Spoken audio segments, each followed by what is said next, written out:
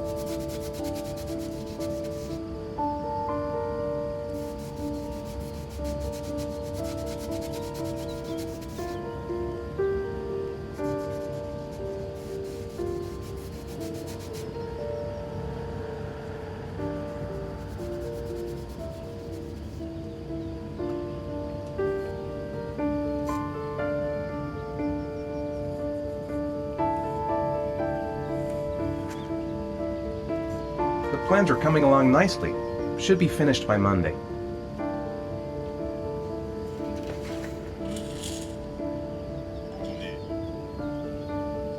Finished. Now I can relax and seize the day. Nice day outside. Maybe I could squeeze in a little garden time.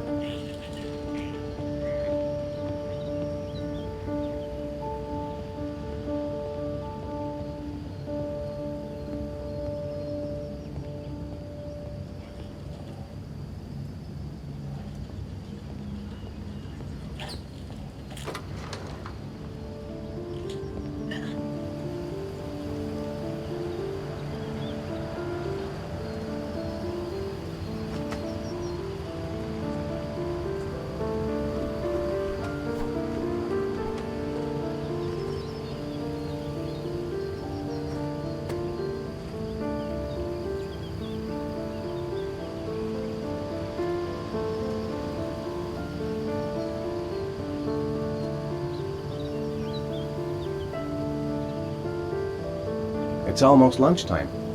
Grace and the kids will be back any minute. How about some music? I hope Grace found a present for Jason's birthday.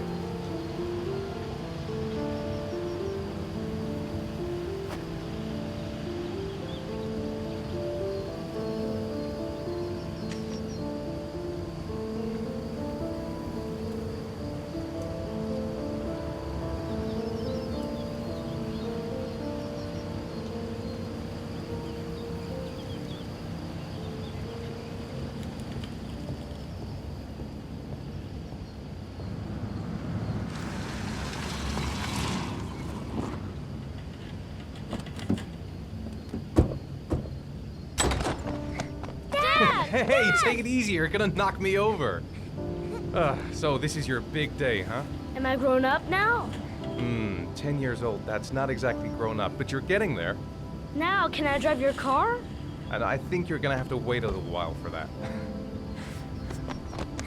Ethan, can you please help me? I'm coming.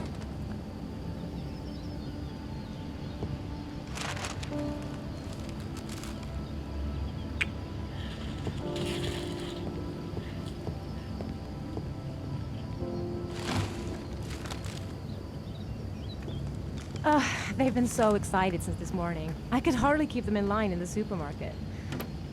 How's your day been? Managed to get any work done? I made some pretty good progress. I've just got to work on a few more details, and then I should be ready to present the plans to the client. I've got a billion things to do. It'll never be ready before Jason's pals arrive.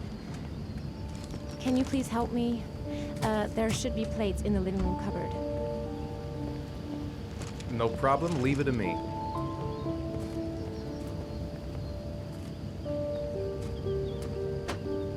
That door's always sticking. Give it a big tug.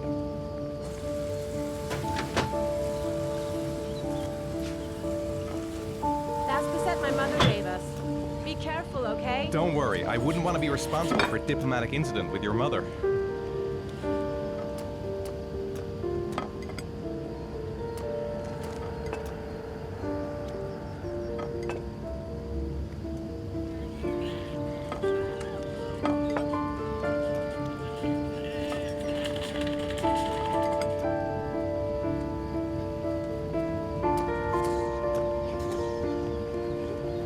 I think I'll go outside and play with the kids.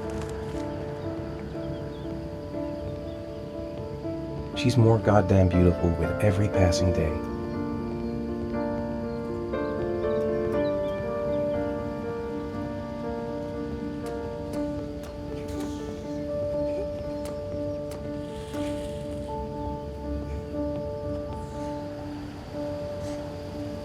That's it, I'm free as a bird.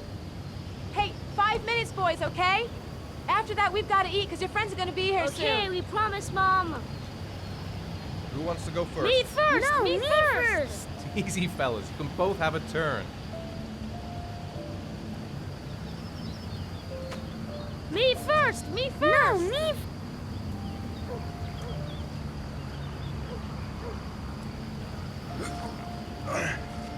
Okay, Sean, get ready. Here we go.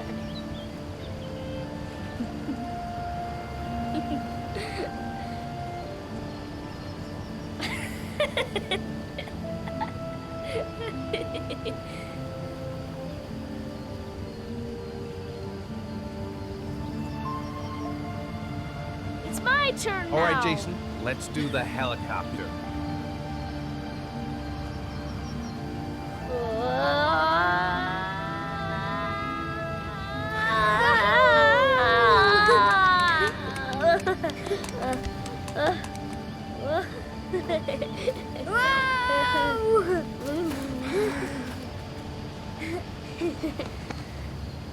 Come on, Dad. Show us how strong show you us are. your big muscles. Be careful, hang on.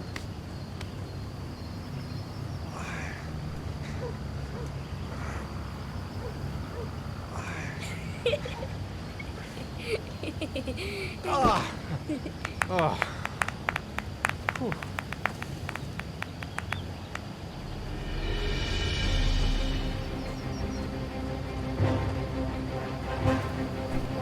This time you're done for. You're gonna pay for all your crimes, evil one. Ha! Surrender, weakling. Say your prayers.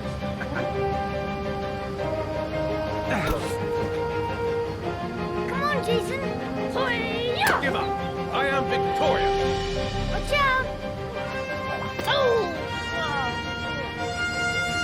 Attack, attack. Whoa! Ah! Pay for that. Come on.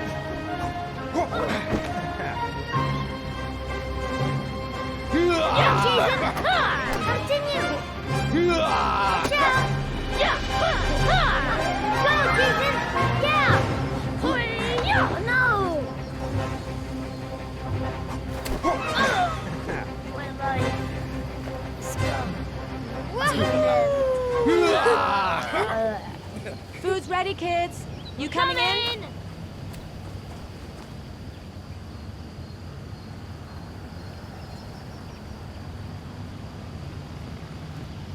Sean? Lunch is ready. I'll go get him.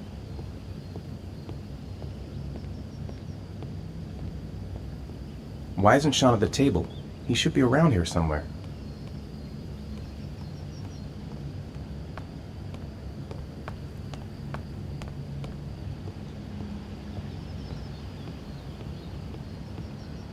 Sean? What's up? It's Merlin. He's dead. He's dead and it's all my fault. No, it's not, Sean. Of course it's not your fault. I'd give anything if you could come back to life. You know, Sean, there's some things which just have to happen. Even if you don't want them to. It's not fair, Dad. It's not fair. I know. I know.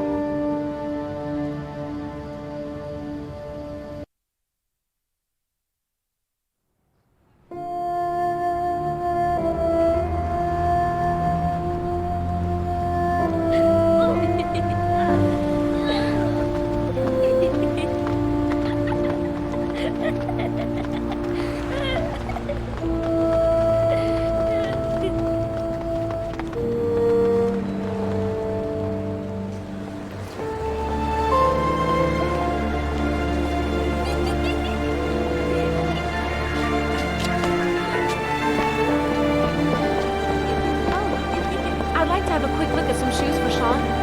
Can you watch Jason for a minute? I promise, he won't be long. Sure, no problem. We're not going anywhere, are we, Jason? Come on, honey.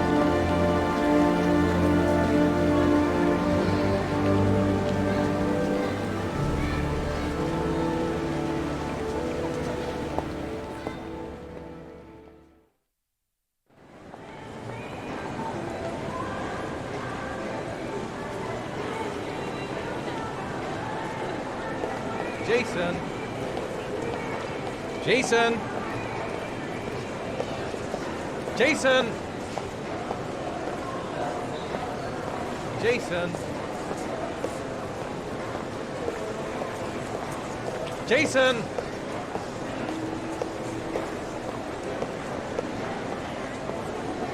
Jason!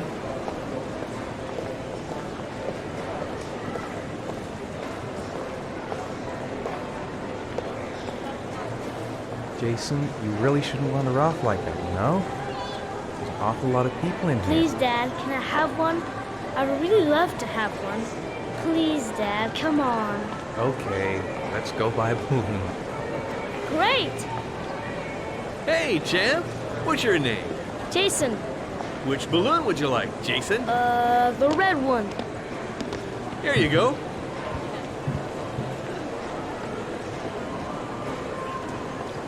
That'll be $2, sir. Jason, wait for me. Wait for your dad, son. It's really crowded in here.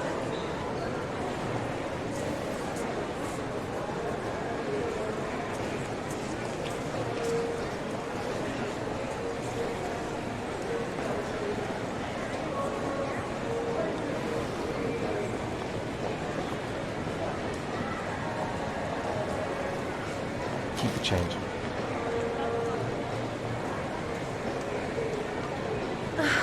It is impossible to try on a pair of shoes with this crowd.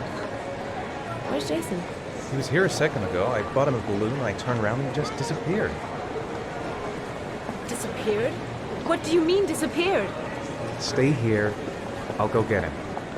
I'll be right back. Jason! Jason! Jason! Jason! Jason!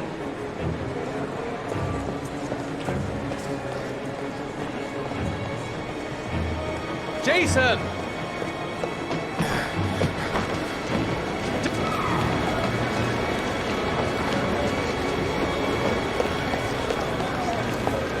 Jason! Watch it! Hey, man, watch it! Hey, man, you nuts? Jason! What's your problem? Hey, man, watch it! Jason! Jason! Hey, what's the matter with Jason! you? Hey, man, watch where you're going! Jason! Jason! Jason! Jason!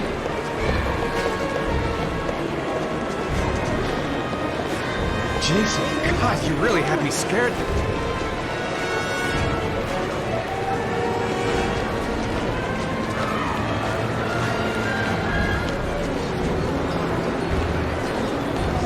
Jason!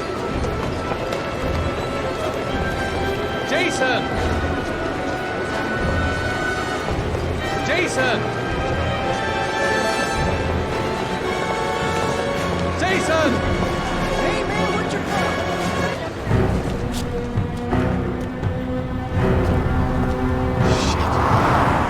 Shit!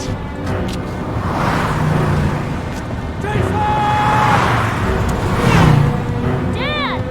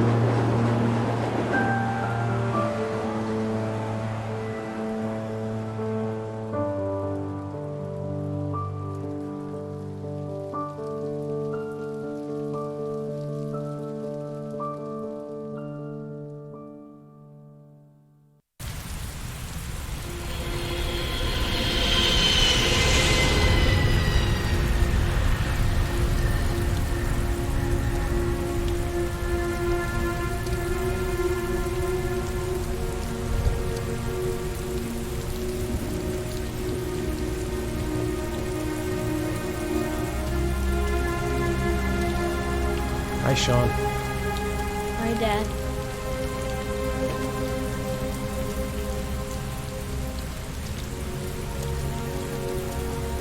I know he doesn't like being the last one left at school. Let's go back home.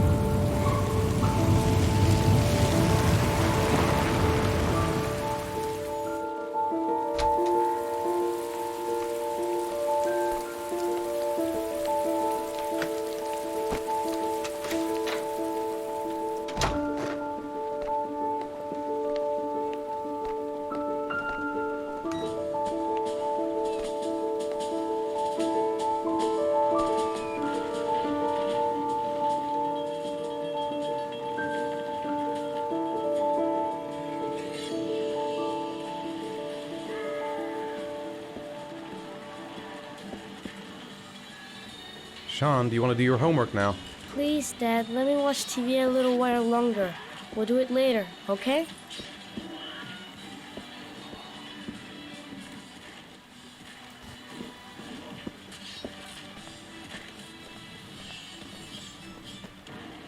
It's time for your snack. Are you hungry? I guess, a little. Let's see what we can find in the kitchen.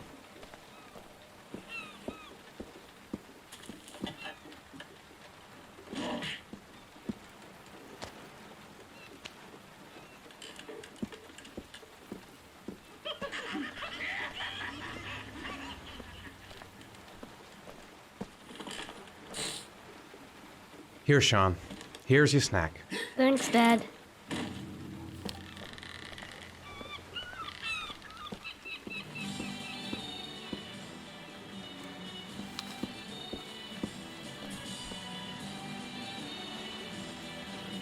Greece has Sean this weekend.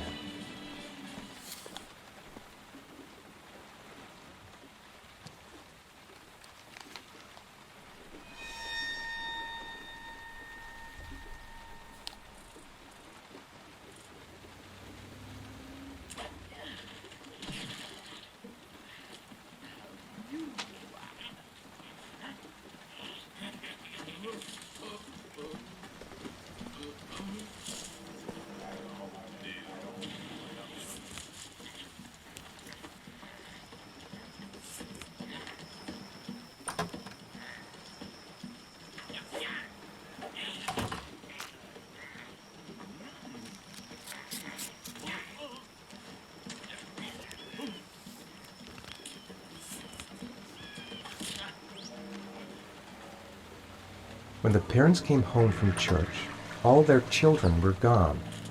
They searched and called for them, they cried and begged, but it was all to no avail. The children have never been seen again.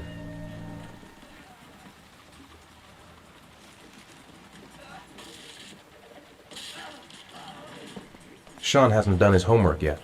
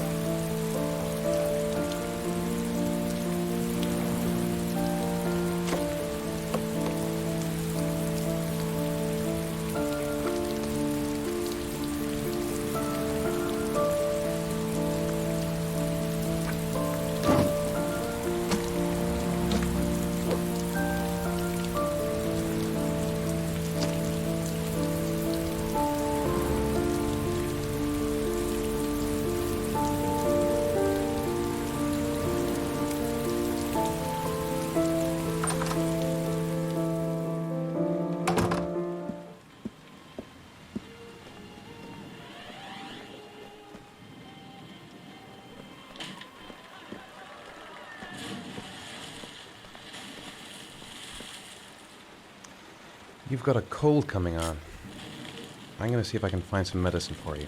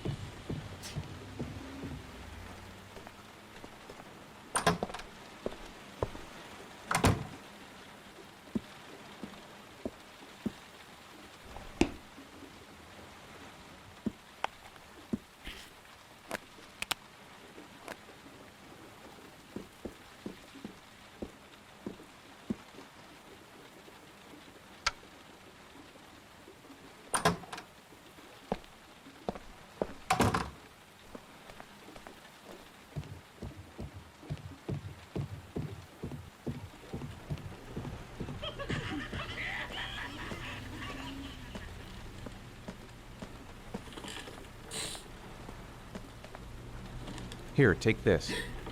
It'll make you feel better. Thanks, Dad.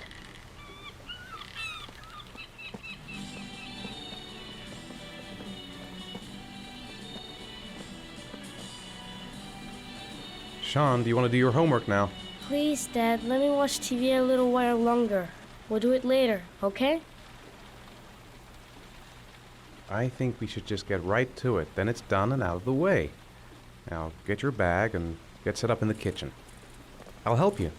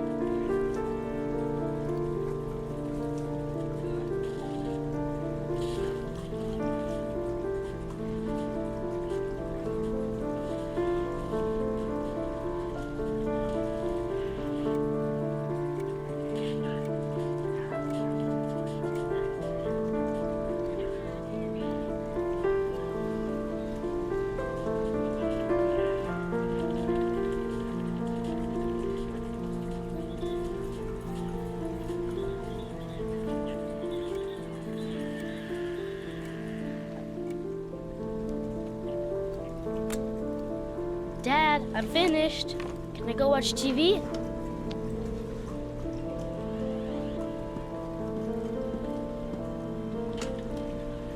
Let me have a look. Pretty good. Looks like you're done. Off you go.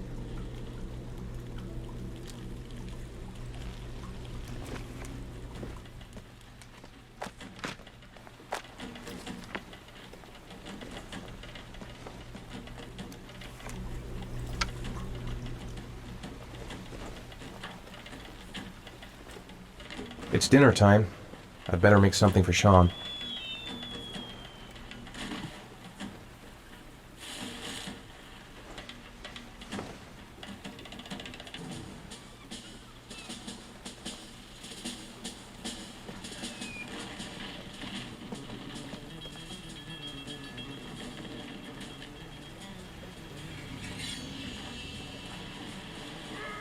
Do you want me to get your dinner?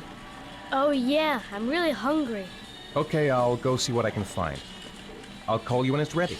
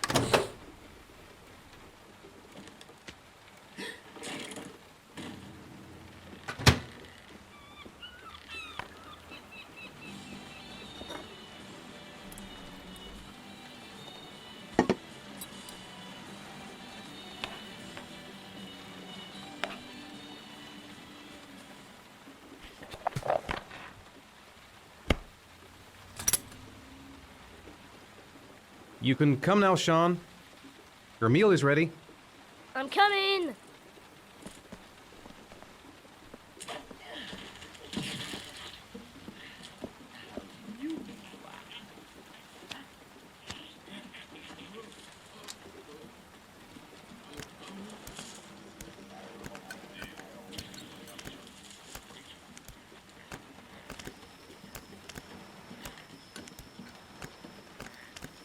Hey, Dad, I didn't know you could juggle.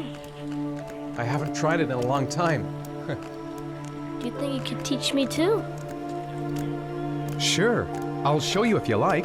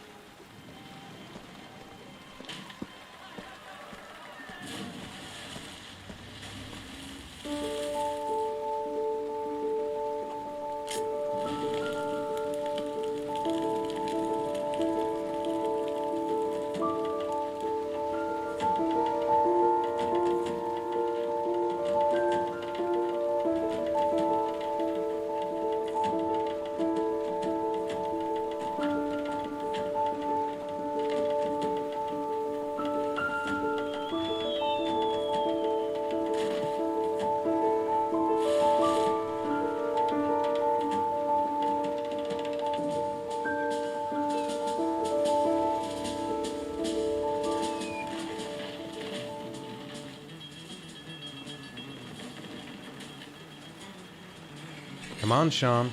It's time for bed. I'm not tired yet. Can I stay up a little longer? All right, we'll wait a little before going to bed. But don't say anything to your mother, okay?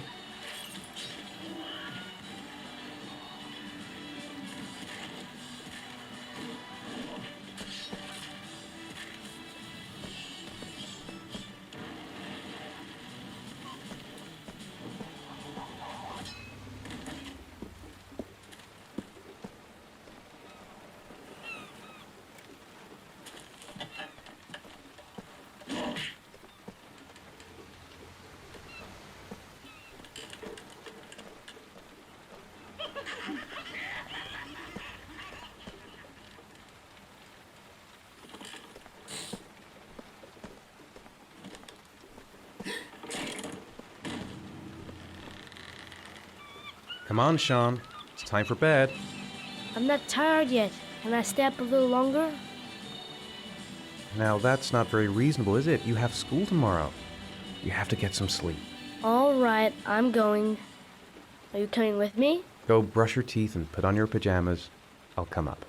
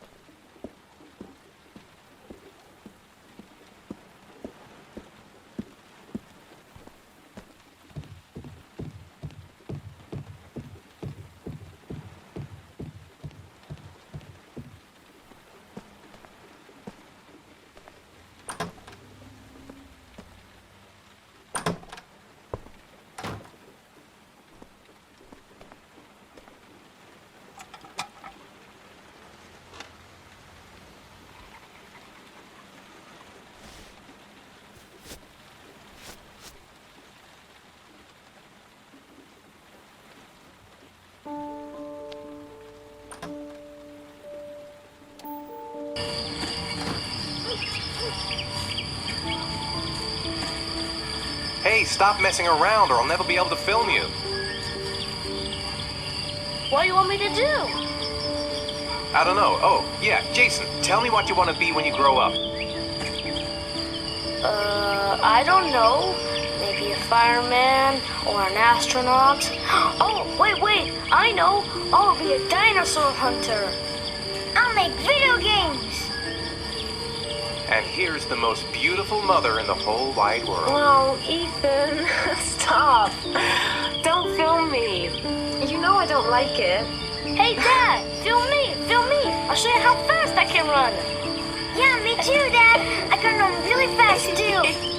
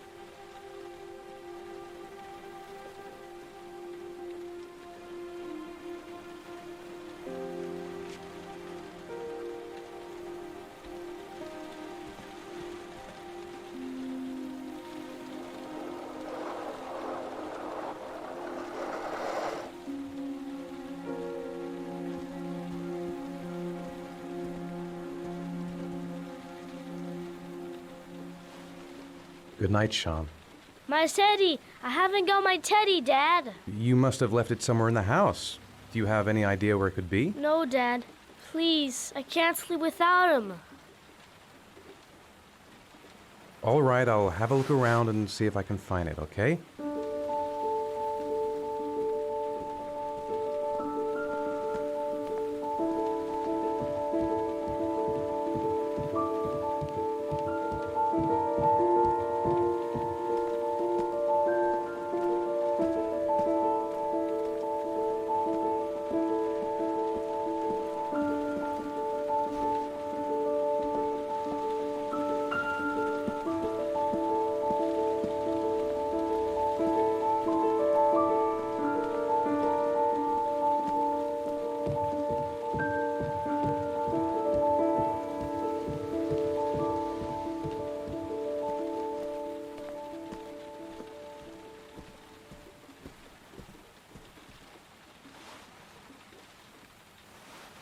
Thanks, Dad. Good night, Sean. Night. Dad, Yeah? why do you look so sad? I think I just need some time to get back to the way things were. You know, Dad, what happened to Jason wasn't your fault. Good night, Sean.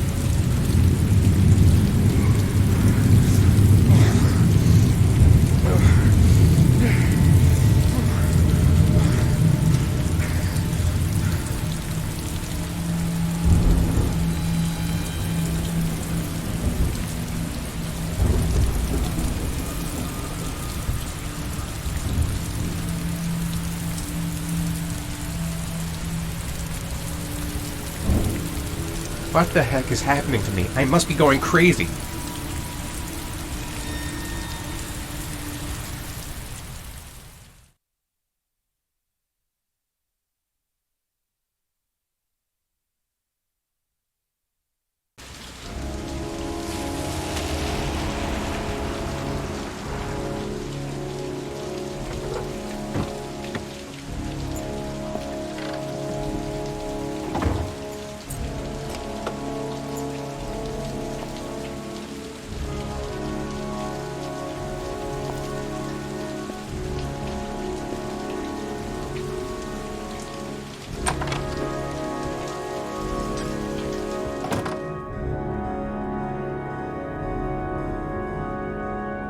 Been looking for weeks. Hope I hit pay dirt this time. Men at the desk gotta be able to help. Lauren Winter. Ring any bells? Nope, can't say it does.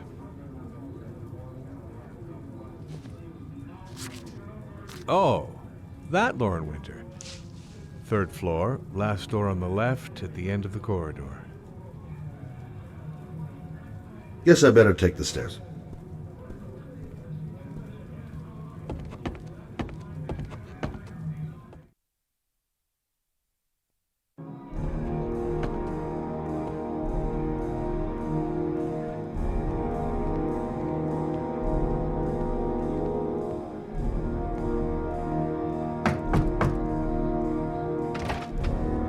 Lauren Winter? Sorry, I only see clients by appointment. Wait.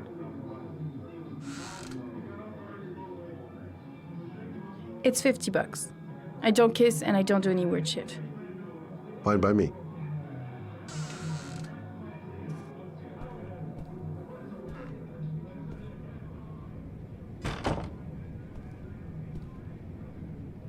Put your money on the table. You got exactly 10 minutes. When the alarm rings, it's over, okay?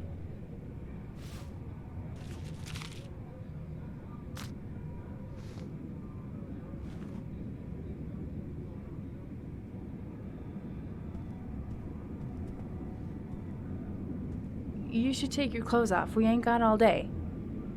Actually, I'm not a customer. Shit, a cop. I should've known. What do you want, a freebie? Is that it? My name is Scott Shelby. I'm a private detective. The families of the victims of the origami killer asked me to investigate the murders. I came here just to ask you some questions about Johnny. I already told the police all I know and I have nothing to add.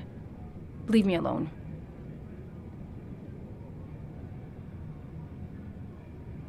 I understand, Lauren. I know what you're going through.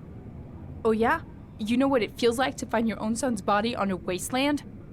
I'm sorry, I don't believe you have the slightest idea what I'm going through, Mr. Shelby. The killer is walking around free as we speak. He'll kill again if he's not arrested. My Johnny's dead, so what difference does it make?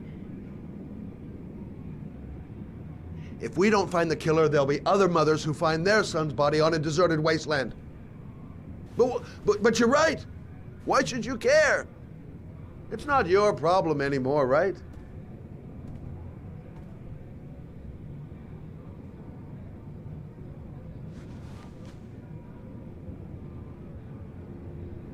What do you want to know?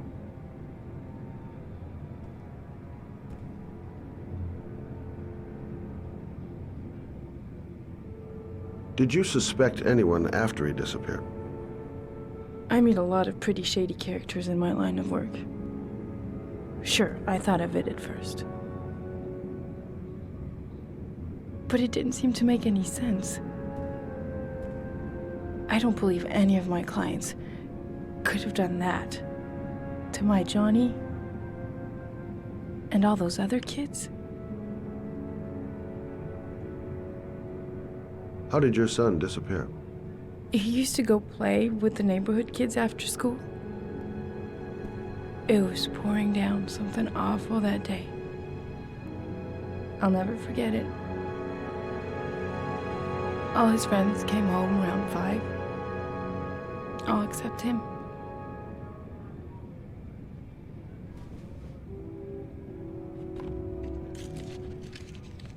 You want one? No thanks, I quit. That's brave.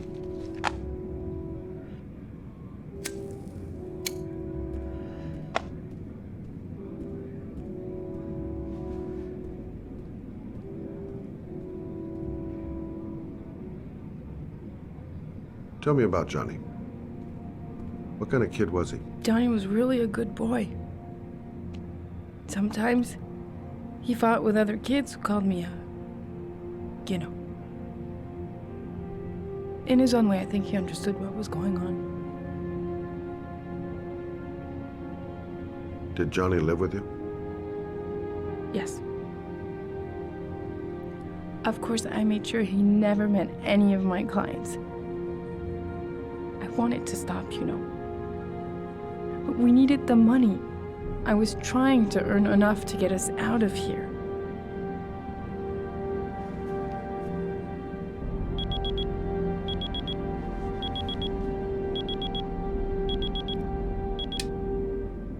Time's up, Mr. Shelby. I hope you got what you wanted. Now get out of here.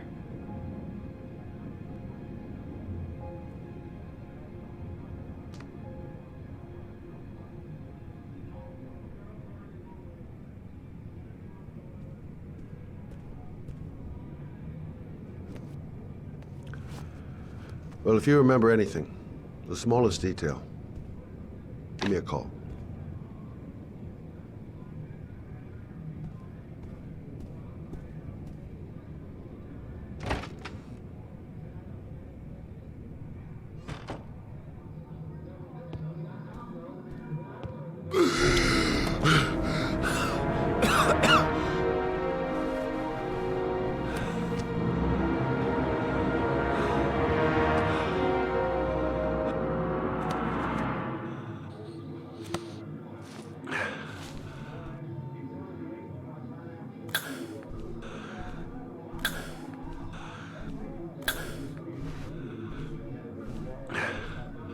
Lauren! Lauren, open up, baby.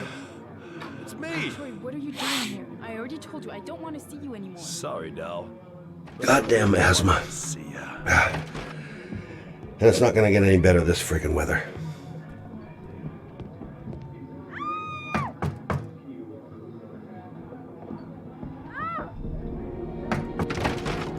What do you want, asshole? Lauren, is everything all right? She's just swell. Now beat it, loser! You again? If you're looking for trouble, you found it. I'm gonna beat the shit out of you. Oh!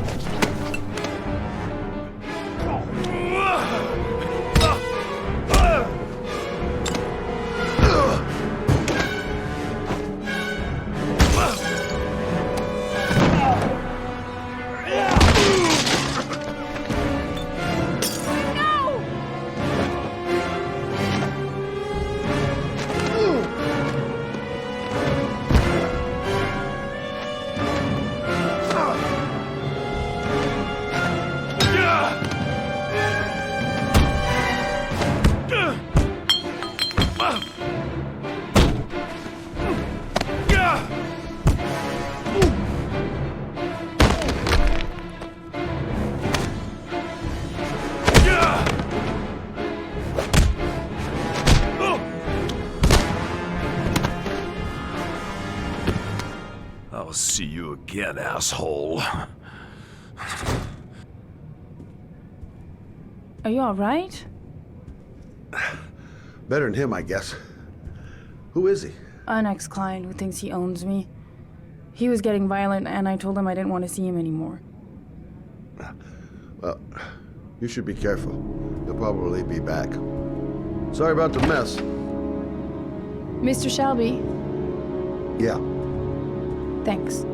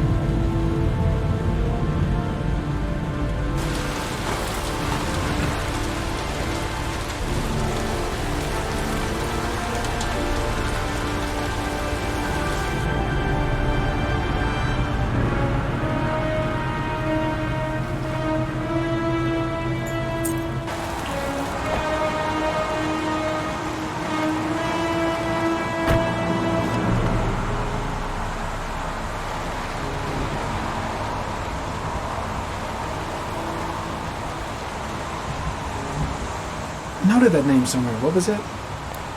Blake. Lieutenant Carter Blake. Yeah, that's it. The zone is sectioned off, sir. Please step back. Agent Norman Jaden, FBI. You got a badge or something, Mr. Jaden? Yeah. Yeah, of course.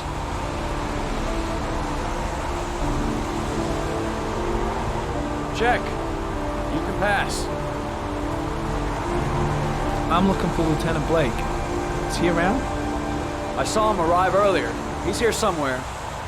Thanks.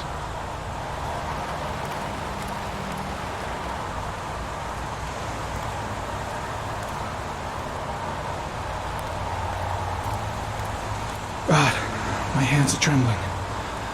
I gotta keep my act together. At least for now.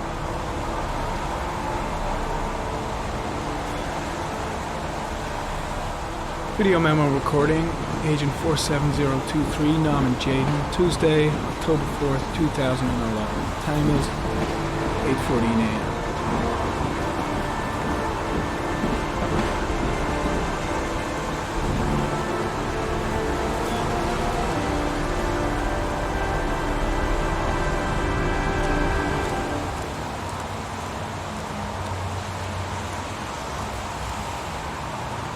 The crime scene is compromised by all these people. I doubt there'll be many clues left, if there were any to start with.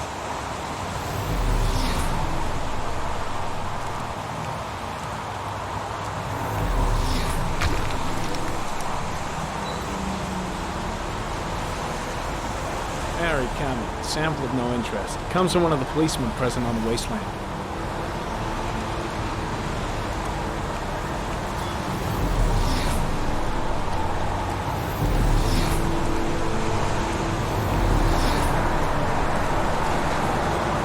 Gotta find Lieutenant Carter Blake.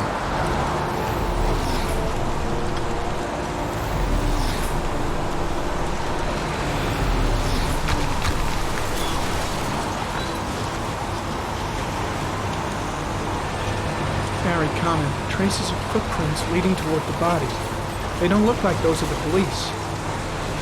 No correlation with the body for the moment.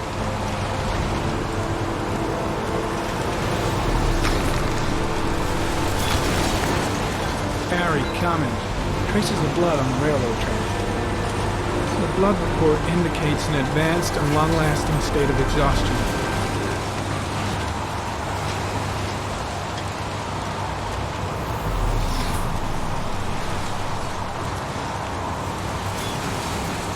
Some orchid pollen. The concentration of pollen in the air is quickly decreasing because of the rain, but it gets higher in the direction of the body.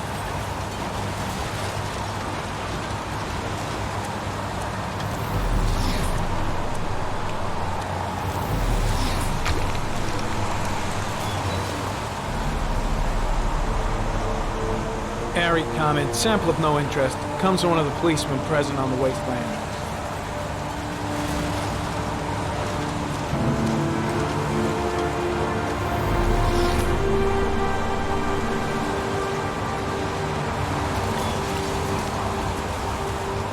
Lieutenant Blake?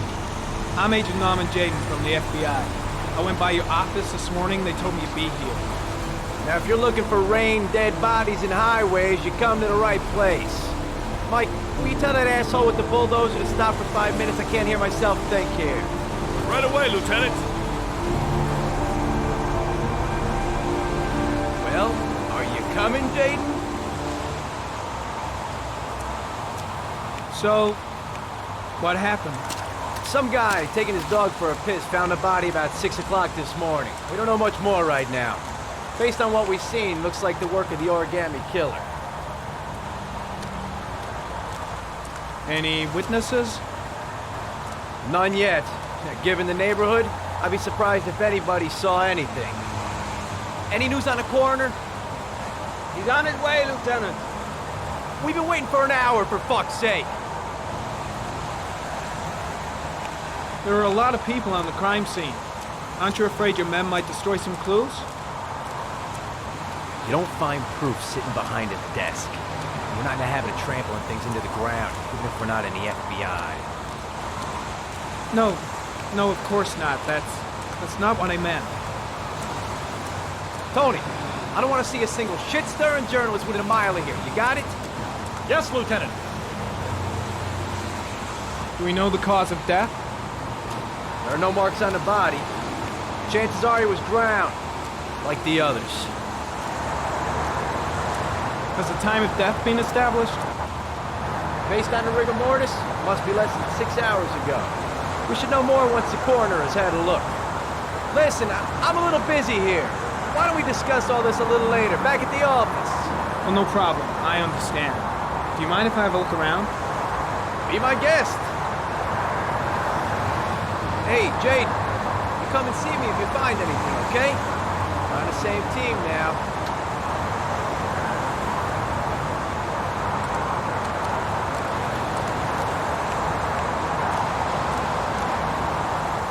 Is that a coffee you're drinking there? There's some in the thermos behind you. Help yourself.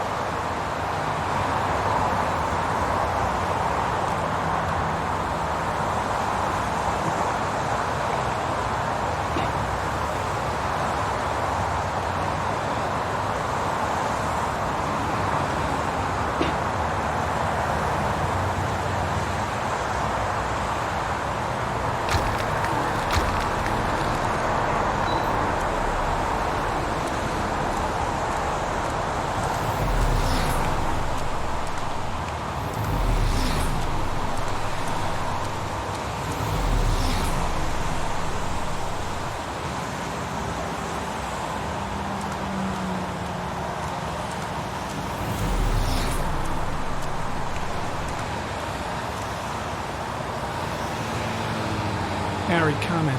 Traces of blood detected on the fence behind the railroad line.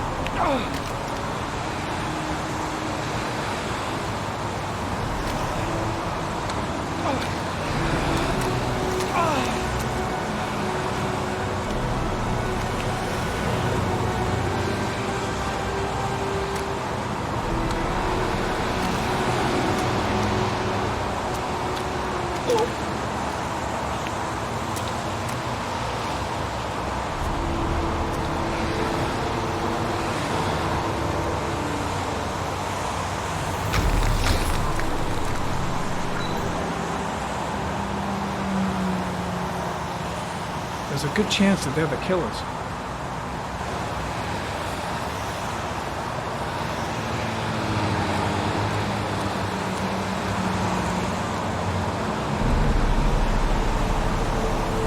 Harry, comment. Tire tracks on the side of the road behind the railroad line. Maybe the killer's car.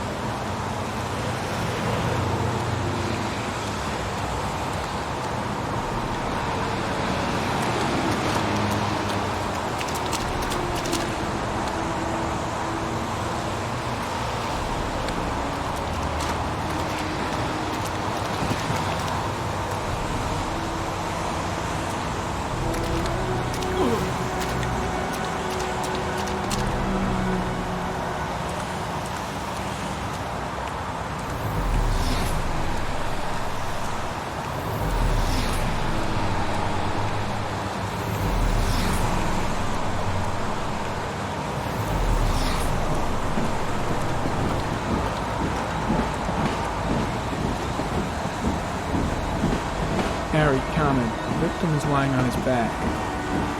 No visible signs of violence.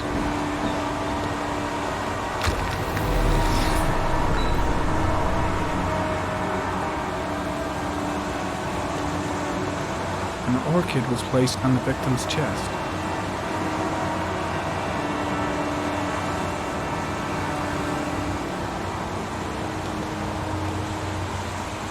A small origami figure in the right hand. Fingers were probably closed after the time of death. The victim is Jeremy Bowles, declared missing 5 days ago. See reference file.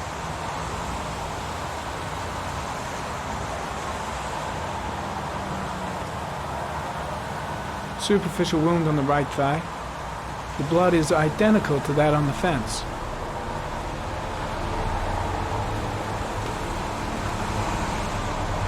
His face is covered with mud, like the other victims.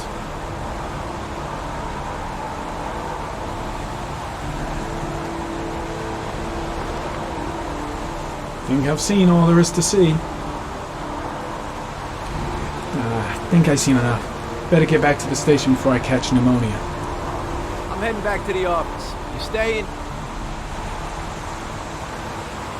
No, I've seen enough. I'm leaving too. Impressive. Seems the only traces the killer left are those he intended to leave. He knew exactly what he was doing, right down to the tiniest detail. The trail leads to this ridge. The killer must have come down here with the body.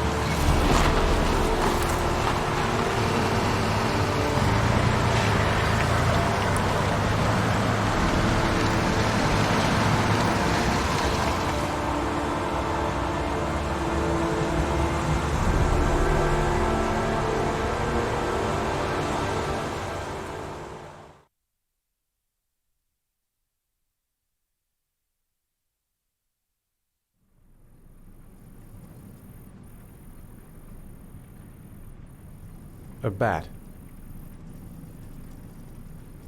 A wolf's head. A crab. Death. Death.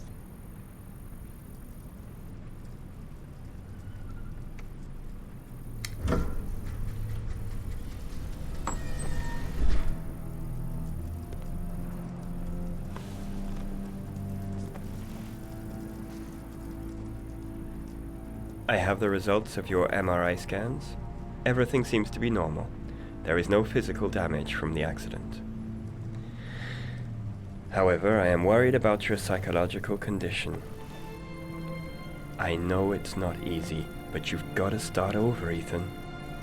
You're not responsible for what happened. It's my fault Jason is dead. He'd still be alive if I'd been looking out for him. It was an accident. Accidents happen every day. You can't blame yourself forever for your son's death. How is Sean?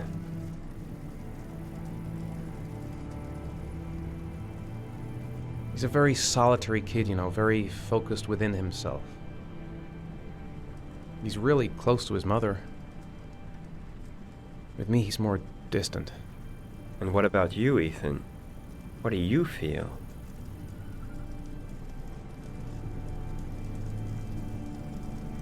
I no longer want to live. I have no reason to continue. Not even for your son, Sean. I couldn't save Jason. Sean doesn't need a father like me. Is there something else you wanted to tell me, Ethan?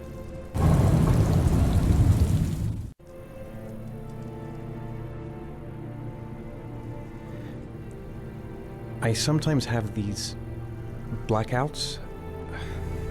Times when I don't know what I'm doing. I recover consciousness sometime later, but I'm someplace else. And I have no idea how I got there. Do you think this could be related to the accident? You suffered a massive concussion and were in a coma for 6 months. We really don't know what effect a shock like that can have on the brain. That's the end of this session. We'll continue this conversation next week. You were lucky, Ethan. It's very rare to survive such a traumatic accident. I don't exactly feel lucky, Doctor.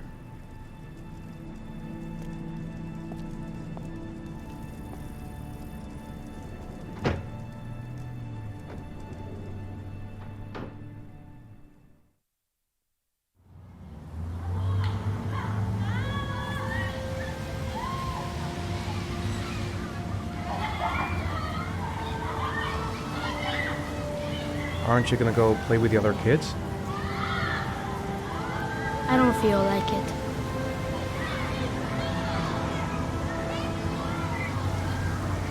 How did things go at school today?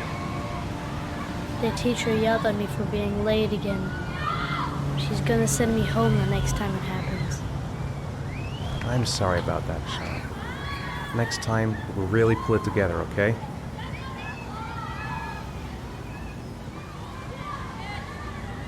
Do you want to eat something?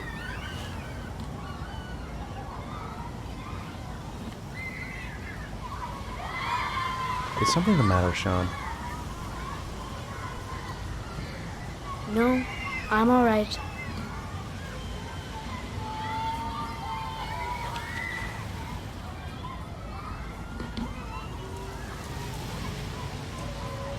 A boomerang? You know how to use it? No, not really. I can never make it come back. Can I give it a try?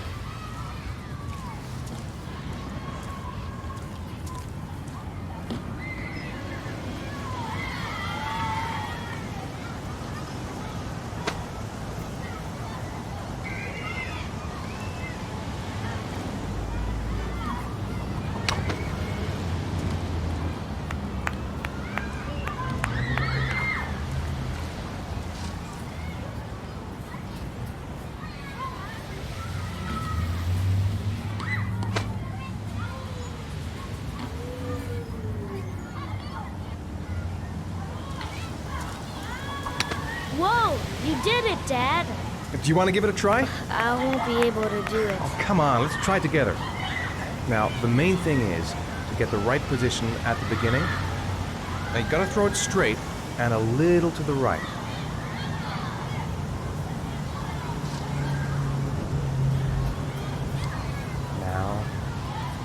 through it.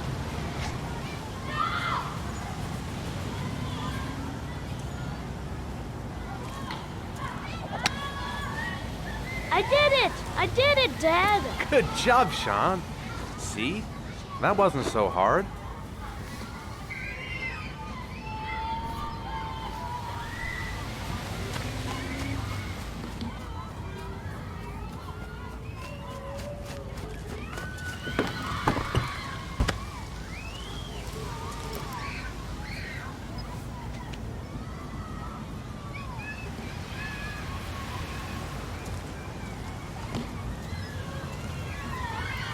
I haven't been on a seesaw in a long time. What do you think? Yeah!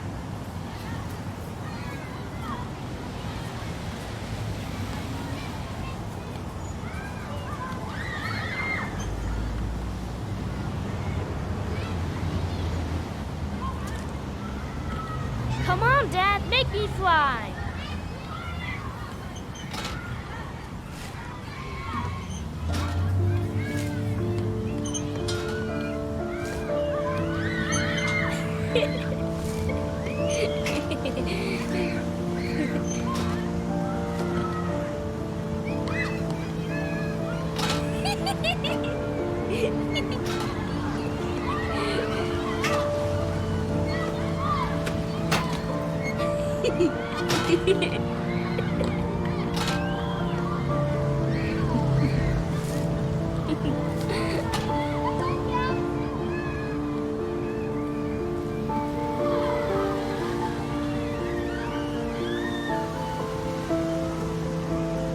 I'd like a packet of strawberry flavored chewies, please.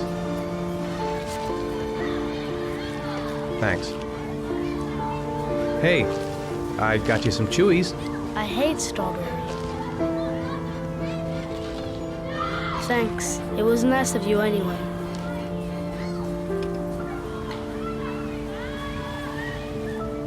What about that merry-go-round? I bet I can push you so fast you won't be able to stay on it. Great!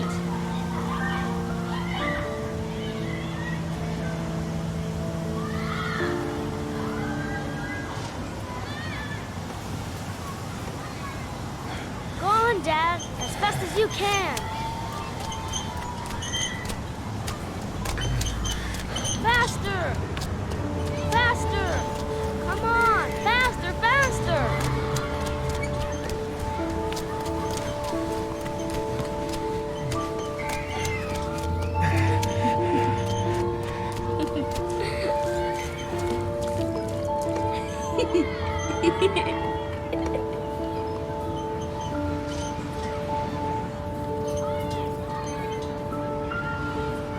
Whoa! I think my head is spinning. Good training for astronauts, though.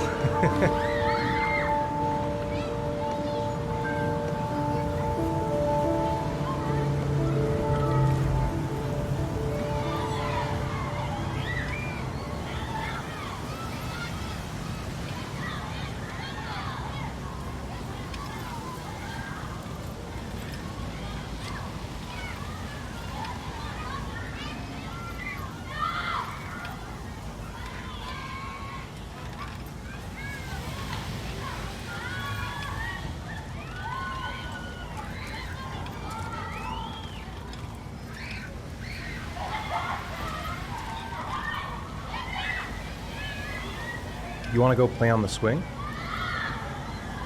I'll push you. Okay.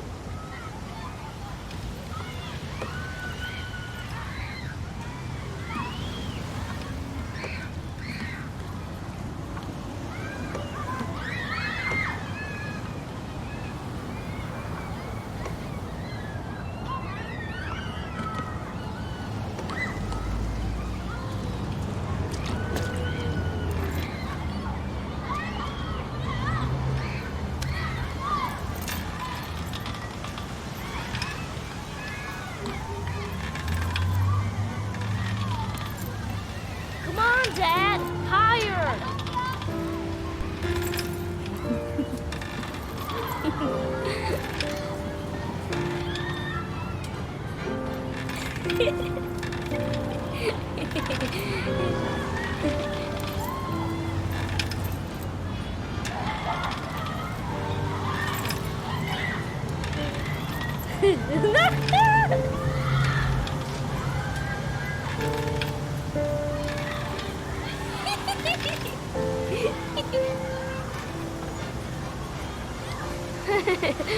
That was cool.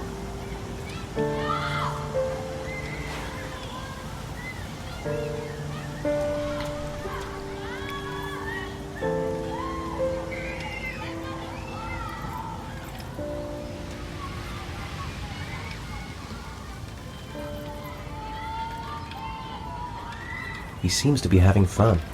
It's been a long time since I've seen that smile. I'll find something else to do with him. It's getting dark. It might start to rain soon.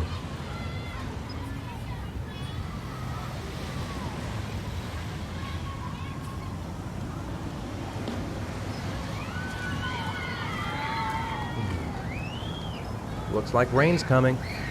I think we better go. Okay. You know, sometimes I remember before. I mean, when Jason was still here. Sometimes I wish everything could just be the way it was before. Me too, Sean. Me too.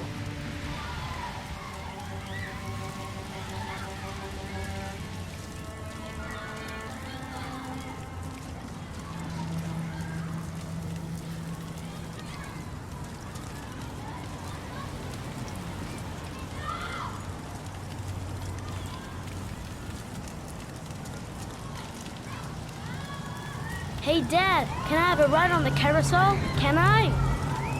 Sure. Go pick a horse and get on. I'll get a ticket.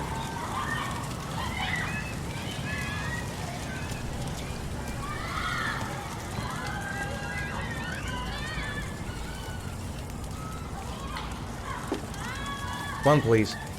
That's $1.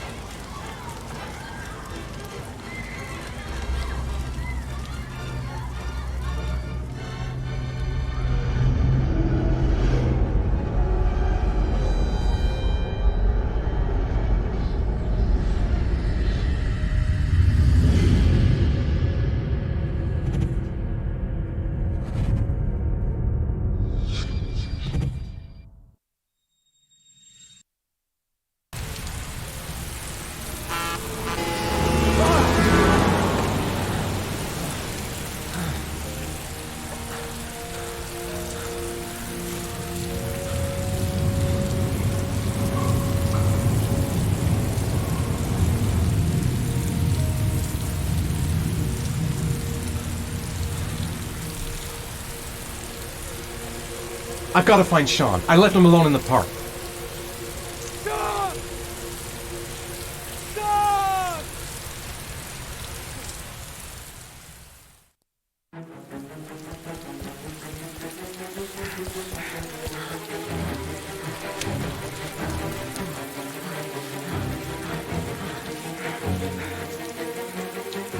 Sean!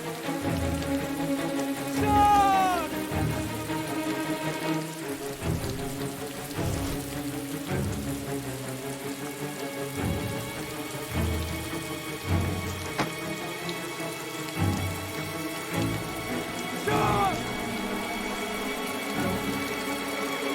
No, I don't believe it.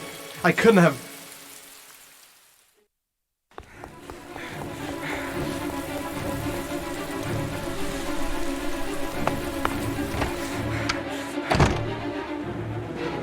Sean! Sean!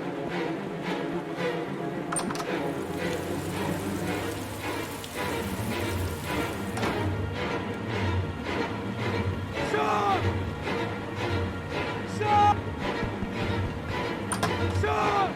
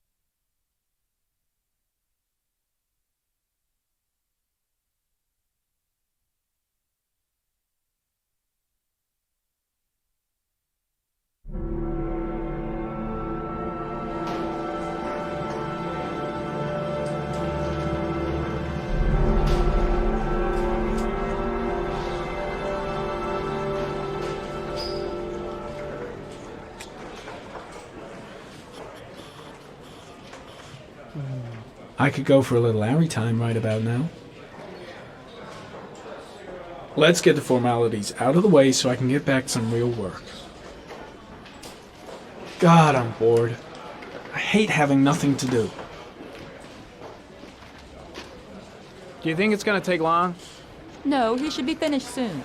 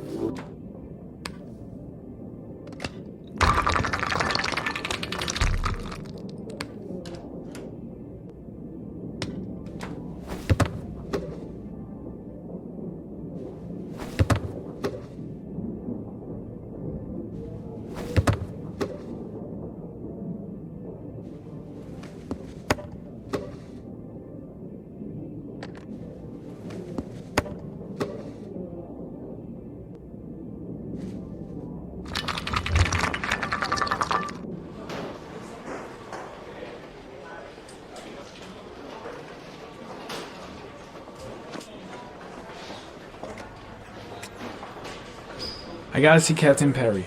Orders are orders. Gee, I hate internal politics. I'm off, Charlene. I'll look at the reports later. I'll cancel all appointments for this afternoon. Okay.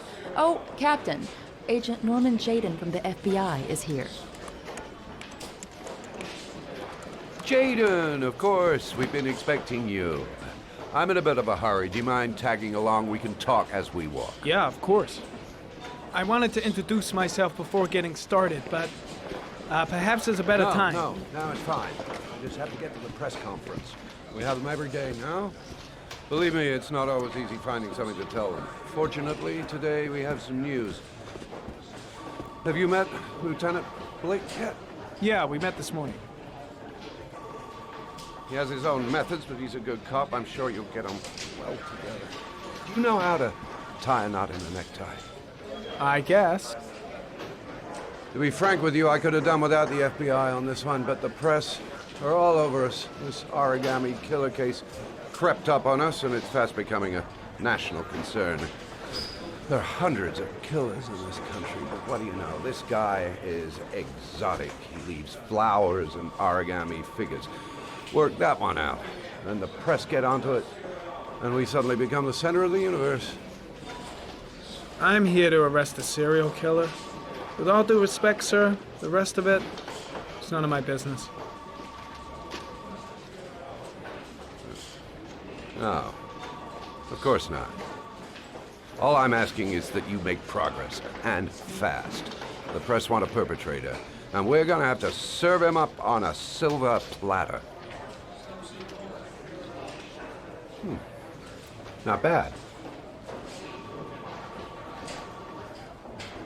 Oh, go see Charlene. She'll show you to your office. Yeah, check in on the press conference if you're interested. It'll give you an idea of the political climate around here. Thank you, sir. Welcome to the club, Jaden.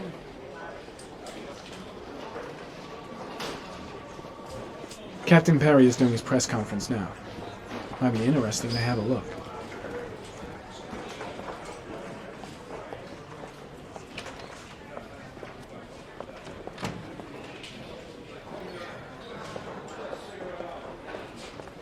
I saw Blake when I arrived.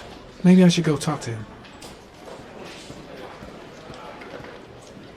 The body of Jeremy Bowles was found this morning on a patch of wasteland in the East End at about 6:30 a.m., 5 days after he was reported missing. An autopsy will be conducted tomorrow to determine the exact cause of death, but going from first indications, it would seem that he drowned. The state in which the body was found suggests the methodology of the origami killer. The investigation should confirm this in the coming days. The police are continuing to work around the clock to find the murderer as quickly as possible. I'll field some questions. Yes. You said the methodology indicated another victim for the origami killer. Can you be more specific? An origami origami figure was found in the victim's hand, and an orchid was placed on his chest. His face was covered with mud, but there were no visible traces of violence in the body. Go ahead. The Zodiac Killer was never identified. Perhaps the origami killer will never be found either. I don't think there's much chance of that. For the moment, the killer may think he's invulnerable, but in the end he'll make a mistake and we'll be there to arrest him. Yes? Did the killer leave any written evidence? Perhaps a ransom note explaining his actions? Or anything like that? No. He has not made contact in any way, and we have only the murders to help us understand his motives. Yes. What's the question? Some people are saying that the police were slow to take an interest in these murders because the victims lived in poorer parts of the city. What do you say to that? That's absurd. The police make no distinctions between victims based on their social class. It is true that the origami killer seems to choose his victims from the more impoverished parts of town. The higher crime rate in these areas makes the investigation more difficult.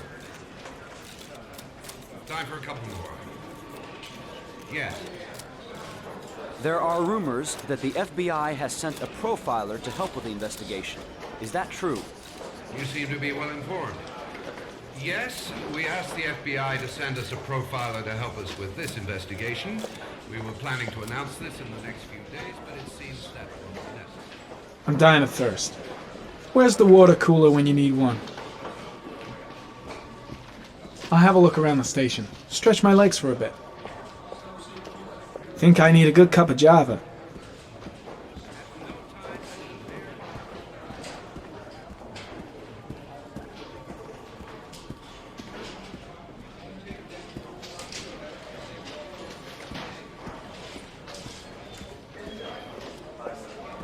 I should get Perry's assistant to show me my office. I can't wait to get to work. This investigation is starting to give me the creeps. Get a hold of yourself, man.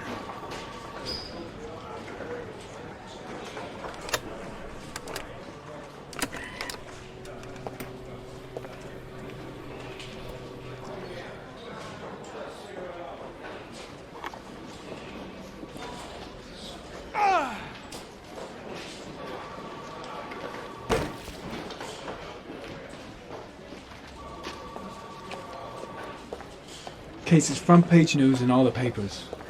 It's not going to be easy investigating a crime under the glare of all this publicity.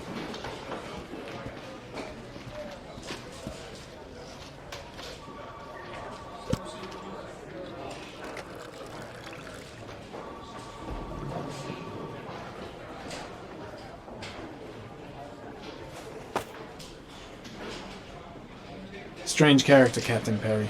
Seems to be more interested in meeting the press than investigating the crime. I'm ready to start. Maybe we should kick off by talking about the case? I have some work to finish here. Talk about that later if you don't mind. Okay. No problem. Just let me know when you're available.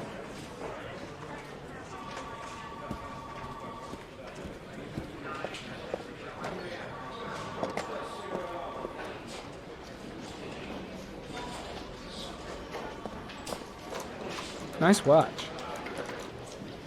Oh, it's the present we offer to our new lieutenants. We bought the same model each year for the past 20 years for each promotion. It optimizes everybody's time, and it's the kind of thing that always goes down well. You can contribute to our fund if you like. We're still a few dollars short. Congratulate Larry on my behalf. I'll be sure to do that, sir. Captain Perry said you could show me to my office? Yes, of course. Follow me.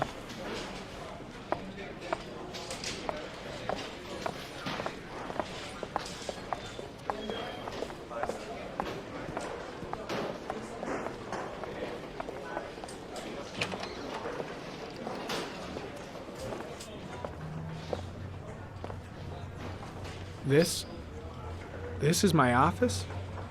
That's where I was told to take you. If you need anything, you know where to find me.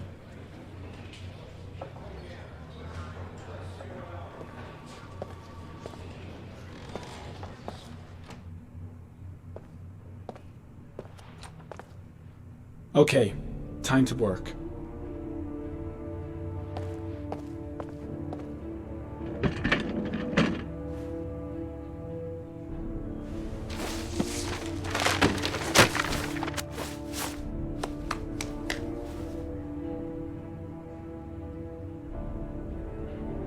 Wow. More like a big cupboard. Well, I wanted a quiet place to work, and it certainly looks like I got it. No time to lose. Gotta get down to work. First, analyze the case files.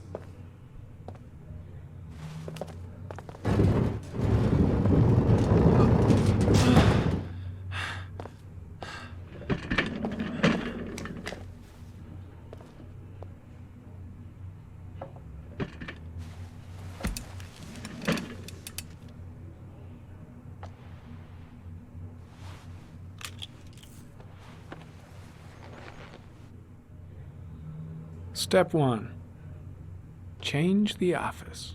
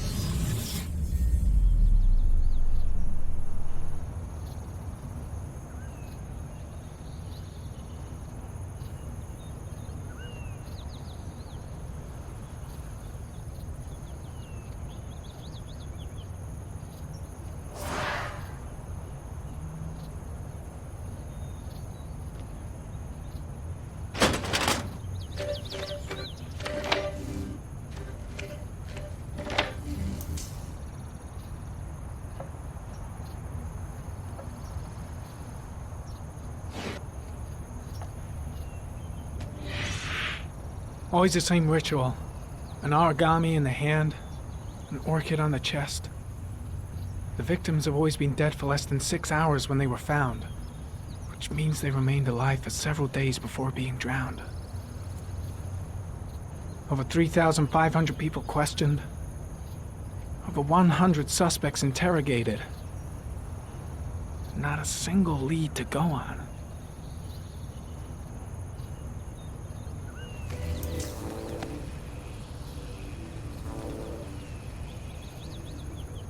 The killer is white, aged between 30 and 45. He is intelligent, calm, and determined. An organized type. He has a car. He's probably employed, but his work allows him free time.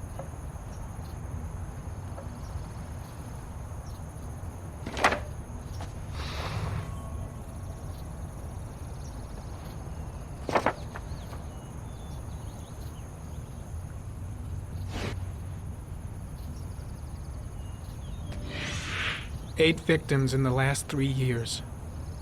All boys, aged between 9 and 13. No signs of violence. The victims disappear from public places in broad daylight. No one notices anything. Bodies are found 3 to 5 days later. Drowned. in rainwater.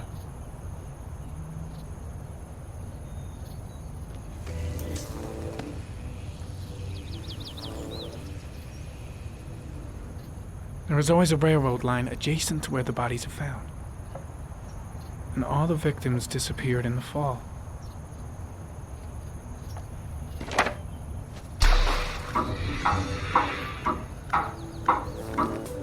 The killer has a large comfort zone. He gained confidence rapidly and moved away from his base. This won't make the geoprofiling any easier.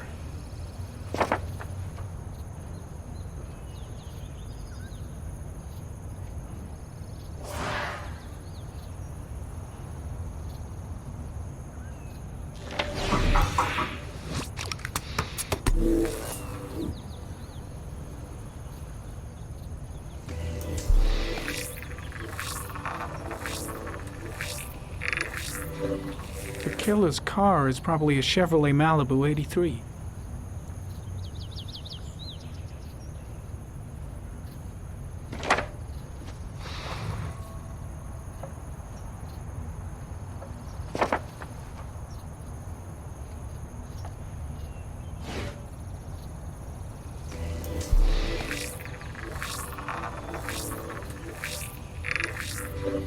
No prints or specific clues. Nothing much to go on.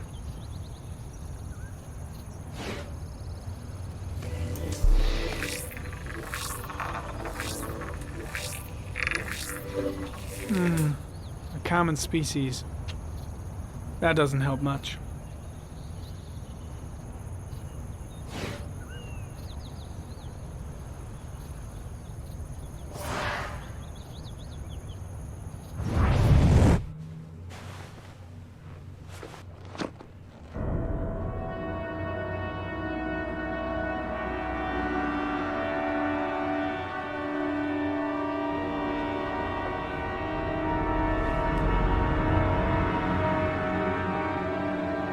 Here we go again. I better go wash my face.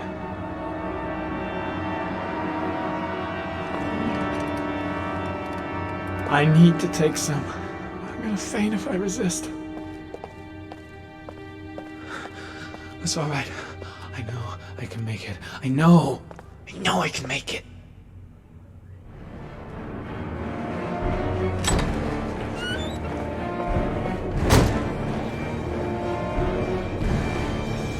Is everything all right, sir?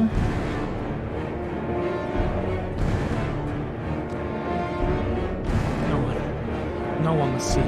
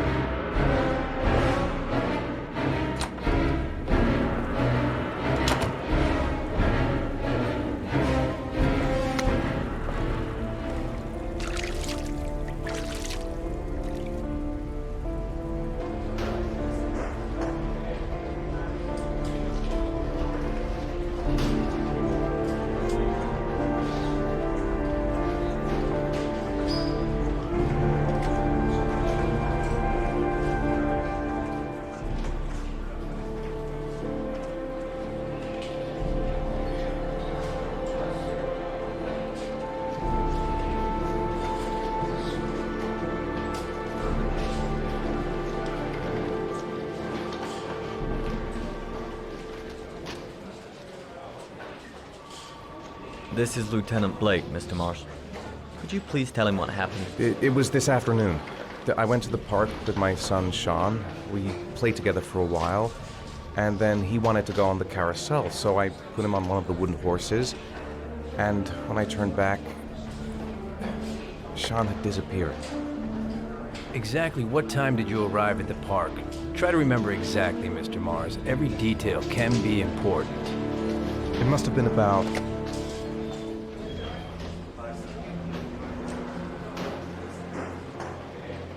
4:15. Yeah, that's it, 4:15. I remember exactly because I looked at the clock in the park when we arrived. What was your son wearing when he disappeared? He was wearing a coat. A beige coat. And a pair of pants. Green pants. How could Sean have disappeared without you even noticing? Weren't you right by the carousel?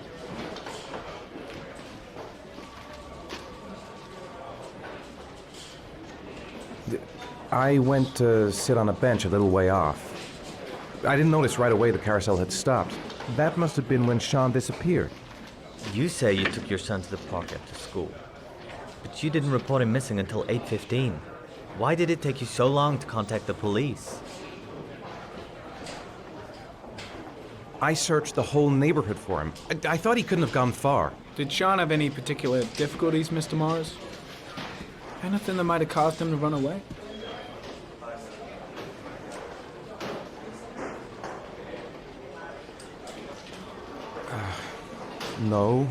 No, I don't think so. Everything okay at school? Any particular problems between you and your wife? My wife and I have been separated for the last 6 months. But Sean would not have gone off without telling his mother or me. All right, that's all the questions I have for now. You're free to go, Mr. Mars. We'll continue to look for Sean overnight. We'll contact you if we have any more questions.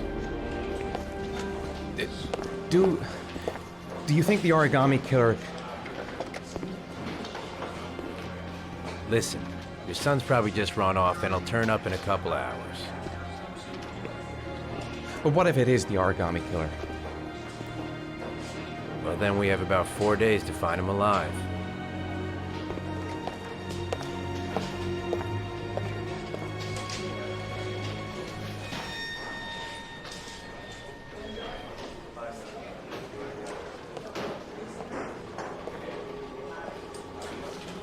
Did they find something? No, nothing yet, but they're gonna keep looking through the night. Do they think it's the origami killer? It's still too early to say. But it is a possibility.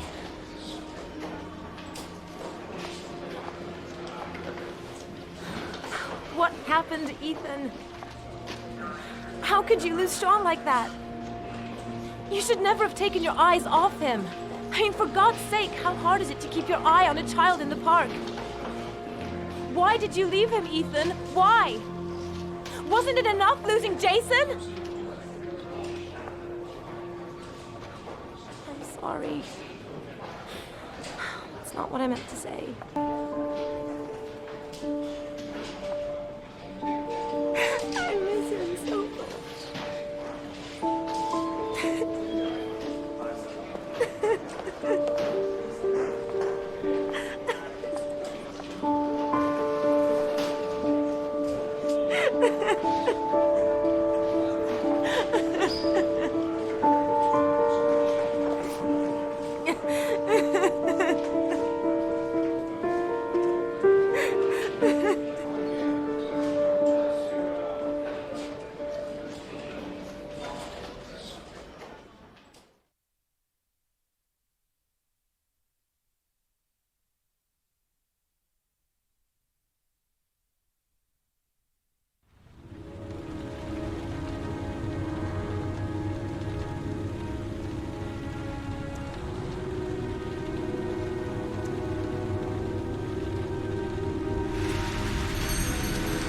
Good evening.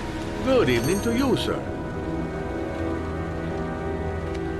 Can I help you, sir? Well, I hope so. My name's Scott Shelby. I'm a private detective. I'm investigating the case of the origami killer. I'd like to ask you a few questions. My son is dead, Mr. Shelby. I have nothing more to say.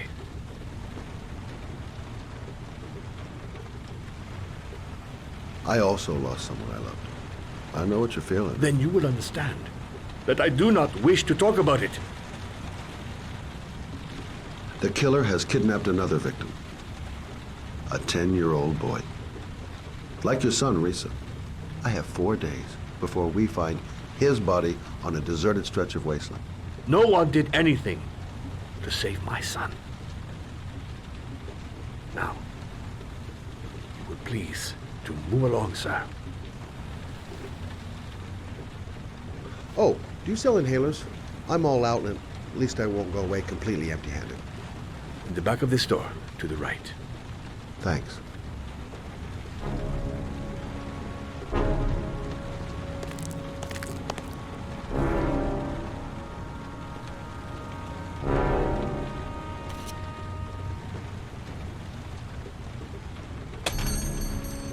Good evening, sir. Are you looking for something in particular? Give me what you got in the register. Don't fucking try anything. Open the register, you dumb fuck. Put the money on the counter. Shit, are you deaf or what? Are you gonna open that fucking register or not? No, sir. You do not have the right to steal that money from me. I have worked very hard to earn it. You cannot have it. What did you say? You're out of your fucking mind, man. You don't get it, do you? I'm gonna put the fucking bullet right between your eyes if you don't do what I say now. You shall not be robbing my register, sir. That money is mine. I ask you now to leave before it is too late. Christ, goddamn idiot! Open the register. Don't make me fucking kill you. No, sir. That I cannot do. I'll waste you, man. I ain't joking. I swear to God, man, I'll blow your fucking brains out.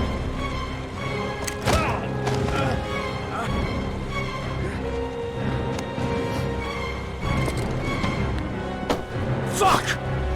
Drop it! Now! Don't move! Hands up! Put your fucking hands up or I'll shoot!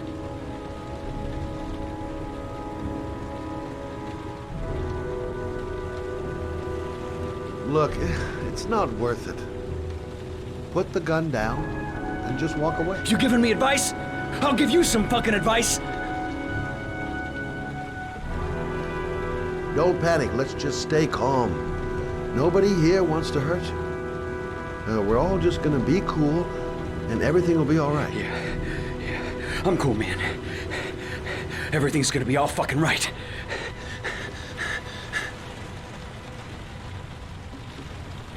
You don't really want to shoot anybody, do you?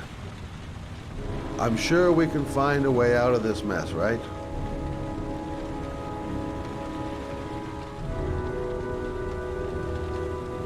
You're not a killer, are you?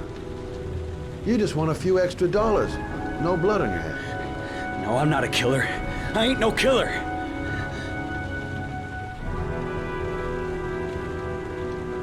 Now, I want you to put the gun back in your pocket and quietly walk out of the store. My friend and I will forget about what just happened, and you'll have earned a second chance not to fuck up your life. What do you say?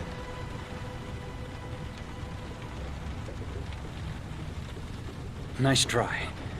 For a second there, you almost had me believing all your shit. And...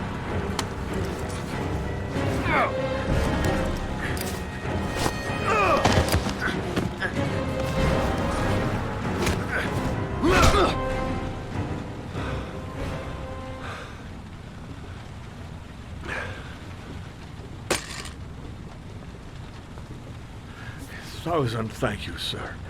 I don't know what would have happened if you had not been here. At least I didn't come by for nothing. Have a nice day. When my boy, Reza, disappeared, I received a letter with a locker ticket inside. Inside the locker, I found this box. I do not understand what it means, but I think it must be a sort of message from the man who took my son from me. Can I?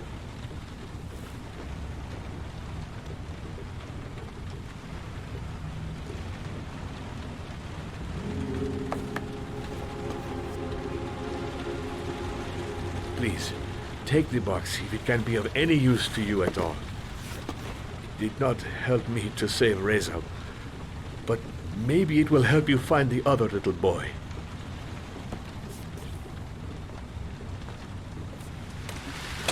Mr. Shelby. I was beginning to think that there was no good to be found in this place. I can see now that I was wrong.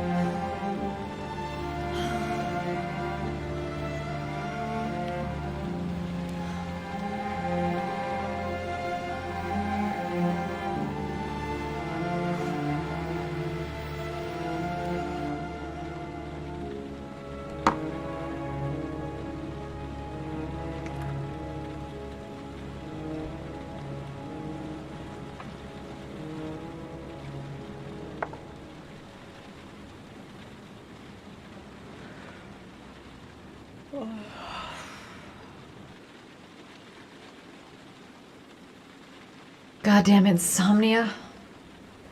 I'm totally exhausted, but I just can't sleep. I shouldn't take those damn pills again. A hot shower. That'll create the magic of sleep.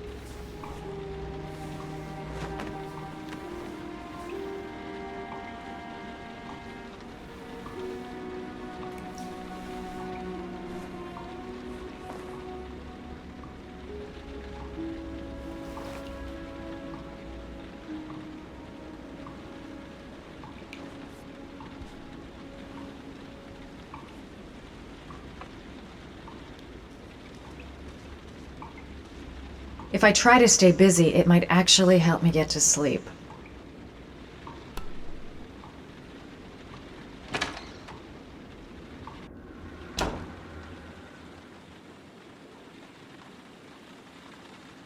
A hot drink is what I need.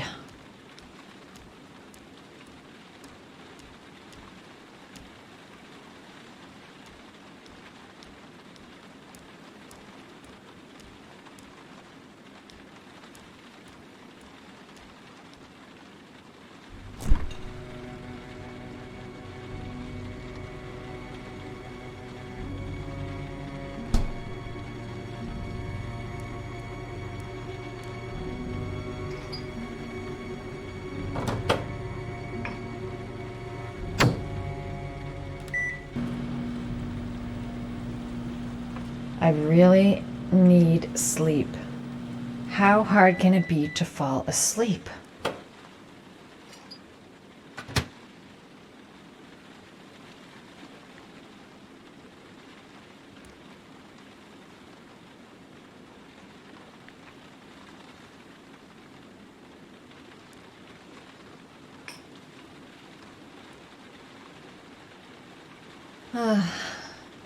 Maybe I'll go to bed and give the sleep thing one more shot.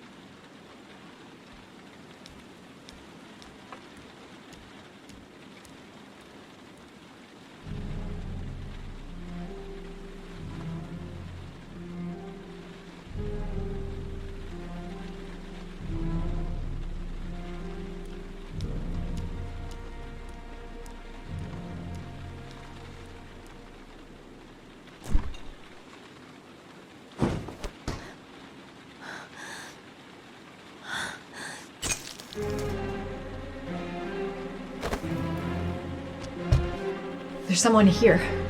There's someone in the apartment. The phone on the desk. I could call for help. The front door. It's the only way out. If I can reach it, I still have a chance.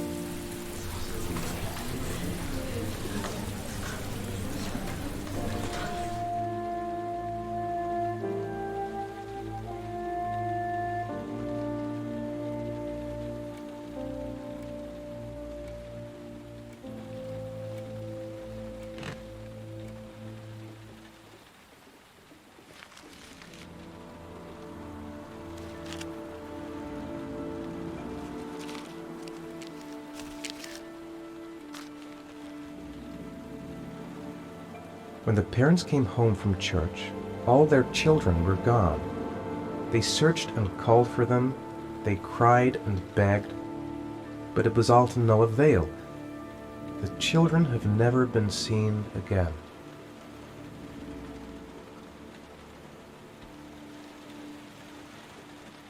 I'm the origami killer.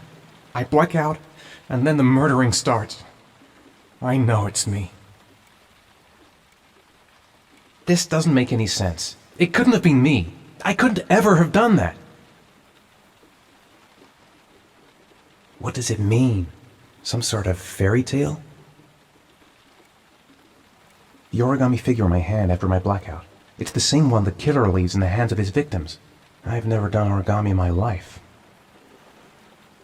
What did I do with Sean? I must have done something, but I just can't remember. I couldn't have hurt him. I love him. I love him with all my heart, but what in God's name did I do when he was on the carousel? I'm exhausted. I didn't sleep a wink all night. Goddamn reporters! They've been camped outside my house all day. That letter might be linked to Sean's disappearance. I need to show it to the police. There's no way back for me if I've done anything to hurt Sean. I'd give anything to know where Sean is now.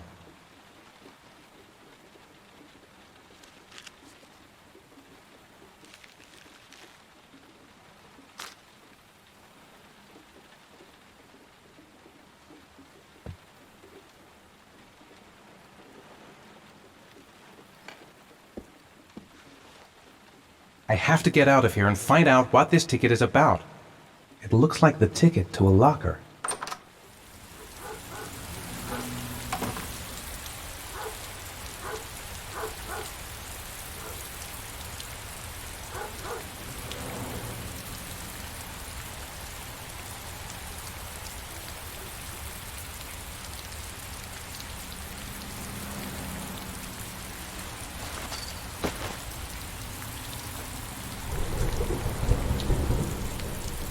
Someone sent me that letter for a reason.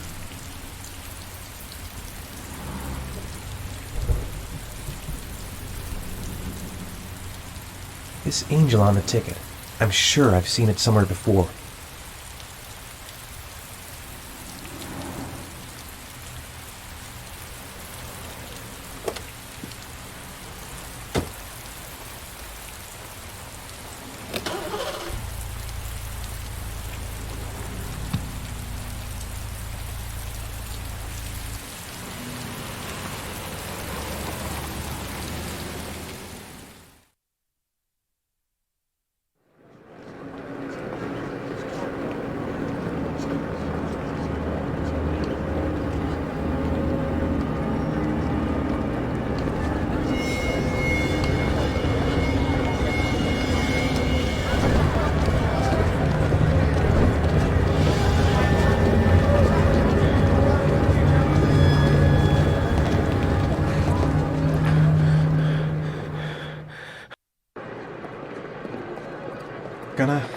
Gonna have to make it through the crowd. I can't take crowds. Just can't handle it.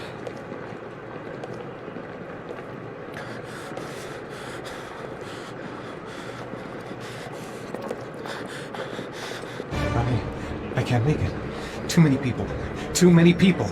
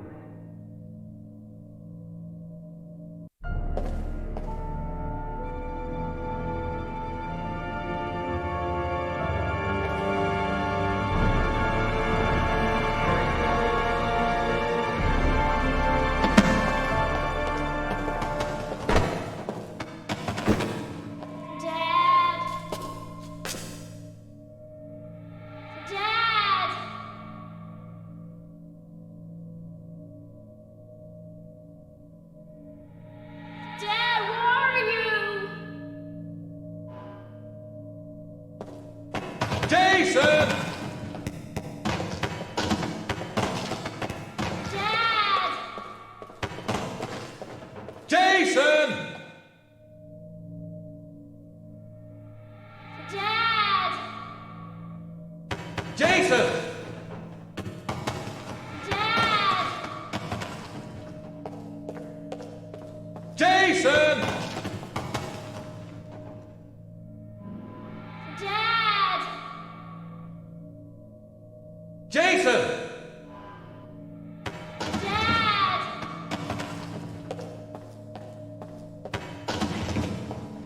Jason!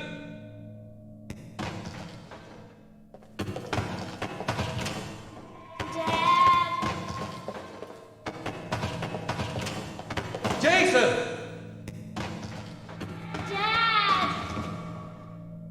Dad!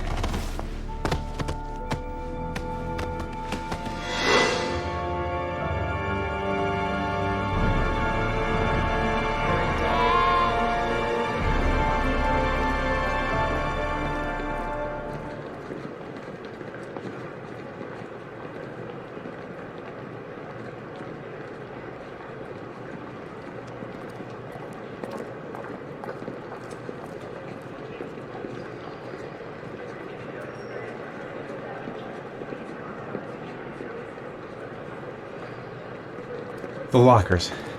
Now I've got to find the right one. A nightmare. The whole thing was just a fucking nightmare. Jason, line 18, box number 3.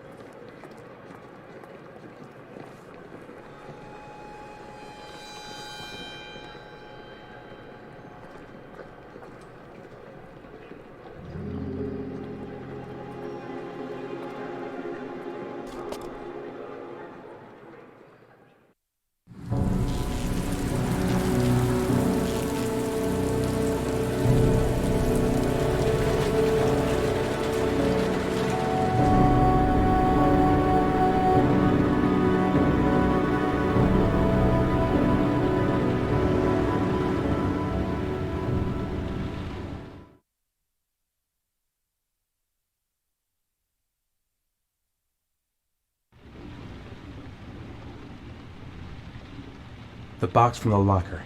What am I going to find inside?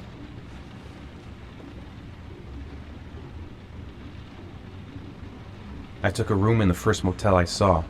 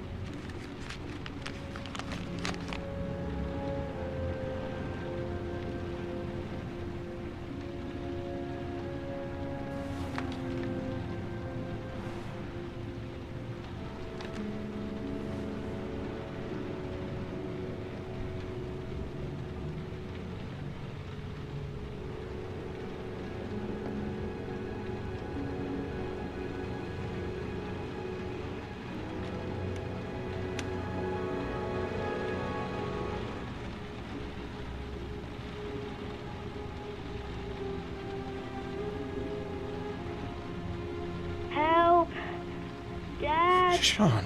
Where are you? I'm so cold. Dad! Dad!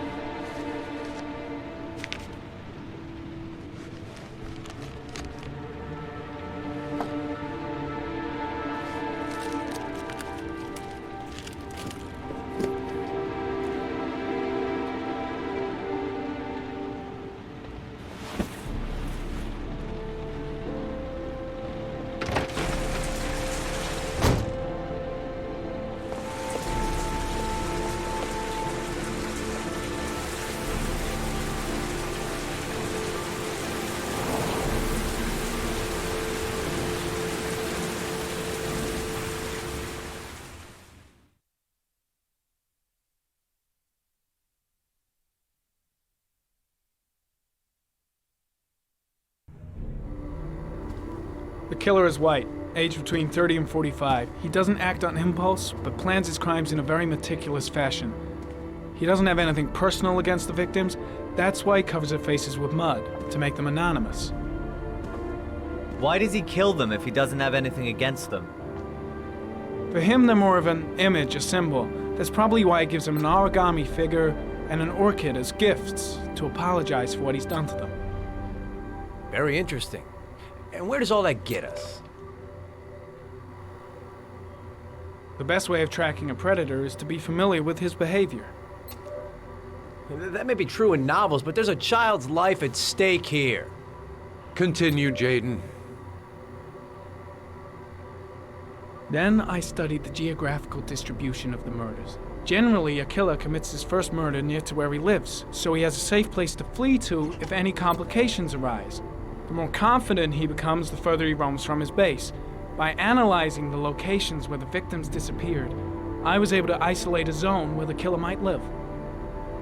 And what size is this, zone? For the moment, about 10 square miles. Oh, great. There must be 10,000 people live in that sort of area. You gonna question them one by one? The more clues we get, the more we can reduce the zone. We can then cross-check it with our list of suspects and identify the killer. One detail attracted my attention. The interval between the time when a victim disappears and the time when the body is found ranges from 3 to 5 days. But the rainfall is always at 6 inches, give or take 10%. What on earth does that mean? All the victims were drowned in rainwater. The killer kills only in the fall when there is plenty of rain. It could be that he puts them in some sort of well or tank that is open to the skies and that fills up with rainwater. The more it rains, the less time the victim has to live. So what's next? There are 2 suspects whose psychological profile might fit and can be connected to the comfort zone. I'd like to question them. God damn it. We're wasting our time with this bullshit. The killer's out there somewhere. We gotta get off our asses and find him. The killer is no ordinary murderer. He is intelligent, organized, and methodical. You won't find him by patrolling the streets. Tell me, Agent Jaden, did you get your vast experience on the job, or did you just fucking read about it in some school book? I came here to find a killer. And that is exactly what I'm gonna do. With or without your help. Fucking asshole! That's enough! You said it took 6 inches of rainfall before the victim died. How much time do we have left? If the weather forecasts are right, less than 72 hours.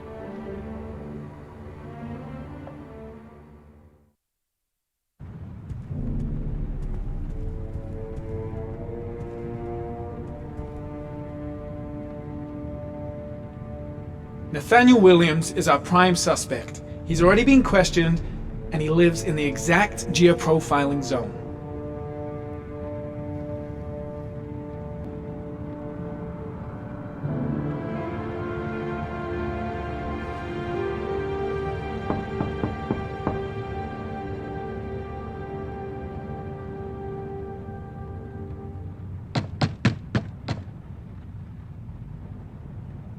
No answer.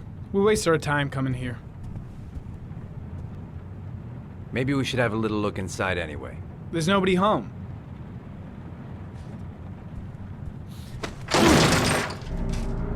There is now.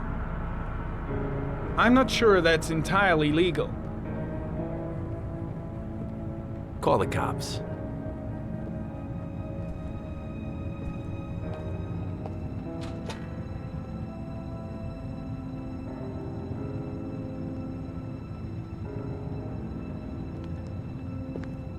Looks like Nathaniel Williams is a pretty religious guy.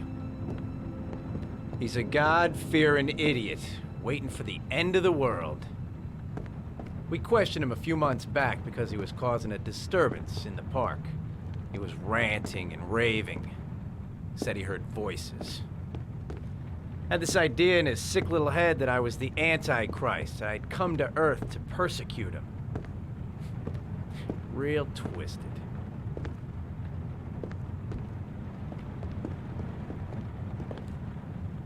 The guy's taking a break from reality, holed up here in this crazy apartment. Candles are still lit. He should be back soon.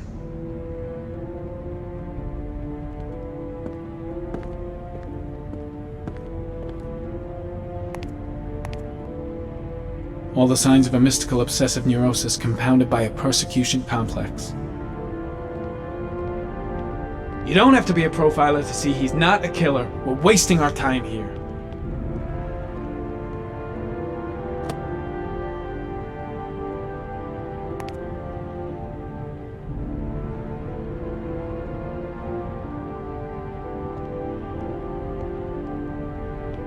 It's stifling in here. Those windows haven't been opened in years.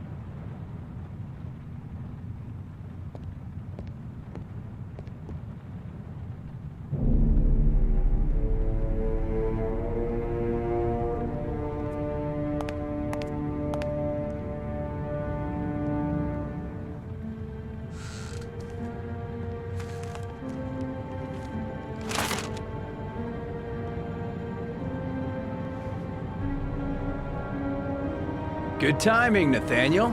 Just the man we're looking for. Angels and ministers of grace defend us. I'm Agent Norman Jaden, FBI. I'd like to ask you a few questions. As God is my witness, I haven't done anything. I'm innocent. Relax. Nobody's accusing you of anything. We just want to talk. Nathaniel, do you remember where you were last Tuesday at 4:30 p.m.? Here? I was here. I was praying. All day. Was there anybody with you? No. No, I was alone. Why all the crucifixes? You afraid of something? The hour is nigh, and the wrath of God shall strike men down.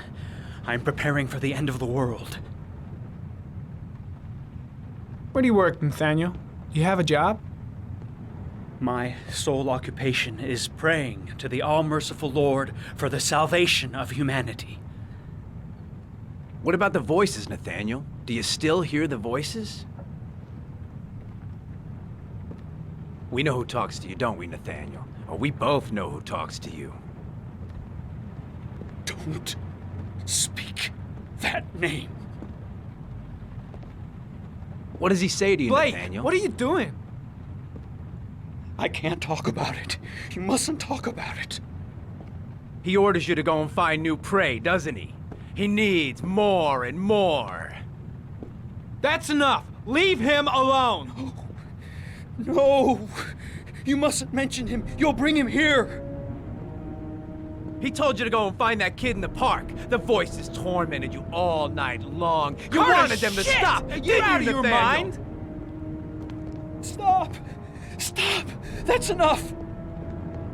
So you obeyed them to make them stop. You took that boy with you and you drowned him. Isn't that right? No! Stop! Stop! You killed them, didn't you, Nathaniel? Are you gonna confess, you bastard? You are the Antichrist. Put down the gun, I shall Nathaniel. dispatch you to your father in hell. He is the son of Satan. He was sent to earth to destroy us. For Christ's sake, shoot!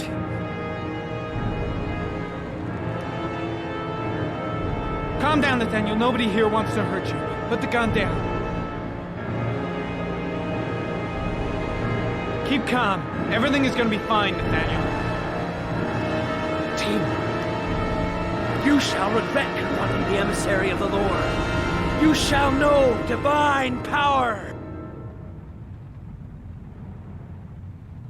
I'm here to help you, Nathaniel. To get rid of the voices in your head, but you have to trust me. Christ all-powerful, defend us in our battle with the forces of evil. Protect us from the cunning and wiles of the demon. May God Almighty manifest the power of His empire, and may divine power cast Satan and all the other spirits that prowl the world in search of souls into the darkest depths of hell.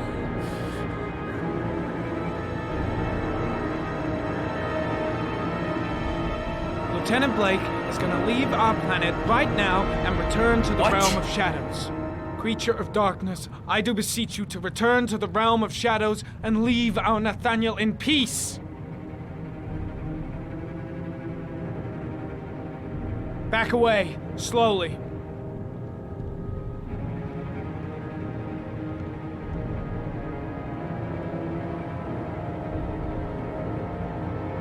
Now drop the gun. Drop it, Nathaniel.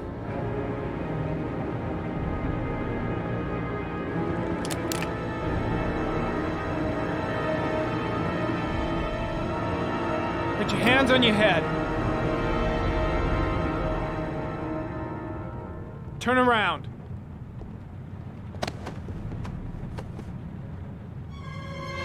Motherfucker!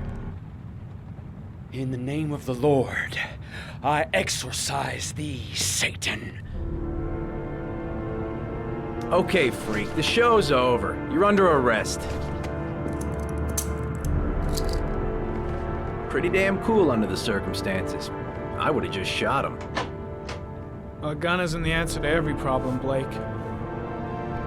Maybe not, but most of the time it helps.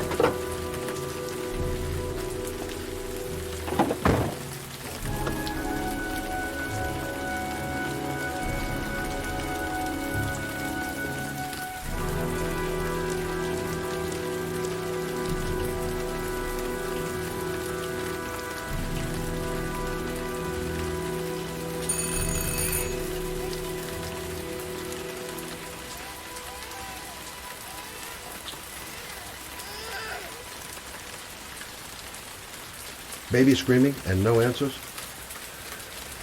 Don't like the look of this. Susan Bowles, mother of the origami killer's latest victim.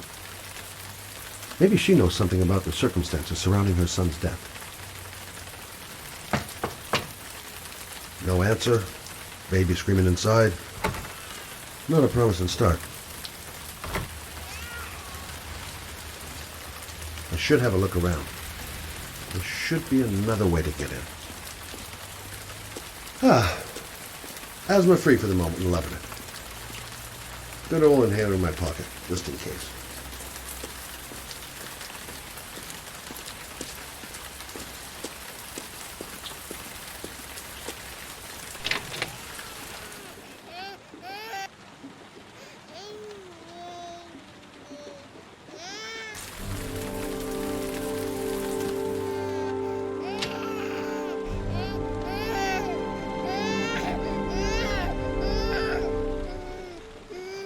Anybody home? Mrs. Bowles. Hello, little cutie. Oh, you looking for your mama?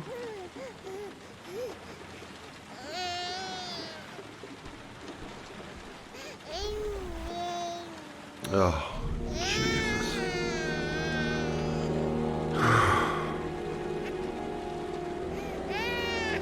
Wait a minute. Come on, I have to search the house. Maybe it's not too late.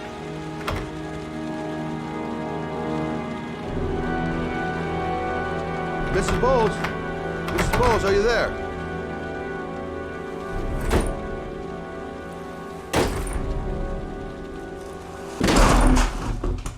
Oh, shit.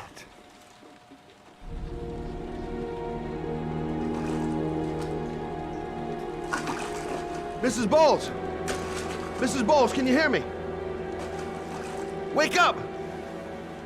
Wake up!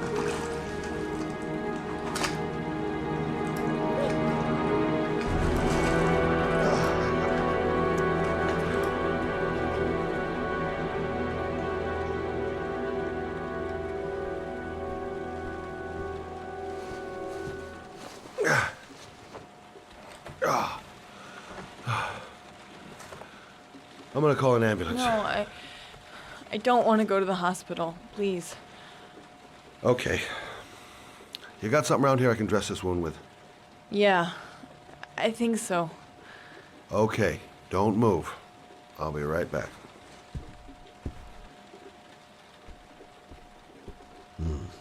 Need some bandages and disinfectant. Let's see. I need this, and this, and this.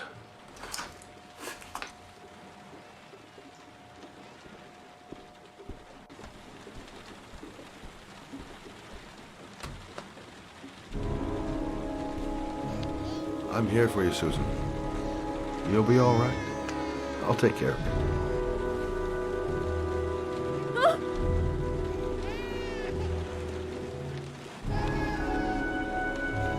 Stay with me, Susan. Susan, do you hear me? Susan, stay with me. Can you hear me? Stay with me. Okay, come on.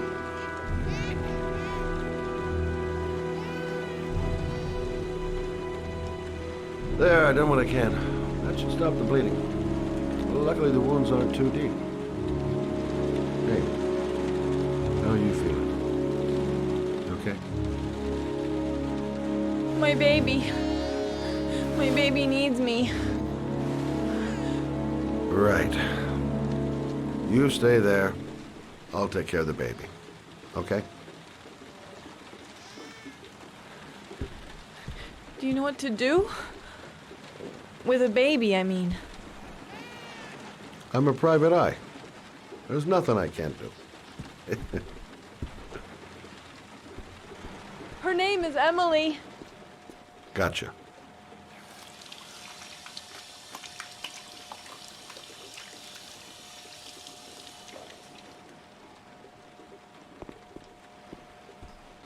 Mommy will live for now. Let's see how Junior's doing. I was a private eye when I walked in here, and now I'm a babysitter. Go figure. Hi there, Emily. So, what seems to be the problem, huh? Oh! Going by the smell, I got a pretty good idea.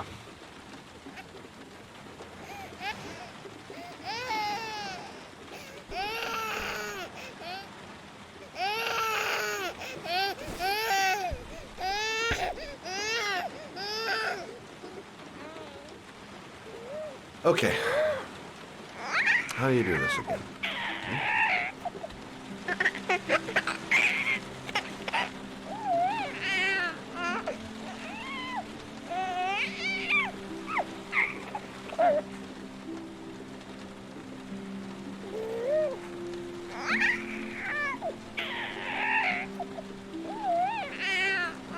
There you go, fresh new baby.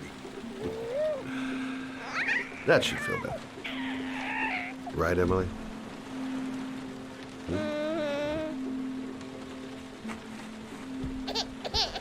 Hey, what's the matter? I thought we solved the problem.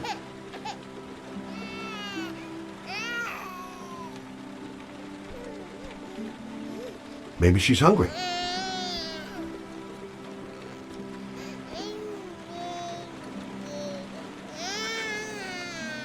I guess I better warm this thing up.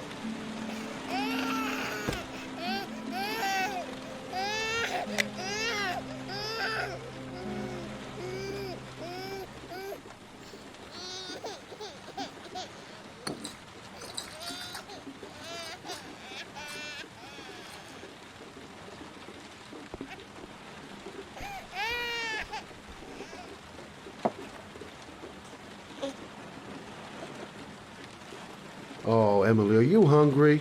Huh? You hold on. I'll just tilt this bottle a little bit so you don't choke. Okay.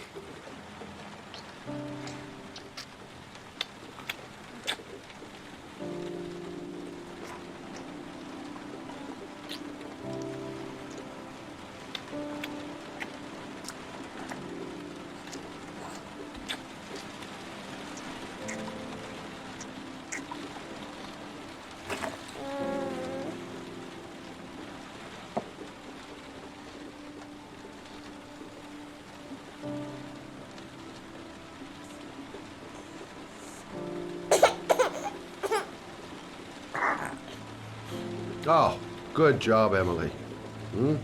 You're feeling good now, right? Now, I'm gonna rock you very gently so you can have a nice little snooze, okay? All right.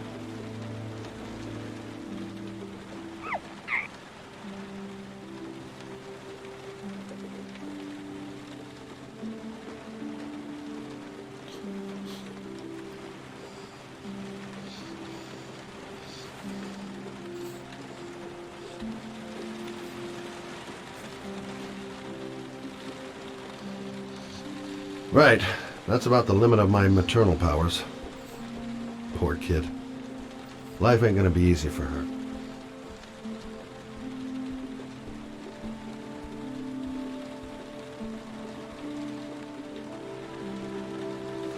Thanks for looking after my baby. I didn't want to leave her. I just couldn't cope anymore. Just not having Jeremy around. He was such a good boy. I can't understand why anyone would want to hurt him. Do you take care of this baby on your own? Doesn't Jeremy's father live with you anymore? He disappeared. The day after Jeremy. I don't know what happened to him. Maybe he couldn't take it. Ever since I've had to look after Emily all on my own, and I couldn't do it anymore. I understand. Did your husband say anything before he disappeared? Did he leave a note or something? No. He left the house without a word, and there was just the cell phone. A cell phone? Yeah, I found a cell phone in his dresser. I'm sure it wasn't his. I'd never seen it before.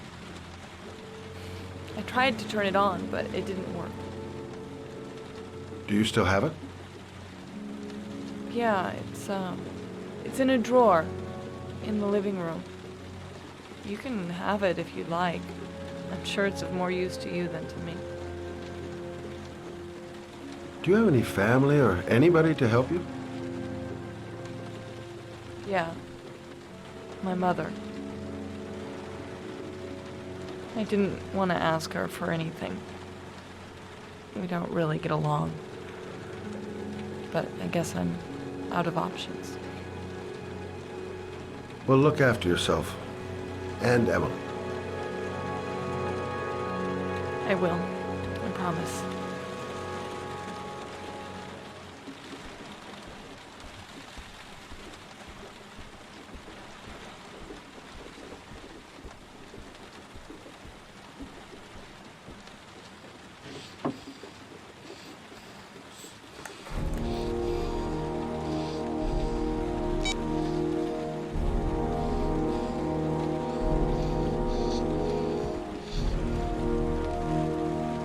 Good luck, Emily.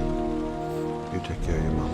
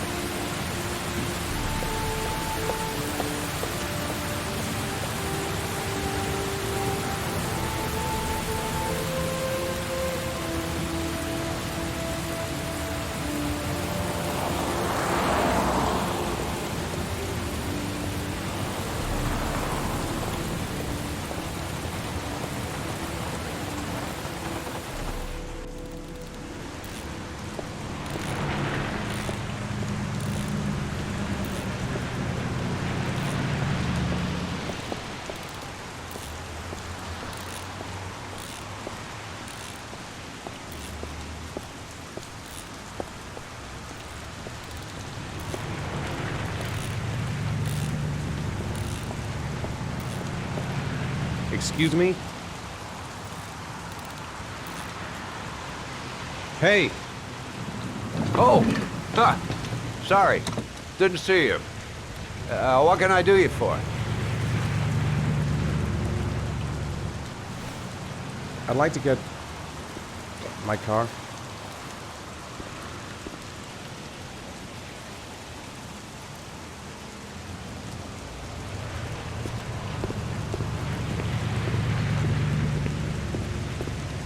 Hey, you're a pretty patient guy, you are. That car's been there for 2 years. We took it out for a drive every month and checked the tires and batteries, just like you said.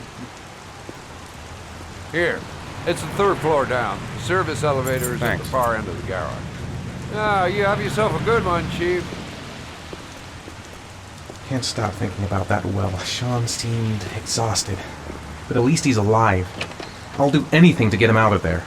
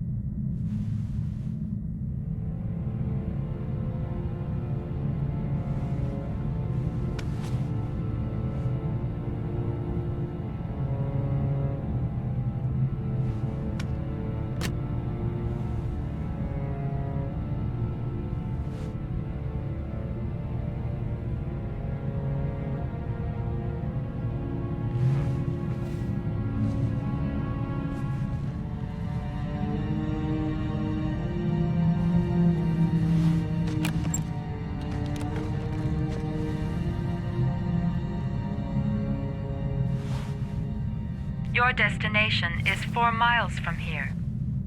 Leave the parking lot and take the first right.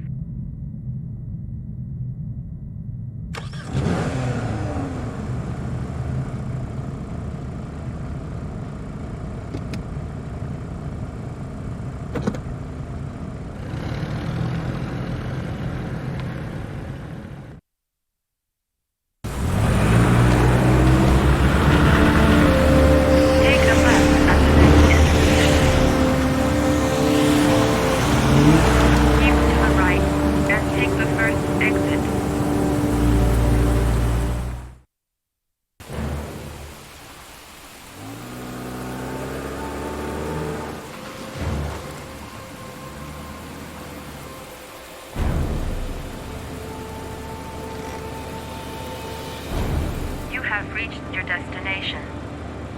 Are you ready to show your courage in order to save your son? Listen carefully.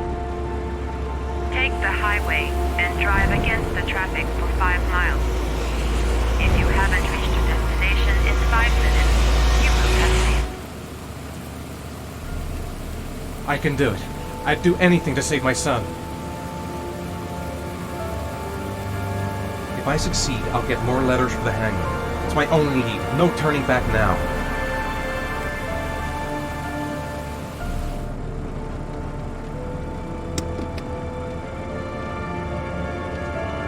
I've got to do it. For Sean's sake. I have no choice.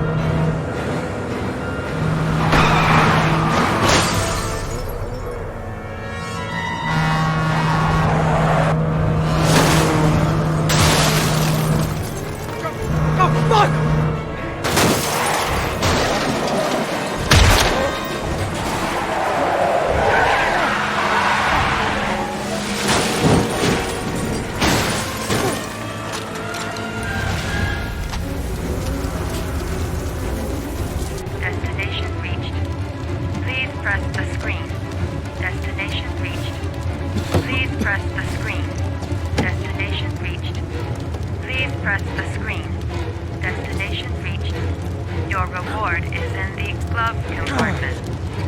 The key is inside the GPS. Your reward is in the glove compartment.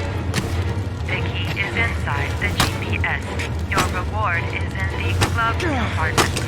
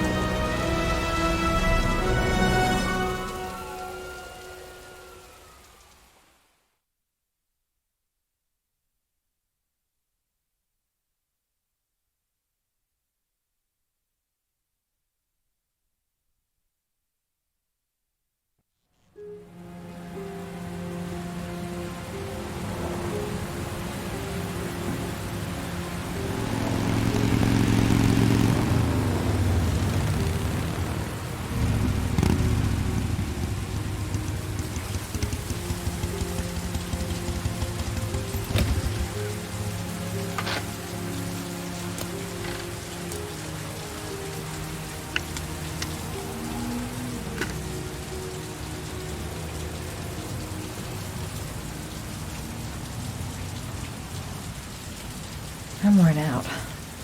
I've got to sleep. The reception.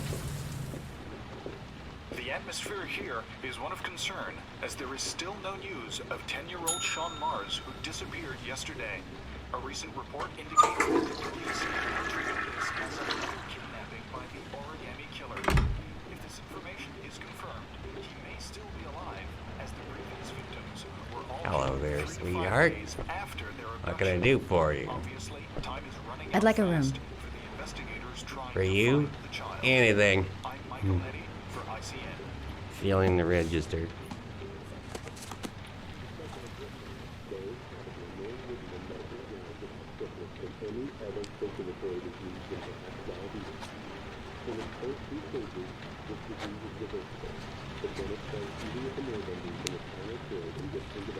Madison Page, 27, single. How long will you be staying with us, Ms. Page? I don't know yet. Room 201. Last floor, stairs on the right, in the courtyard.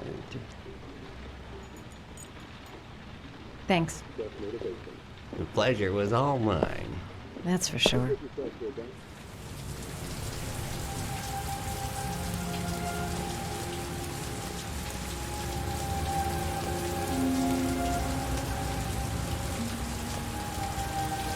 That obnoxious receptionist better not have a spare key to my room. The thought of it leaves me in a cold sweat.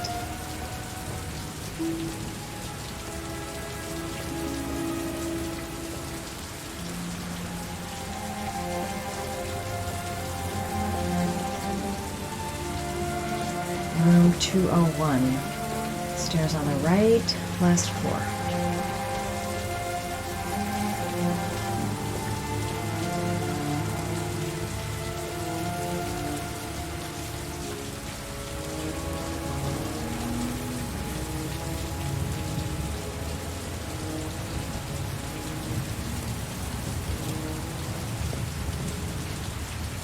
Sir? Are you all right? I'll call an ambulance. No ambulance. You're badly hurt. You need a doctor. Please, just help me to my room. It's number 207.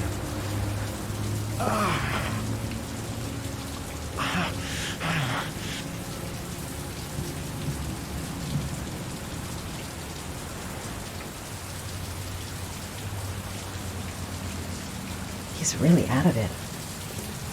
What the hell happened to him?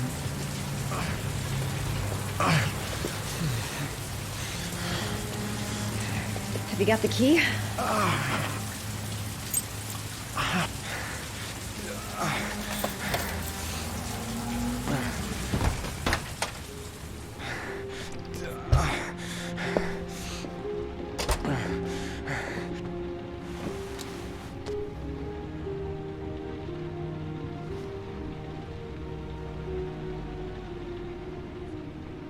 He's in trouble.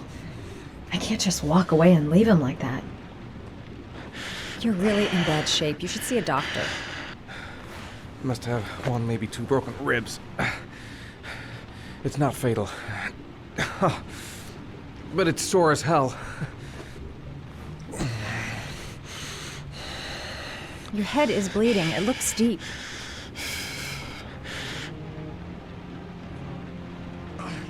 Medicine.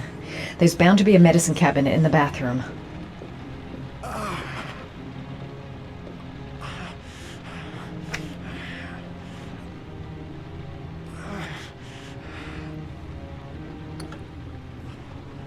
I should disinfect his cuts.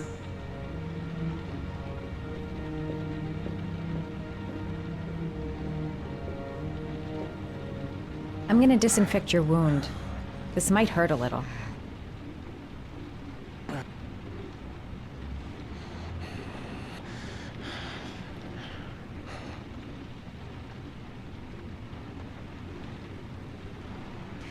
There. At least it won't get infected. Thanks.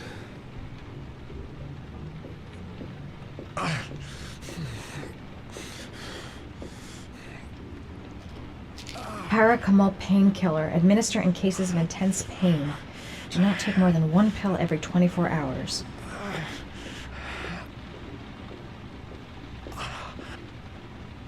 Here. Take this. It should do you some good. It's a painkiller. It'll help reduce the pain. It says on the box to take one every 24 hours. I don't think it's a good idea to exceed the dose. I can't afford to wait.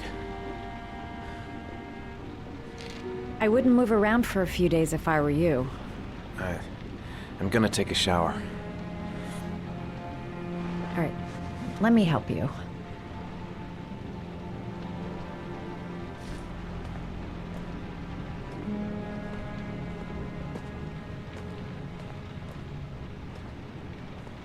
I'll wait here until you come out. Let me know if you need anything.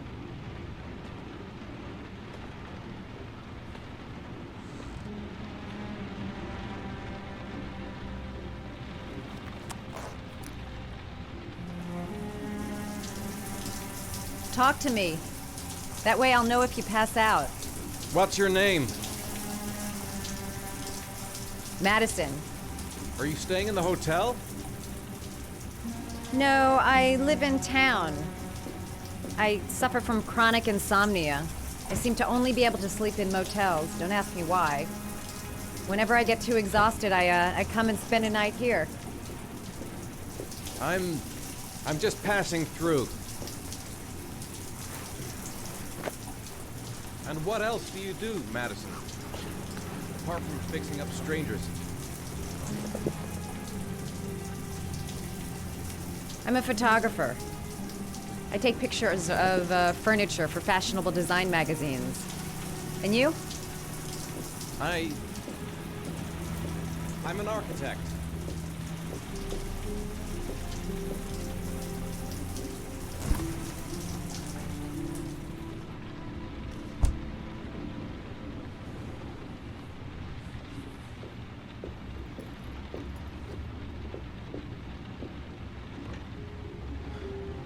Thanks for staying. I feel a lot better now. Okay. I better get going then.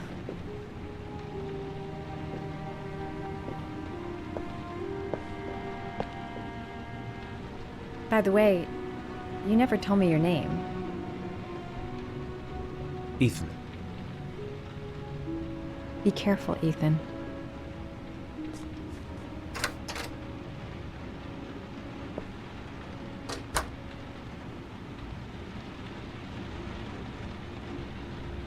The box. I have to open another origami figure.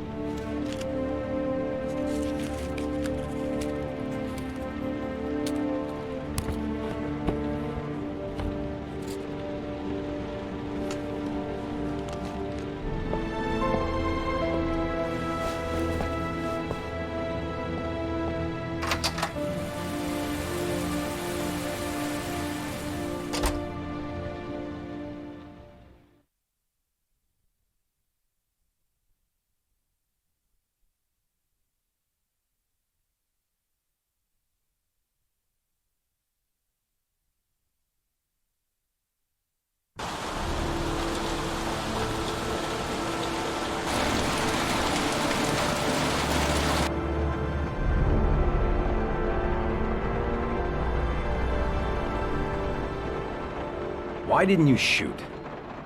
Sorry? Well, back there.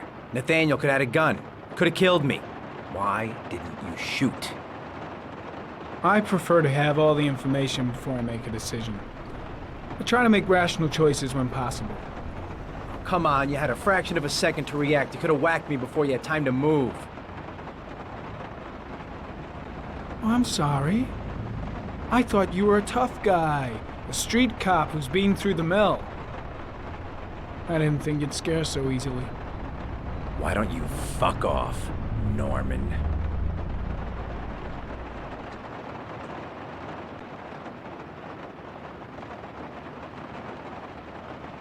That's him.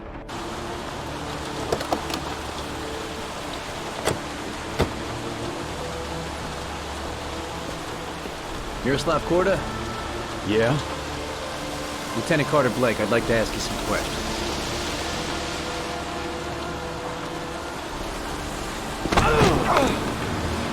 Shit, don't just stand there. He's gonna get away! Ah! Hey, man, watch it, dude!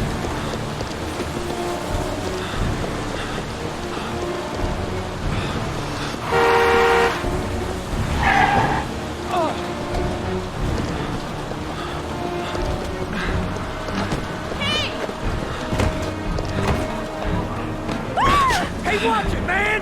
Whoa!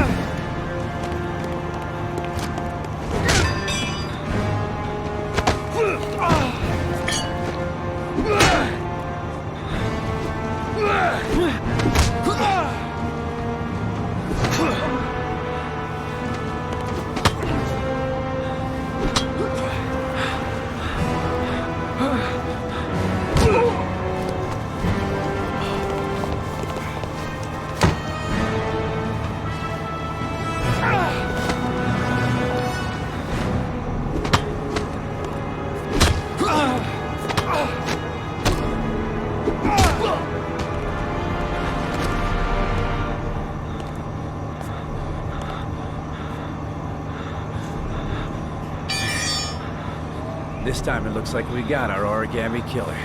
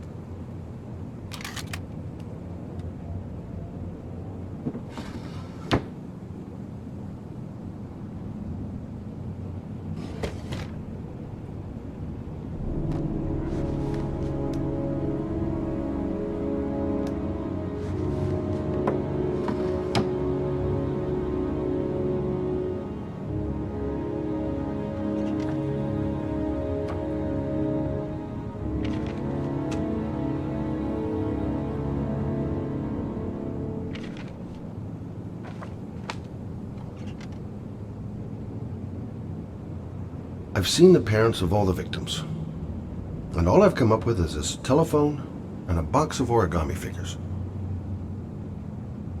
I needed the rest.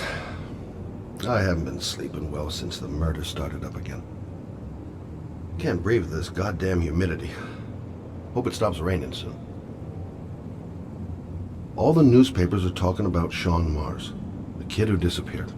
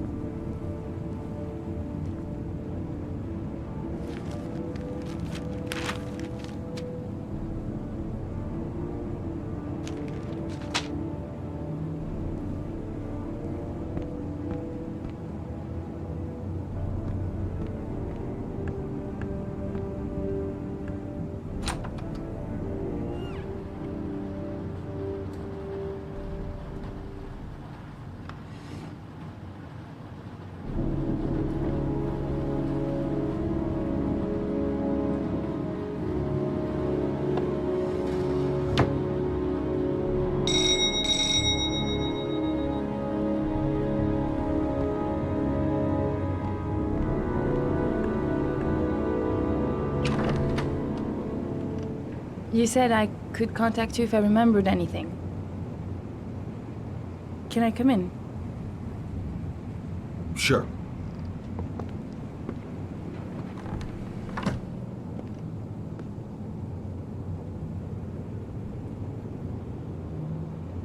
Please, take a seat.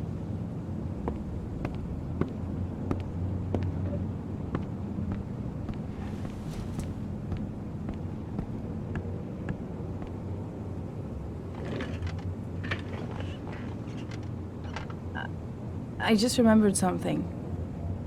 Maybe it's not important, but a letter arrived in the mail the morning Johnny disappeared. A letter? What kind of a letter? It was addressed to Johnny's father. I don't know what was inside it, but he read it and then he left. That's the last time I saw him.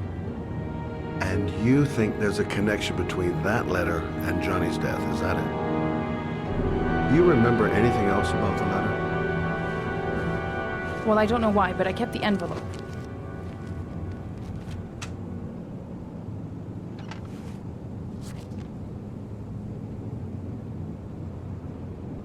Nothing particular. Except the address. The address? It was typed with an old typewriter. Could be a lead, you never know.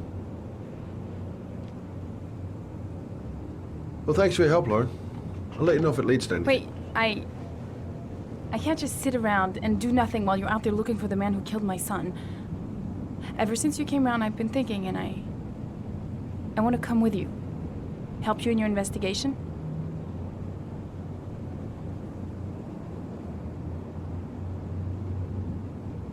I'm sorry, Lauren, but that is out of the question. If you won't let me help you, I'm keeping the envelope. It's all or nothing. Listen, an investigation like this is dangerous, and I don't have time to play the bodyguard. How many clues have you got, Mr. Shelby? This envelope. Maybe your only link to the killer. I understand. It was a stupid idea. Sorry for wasting your time, Mr. Shelby. Wait. You're really something special, Lauren. I'll give you that. I'm just a mother. A mother who wants to find out who killed her son.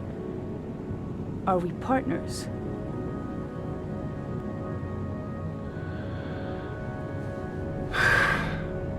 We're partners.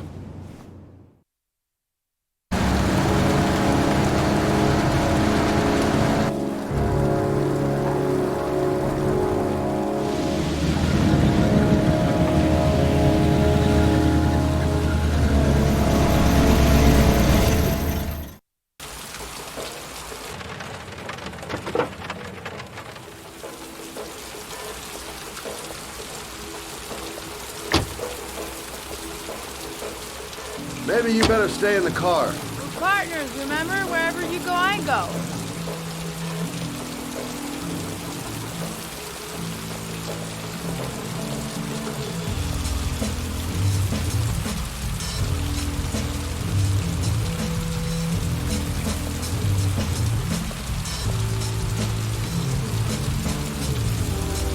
What are we doing here? We come to see Gordy Kramer. Kramer? The bigwig tycoon from Kramer Construction? No, his son. You think maybe he's the origami killer? For now, I just have a few questions that need answers.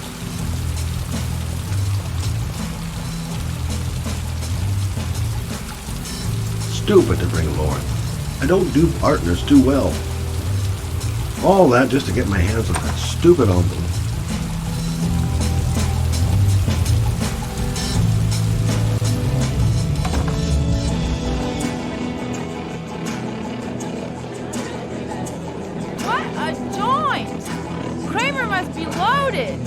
What do you think he paid for all this shiny crap? We'll discuss Kramer's decor another time. Are we gonna be here long? This place gives me the creeps. I'm gonna go find Gordy Kramer. You stay here till I come back, okay? Okay. Just let me know if you need me.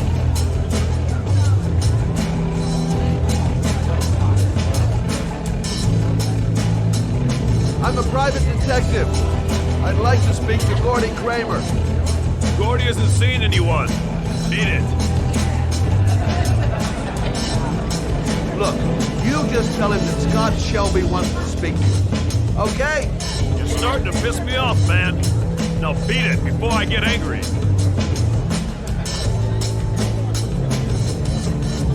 If I want to see Gordy Kramer, I'm gonna have to go about it some other way.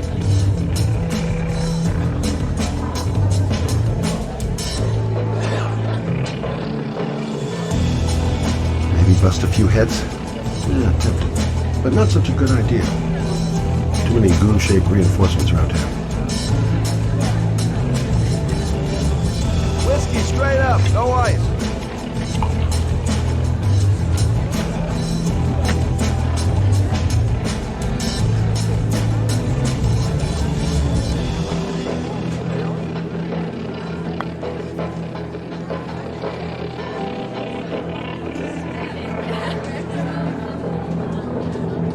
Okay, gotta find Gordy Kramer. So, did you find Gordy? He's upstairs. He's got two goons blocking the way. Do you want me to handle them? Hey, what are you gonna do? Knock him out with a pair of high heels? Leave it to me! Just be ready to go as soon as they leave the stairs!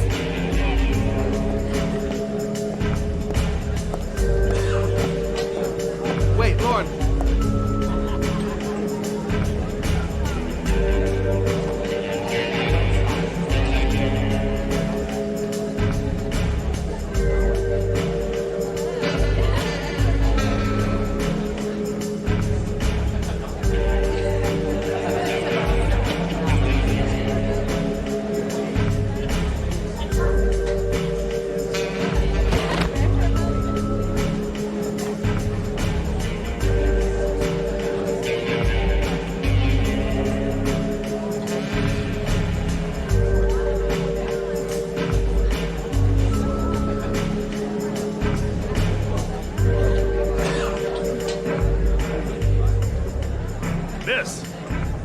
Miss, are you all right? Gordy must be up here somewhere. Shit! Another one's gonna OD on the dance floor.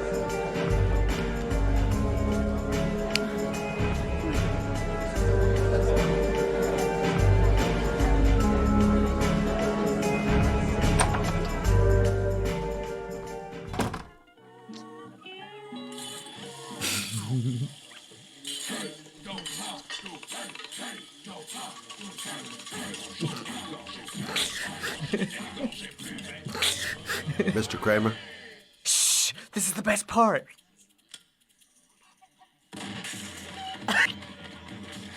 My name is Scott Shelby. I'm a private detective.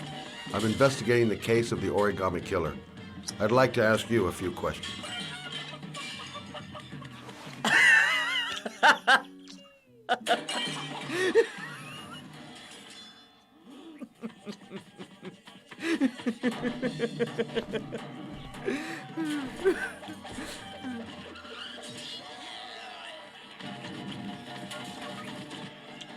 I'd like to know exactly what happened to little Joseph Brown. Beat it! You hear me? Get the hell out of here!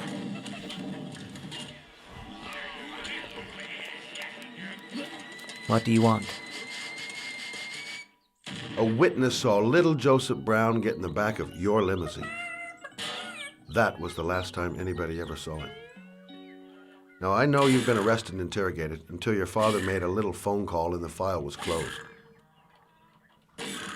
I'd like to hear your version of the facts. The kid was lost.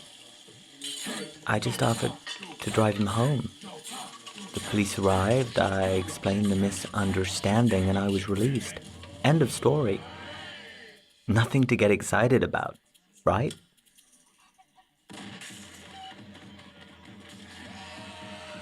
I don't know why, but your story just doesn't check out.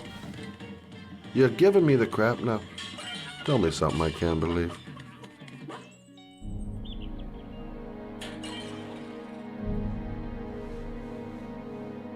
Very well.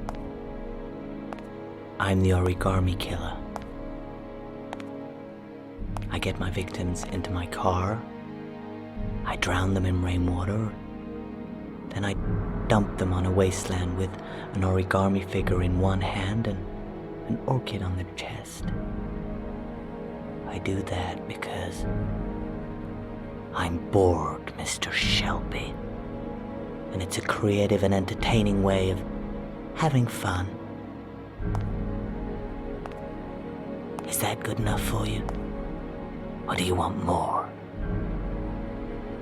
This interview is over. Get rid of this clown!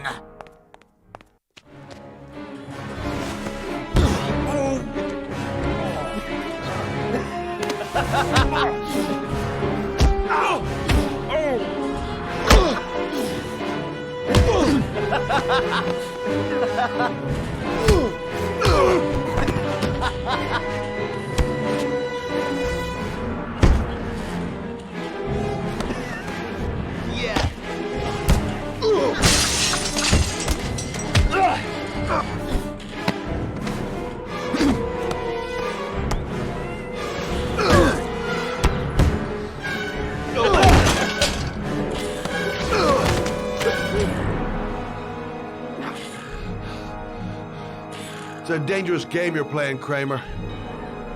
Do you know who my father is? He only has to lift one finger and you won't wake up tomorrow morning. You're the one that should be afraid, Mr. Shelby, not me.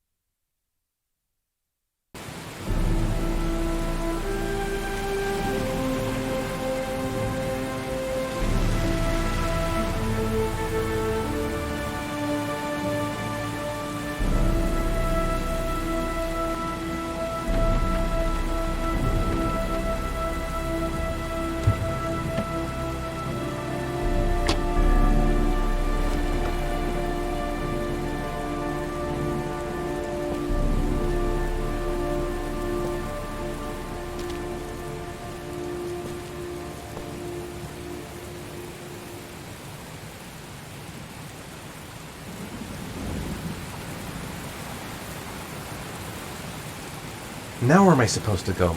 There must be a clue or something.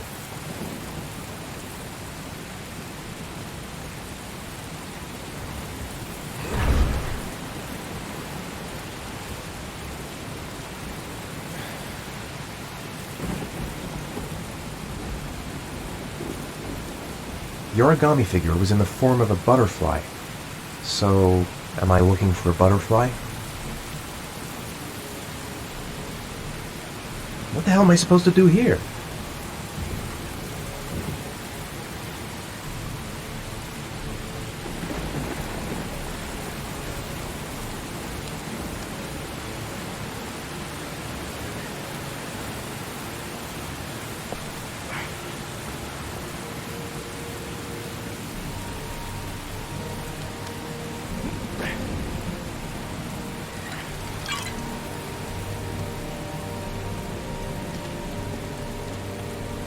There's got to be a way into the building.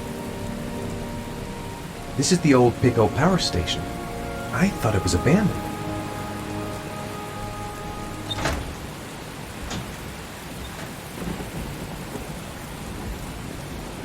It might be a trap. I had better be careful. I might be able to find an entrance if I go around the building. The main entrance is blocked up. There must be another entrance somewhere.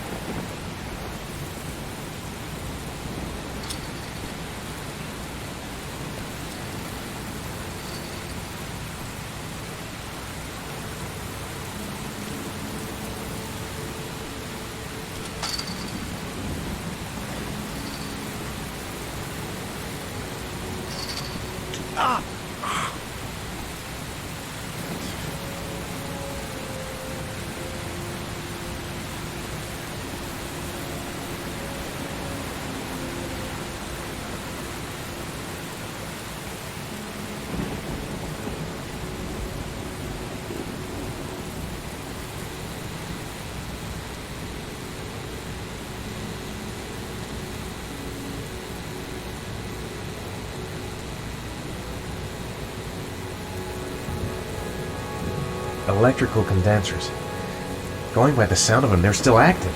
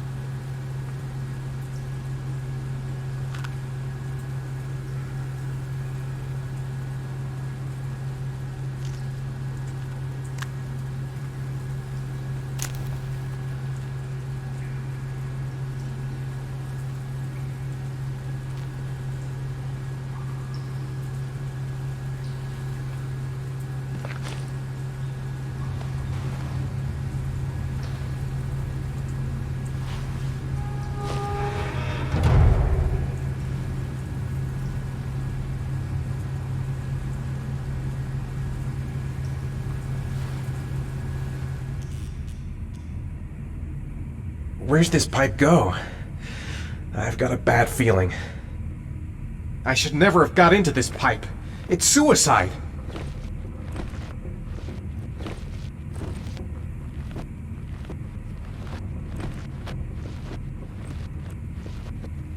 Whoa!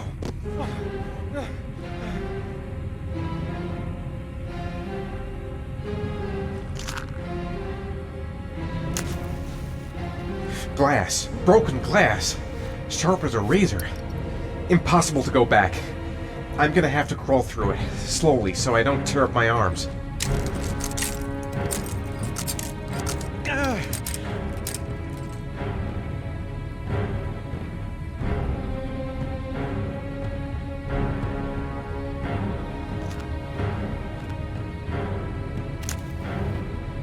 The match flame. It indicates where the fresh air comes from. All I have to do is follow the wind.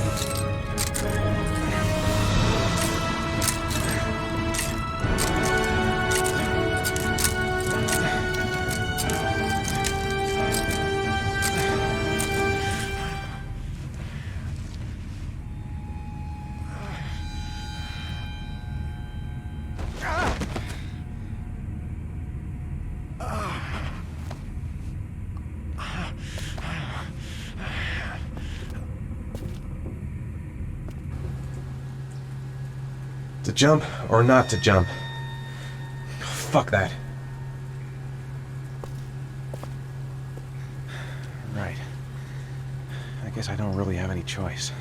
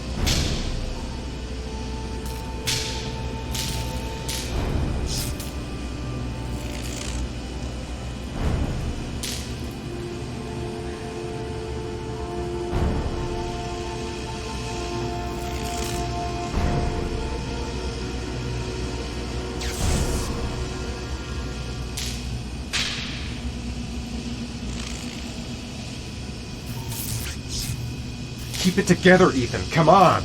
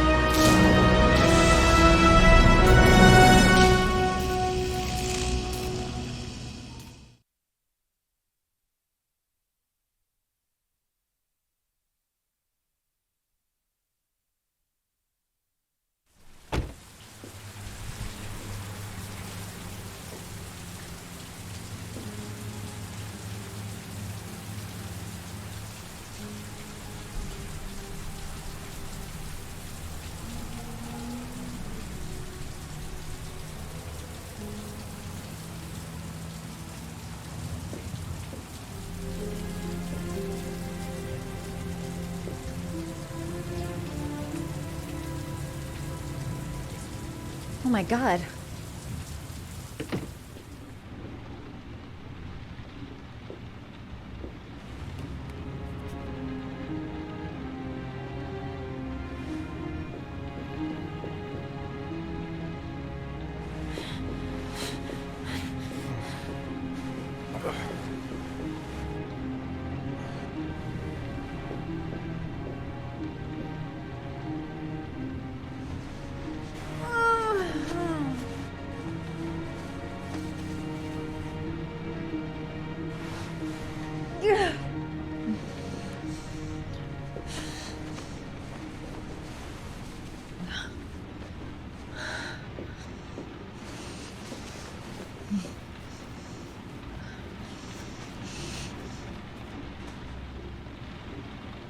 Ethan. Ethan, can you hear me? Calm down, girl. There must be something I can do to help him.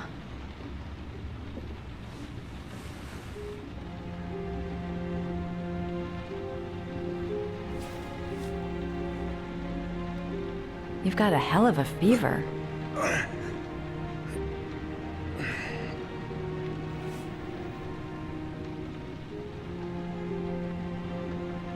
Are those burn marks on your chest?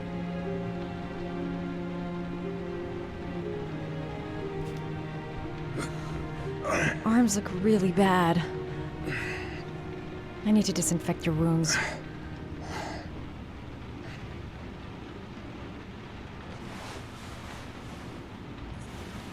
I'm gonna have to get your clothes off to disinfect those wounds.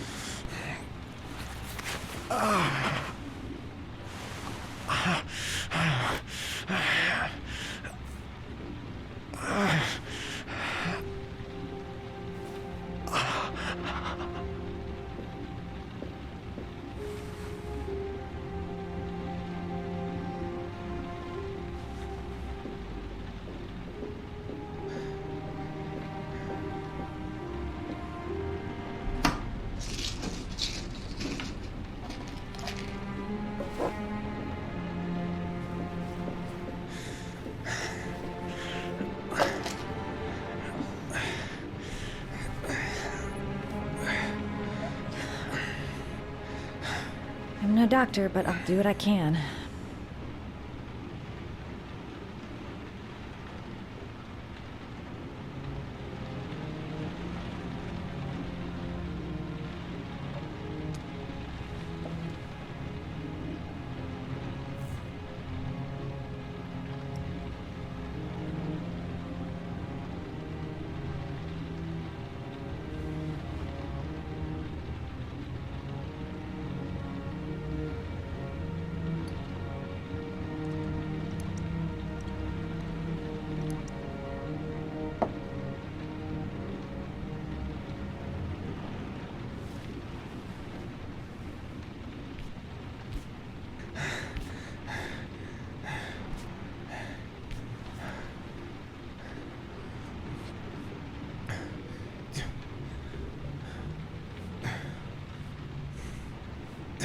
Your wounds are disinfected.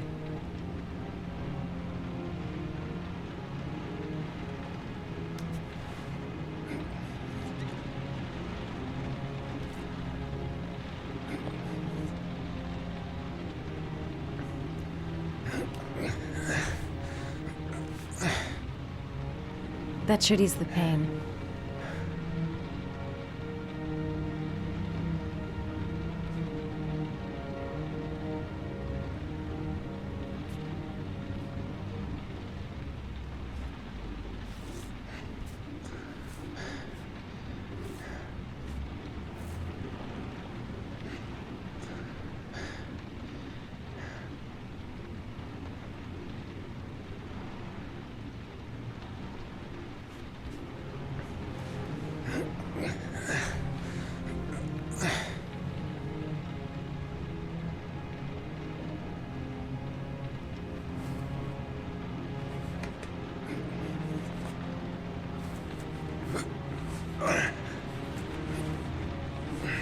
That's all I can do. How do you feel? Ethan? He's unconscious. Now I'll just have to wait. And hope he wakes up.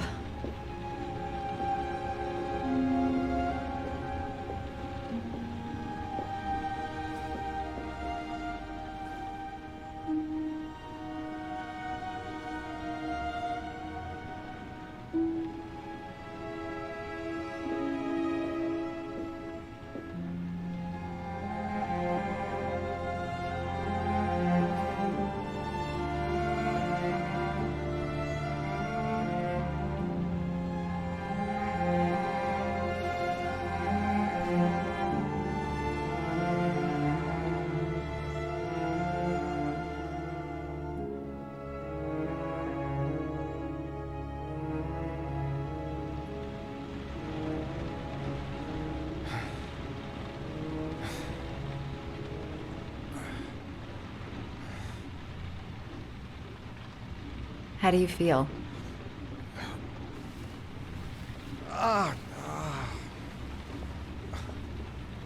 I've been better.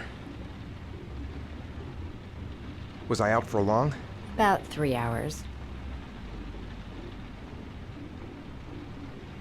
Why the guardian angel act?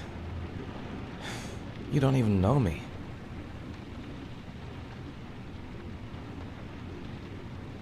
You didn't really leave me any choice.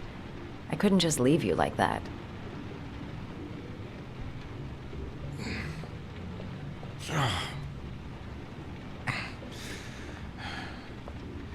You said you were here because you're an insomniac?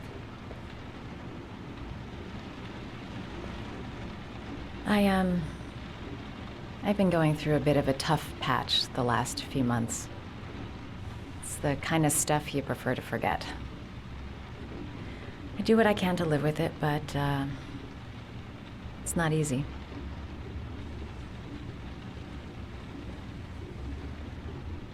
That's the second time I found you in a bad way. You always seem to be running for your life.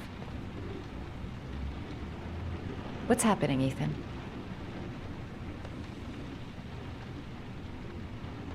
You mixed up with the mafia? Owe someone money? Something like that?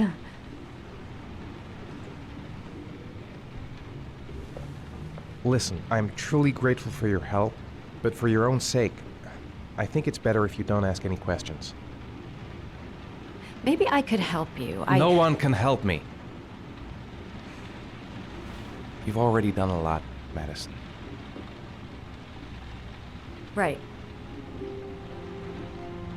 I'm gonna go. Take care.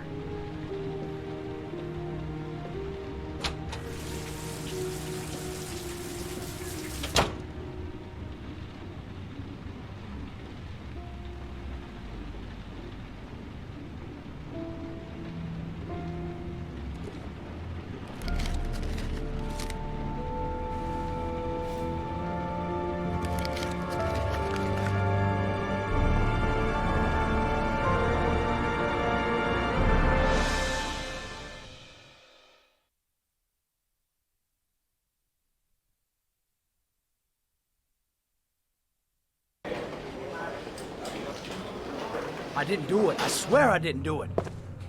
I've got nothing to do with that business. I never killed nobody. Oh, no? Then why did you run away when they came to question you? I already told you I forgot to report to my parole officer. I didn't want to go back to prison. When I saw the cops, I just bolted. I wasn't thinking straight. We checked out his statement. He has an alibi for at least 3 of the murders. Fuck, that bastard was a perfect fit. Shit!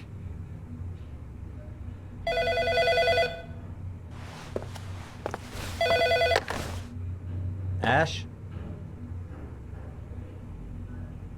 Okay. Sean Moss's mother's here. She'd like to speak with you.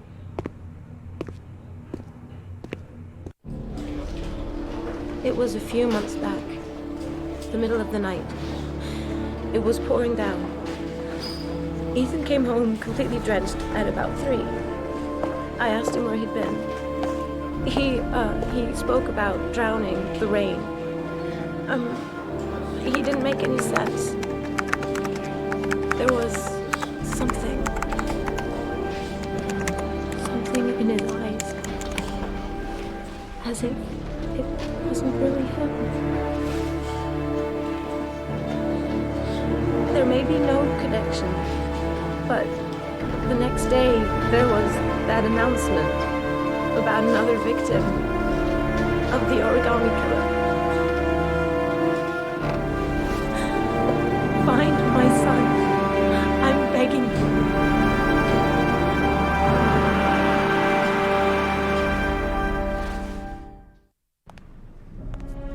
I'm Police Lieutenant Carter Blake, and this is Agent Norman Jaden of the FBI.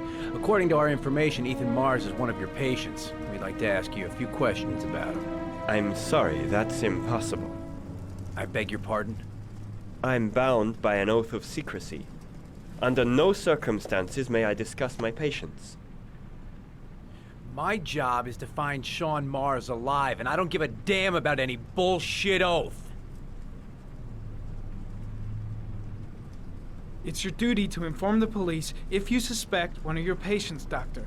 I'm sorry, I can't help you. And now I must ask you to leave. You need to cooperate, for your own sake. He's right. Legally, you gotta tell us what you know. Are you threatening me? I'm just giving you some free advice, Doc. I suggest you take it.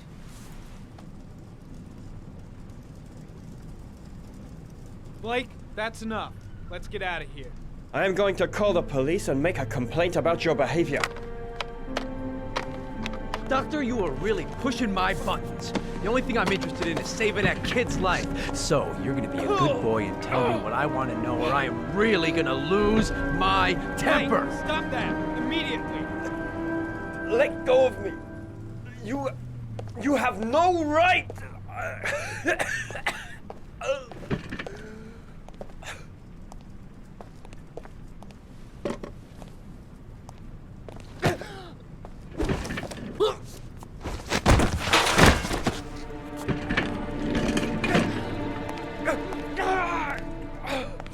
Come on, Doc. There's an easy way and a hard way. It's your fucking choice. Oh! What's up with you, Norm? Huh? You getting cold feet? You don't like to get your hands dirty, huh? I thought you wanted to save that kid! I want to save Sean Mars just as much as you do, but that doesn't give me the freedom to do what the hell I like, so you're gonna stop this shit right now!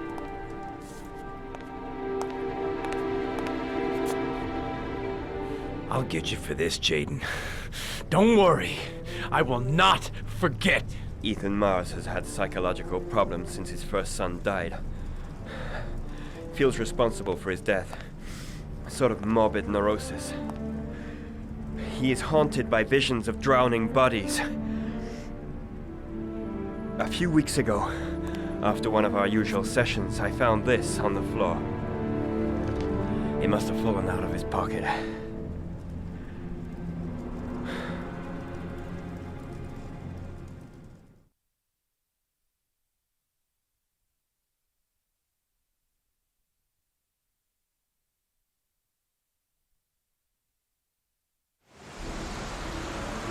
Ash, I want you to assign every available man to finding Ethan Mars. I want a man outside his place day and night. Notify all agencies to start looking for him. I want you to keep an eye on the train stations, the airports, the bus terminals. I want every cop in the city on his ass, so that if he moves, we know about it. Yes, Ethan Mars is the origami killer.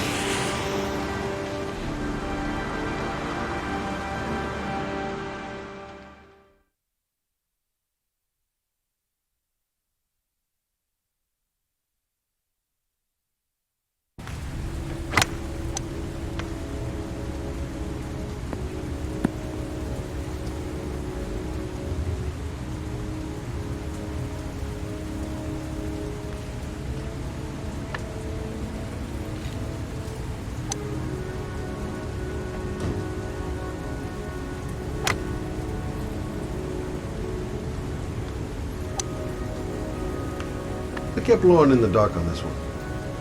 I'll pick her up from her place later on.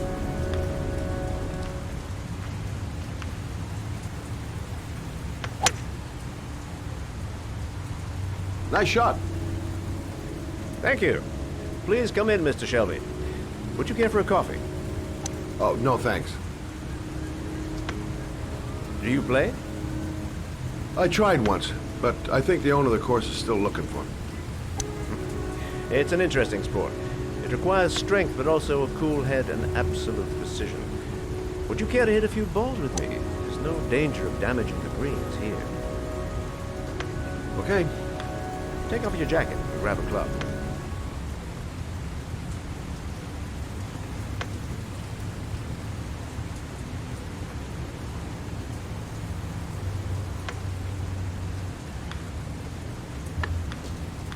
The balls are in that basket.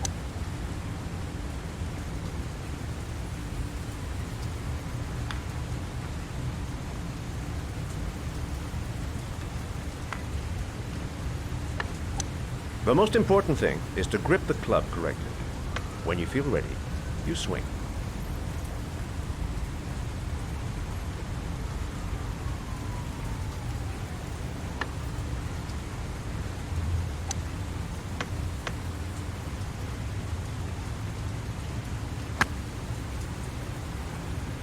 Well, it's only your first ball.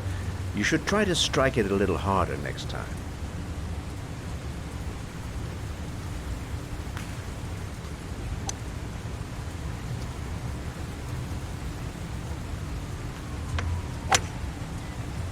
I'm assuming you didn't invite me here just to play golf, Mr. Kramer.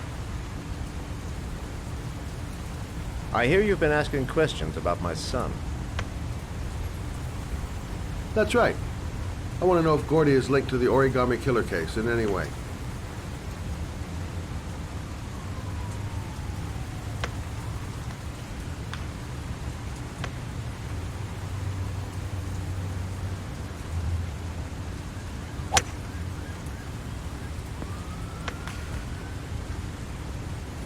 My son had nothing to do with that sordid case.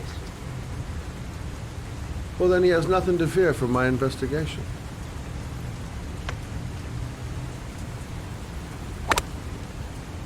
You have no business investigating my son. I told you, he had nothing to do with it.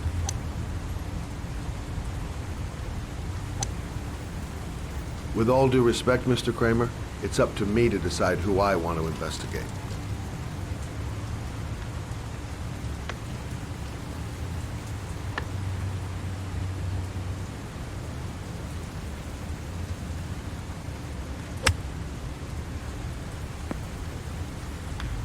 I'm an influential man, Mr. Shelby, and I pay very well for loyalty.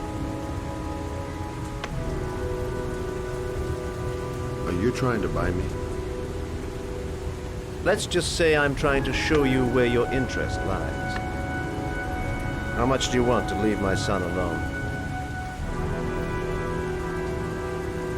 I think you misunderstood me. I don't play that game. Don't go near my son, Mr. Shelby. If you do, you'll regret it. Have a nice day, Mr. Kramer.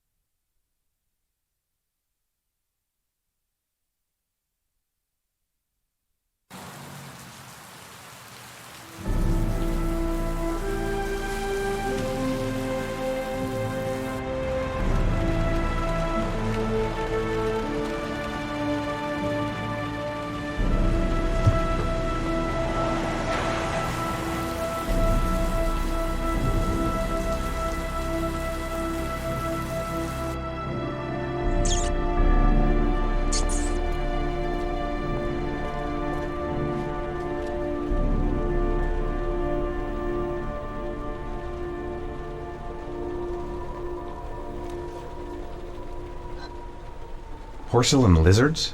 They look new, out of place with the rest of this old beat-up stuff.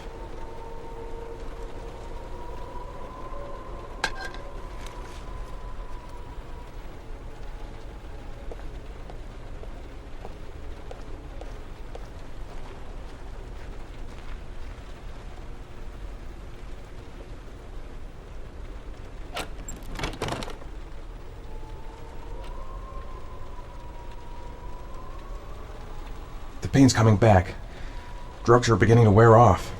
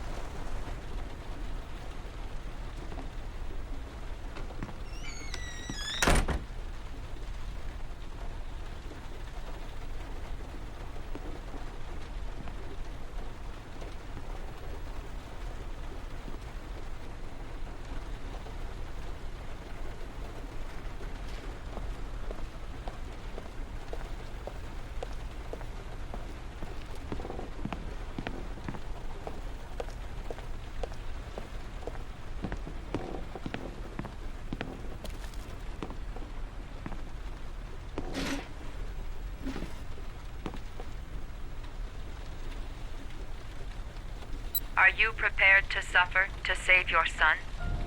You have 5 minutes to cut off the last section of one of your fingers in front of the camera. If you succeed, you will get your reward.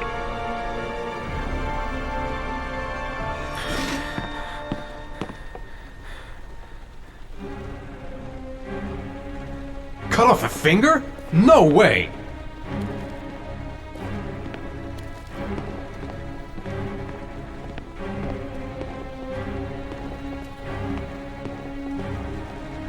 I have to go through with it. I have no choice, for Sean's sake.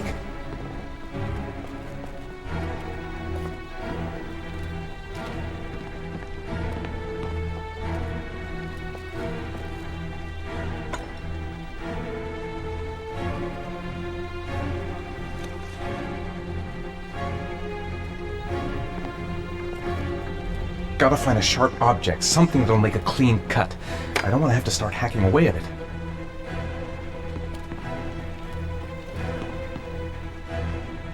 Gotta disinfect the wound, if I want to have a chance of surviving. You have 4 minutes and 30 seconds left.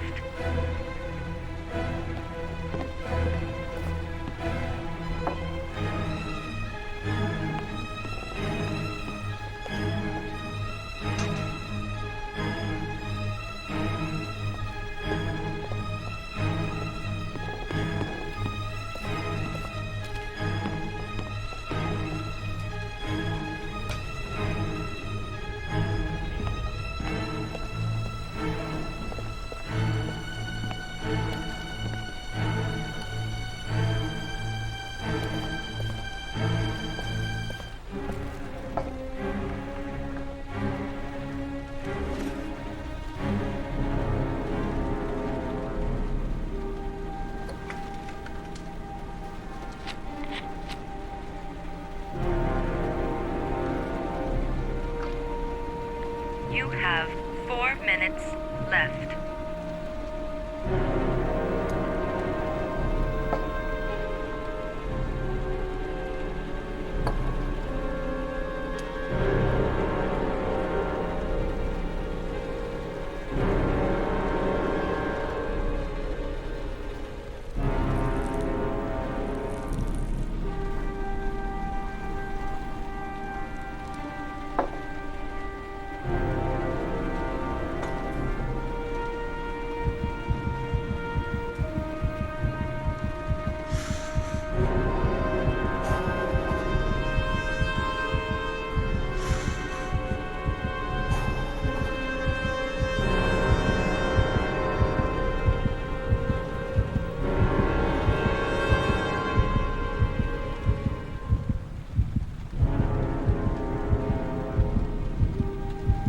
You have 3 minutes and 30 seconds left.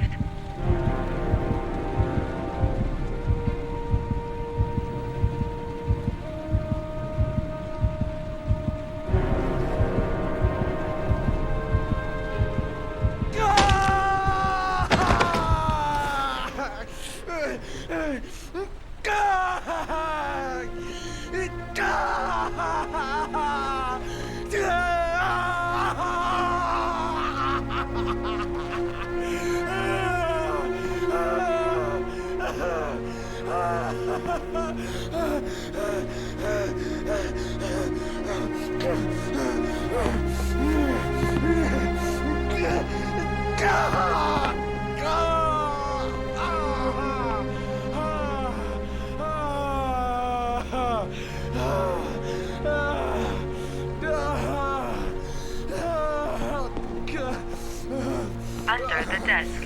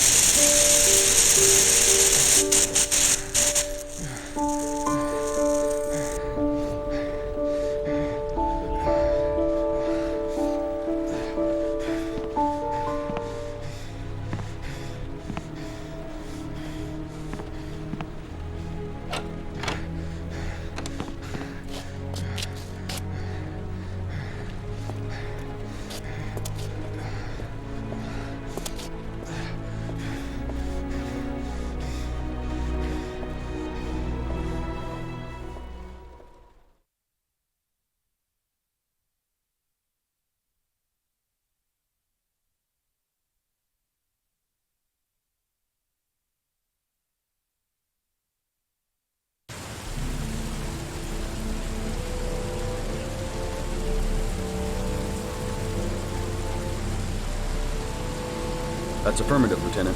We're in position. Perfect. Nobody moves until I give this signal. Is that clear? We nail him as soon as he sets foot outside. Right, Lieutenant. Lucky that patrol spotted his car. What's he doing in there? Beats me. You're the profiler, right? I thought you were supposed to be right inside the killer's head. That's just it.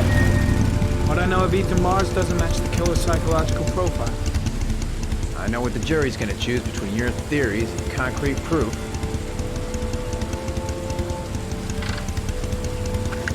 What the fuck is that girl doing there? If Mars comes out now, she's gonna be in trouble. What do we do, Lieutenant? Want to get her out? No, stand down.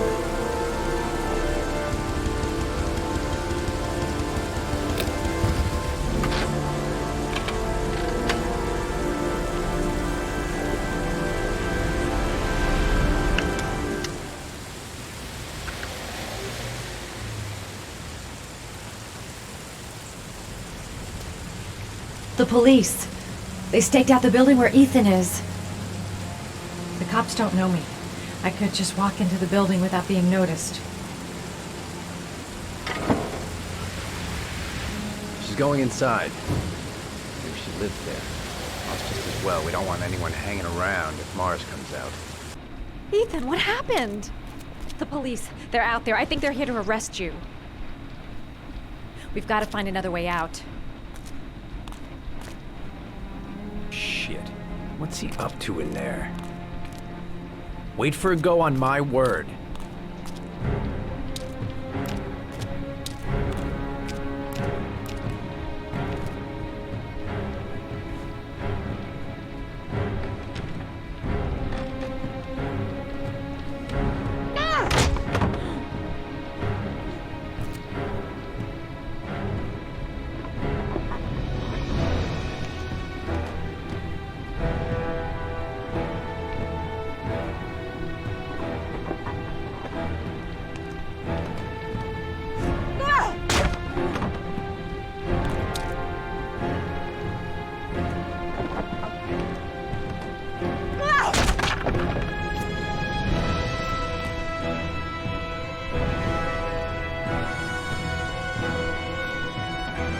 Shit!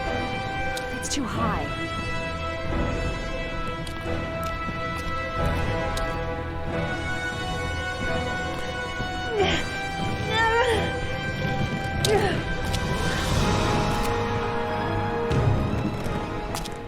Ready on my go. Stay here, Jaden. Out of the question. I'm coming with you. 2 men at the door, hold your positions. It's a go.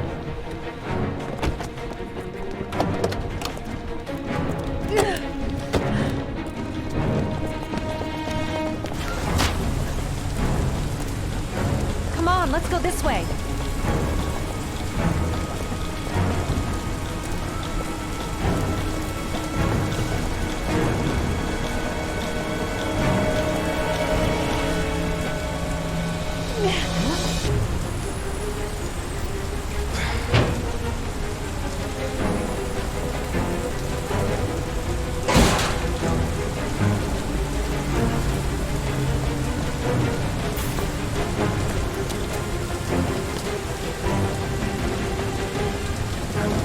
Hey, you don't move! I'll shoot!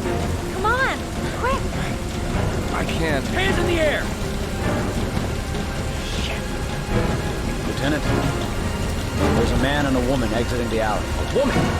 Shit! It's that girl who went in! Everybody downstairs! They're in the alley! Follow them! The subway.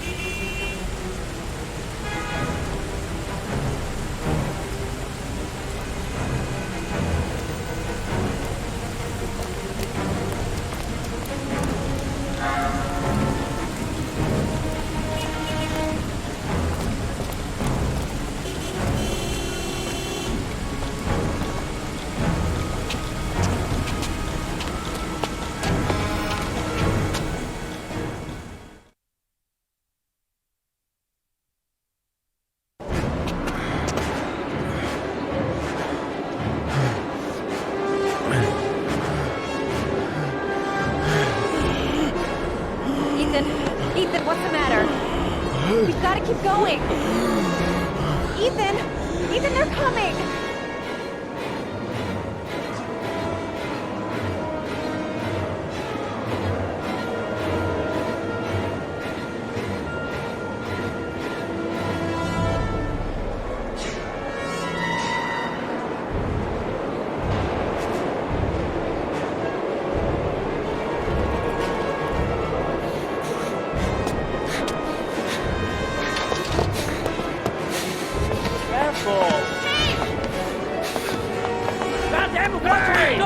motherfucker! Ow! Hey, watch it, man! Police! Stop or I'll shoot!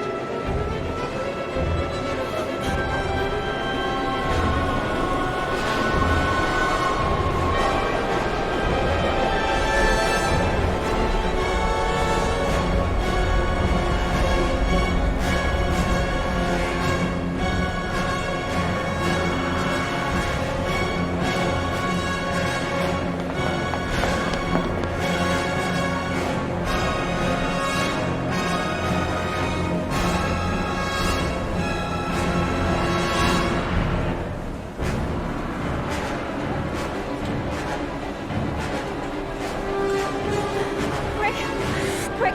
Ethan, quick! He's gonna hit us!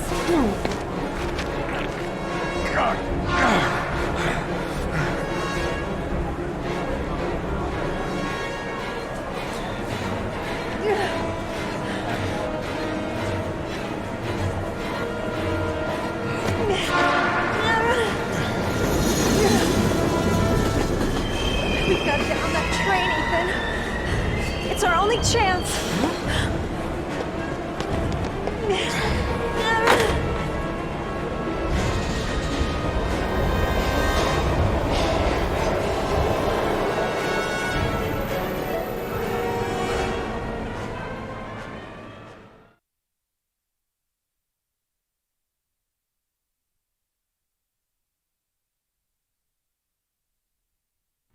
Less than an hour ago, we heard from the police who have identified the man thought to be the origami killer.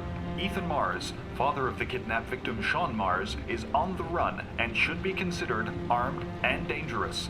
A police manhunt is now underway, and they hope that they will soon be able to announce the apprehension of this dangerous lunatic.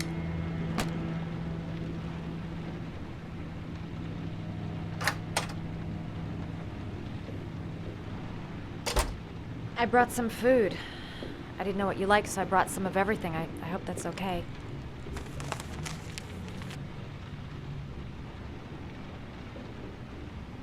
Any cops?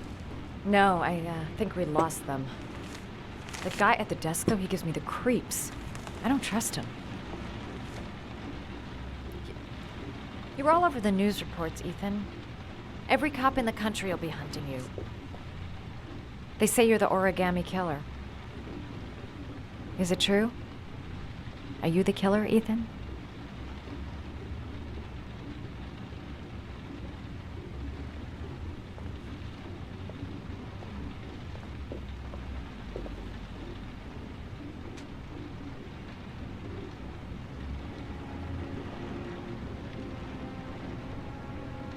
I sometimes have these blackouts. Times where I don't know what I'm doing. As if I'm someone completely different. The only thing I remember afterwards is the bodies. The bodies in the water. Why are you hurt, Ethan? Why were you in that apartment? I think my other self is testing me, testing my love for Sean.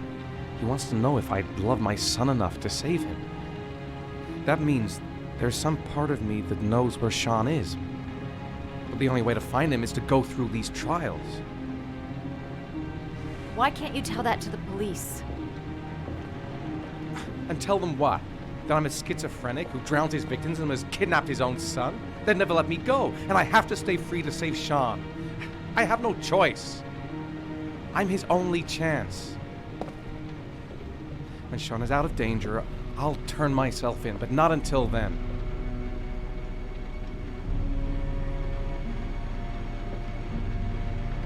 You can't keep going like this. You're destroying yourself, Ethan. Finding Sean is the only thing that matters. There has to be another way. You don't understand. Time is running out. Sean will be dead in a few hours. I have no choice.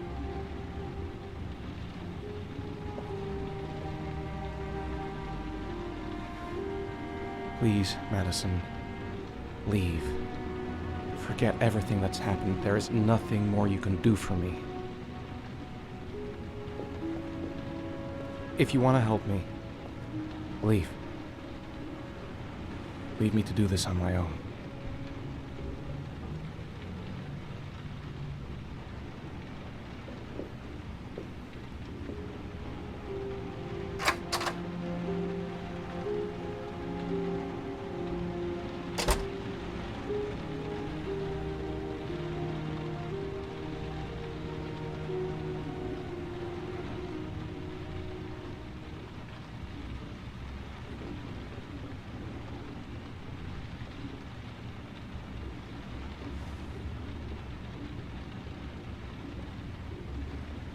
I'll find you, Sean.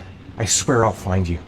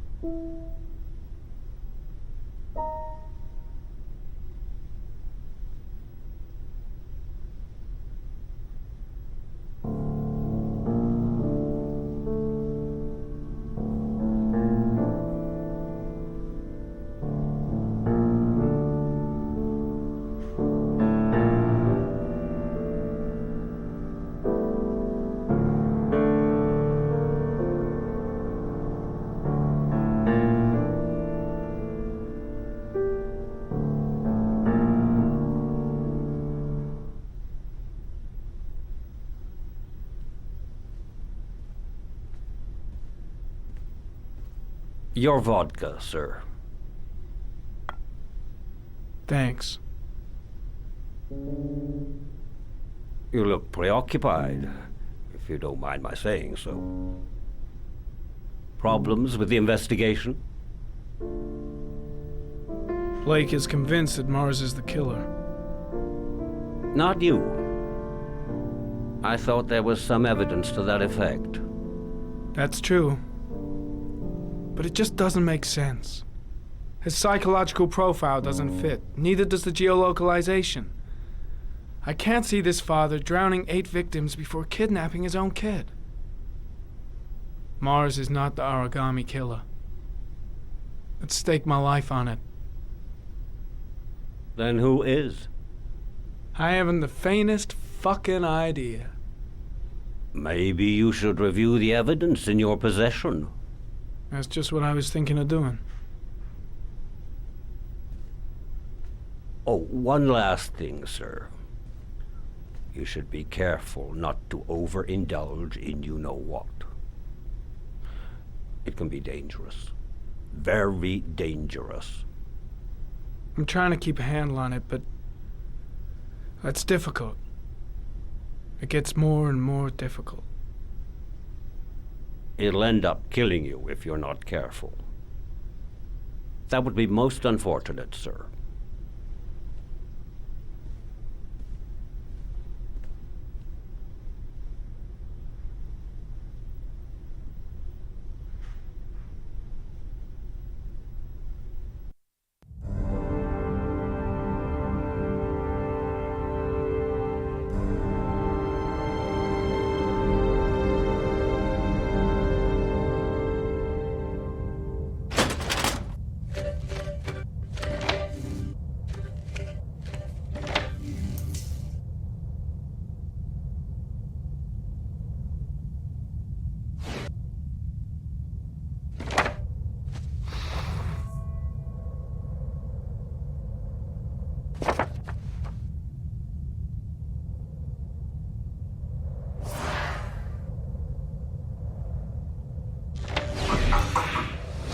Well, well.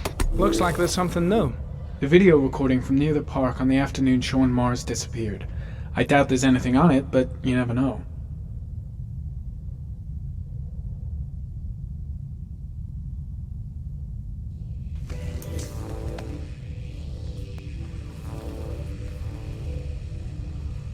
A Chevrolet model corresponding to the tire prints passed at 16:02 heading for the park, when in the opposite direction at 16:37. That could fit the time that Sean Mars disappeared. Could it be the killer's car?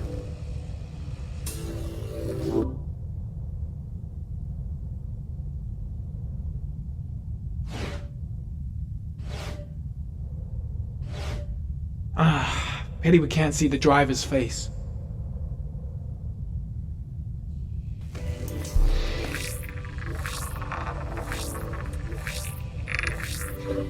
The car was stolen.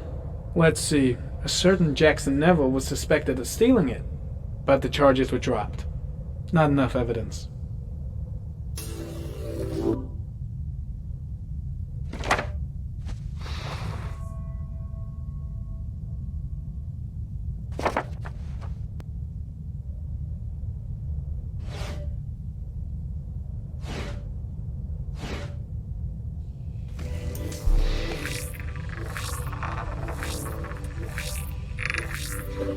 Jackson Neville, aka Mad Jack, involved in several cases of buying and selling stolen vehicles. Considered to be very dangerous. This guy might have provided the killer with a car. It's a pretty slim lead, but it's all I have right now.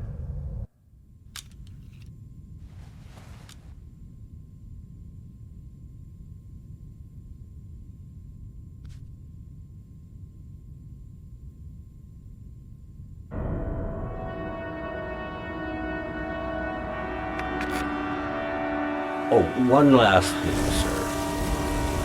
You should be careful not to overindulge in you know what. It can be dangerous. Very dangerous. Shit, it's coming. Trypticane. The tube is on the bedside table. All I need is to take some, and the pain will go away. I should resist. This is gonna kill me. I know I can resist. I just need to stay in control and do something until it goes away.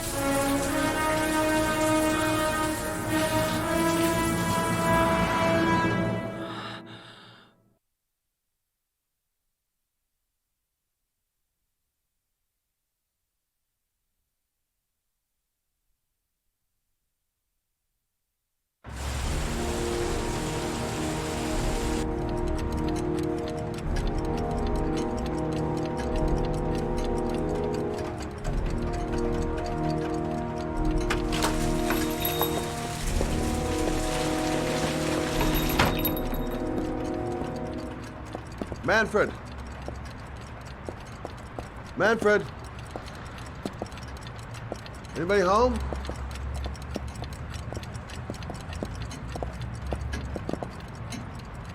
Hi there, Manfred. Who is it? Scott. Scott Shelby. Do you remember me? Scott? This is Scott! Oh, yes, of course. Well, good to see you. How long has it been? Oh, about 10 years, I guess. Oh, at my age, time means nothing anymore. I repair clocks, but I try to forget about time. Well, how about you? Are you still with the police? Oh, no, I quit. I'm a private investigator now. This is Lauren. She's a friend. Hello. Oh, hello, young lady. Well, this calls for a celebration. I'm just the thing. Wait there. I'm sure I saw a bottle of scotch around here somewhere.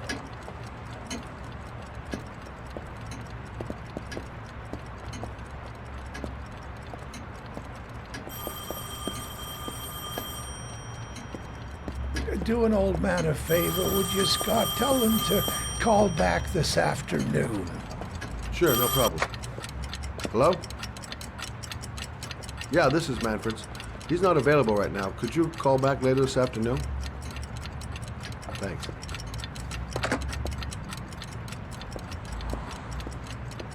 Nice to see Manfred again. Just like old times. Well, to old friends.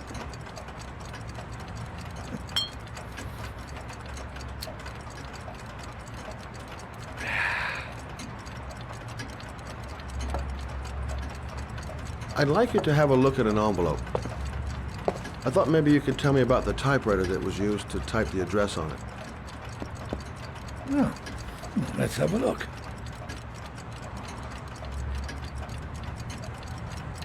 Now, could you pass me the magnifying glass from behind the counter, Oh, sure, please? I'll get it.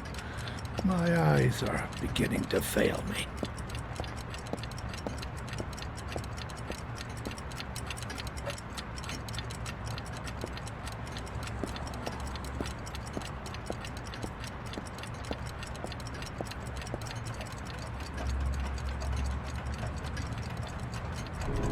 Thanks.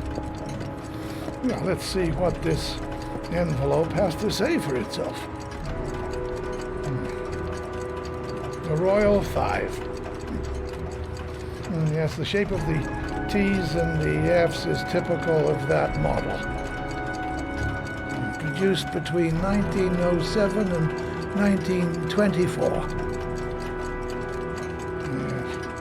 Yes. No doubt about it. It's a Royal 5.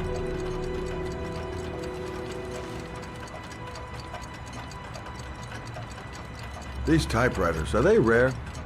No, they're fairly common. I'd say many folks have one gathering dust in an attic or in their cellar. Do you keep a record of all your clients? Oh, yes, indeed. At least the ones who pay. Any chance I could get a peek at that? Yes, of course. I keep my account books in the office. If you're not in a hurry, I have a list of all the clients who ever bought a Royal 5 or had one repaired. Yeah, that would really help us out. Delighted to help. Give me 2 minutes, and I'll be right back with the list.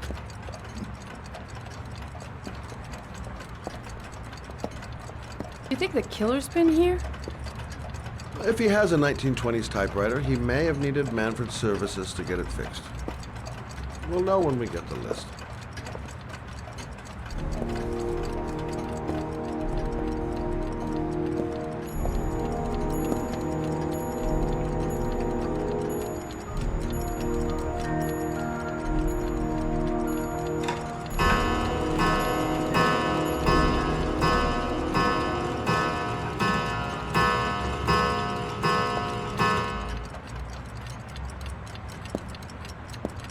Lauren thinks she's about to find the killer. I'm afraid she's going to be disappointed. The killer's name might be in Manfred's papers. Been a while since Manfred went into his office. I should take a look. Been a while since Manfred went into his office. I should take a look. Hello? Manfred! Hello? Your call is lodged, sir. A police car will be there in a few minutes. I need to know who you are, sir. Sir? Hello?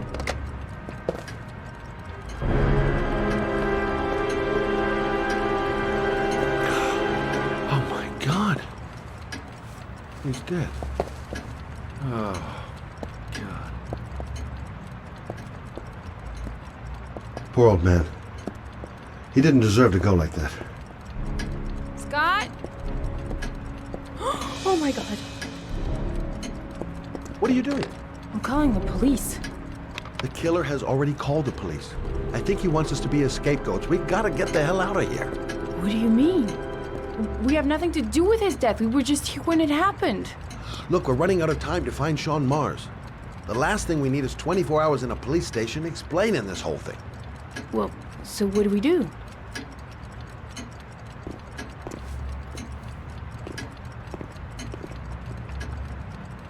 Watch the front door. I'll get rid of our fingerprints from everything we touched since we came in. You better work fast. The police are going to be here any minute.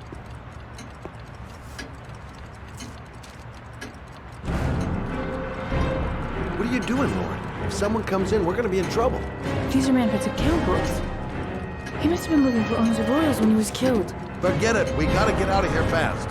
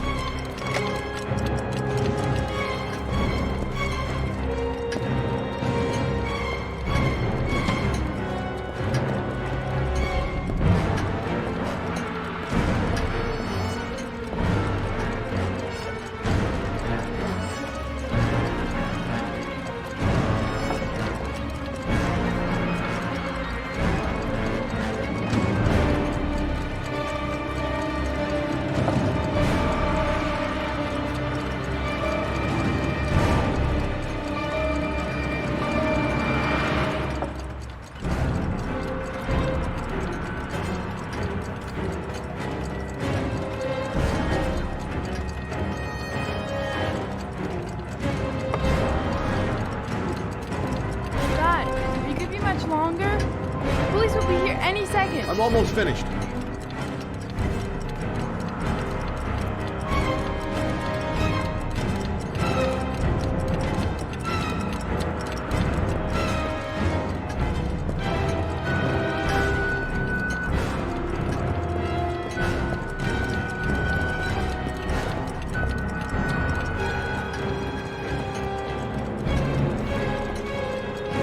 Quick. Gotta find everything Lauren and I touched since we came in here.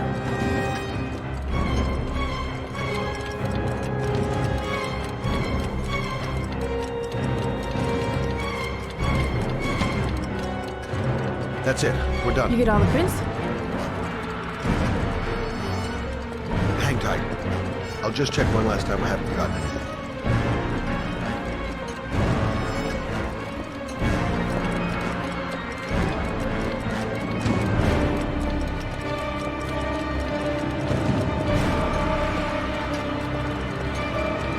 That's it.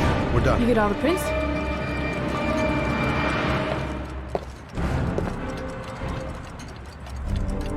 I got what I got. It should be enough to prevent them from finding us. Come on, let's go.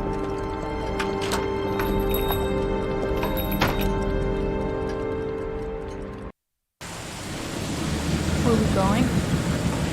I'm taking you home. This is getting way too dangerous. No way. We're partners, remember? We had a deal. Listen, Lauren, I know you want to find the killer, but you're not helping me by putting yourself in danger. I'm not a child. I know what I have to do. I've got to find my son's killer. You're not going to stop me.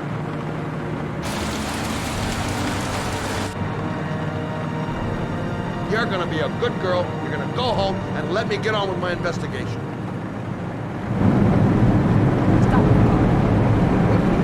Stop the fucking car!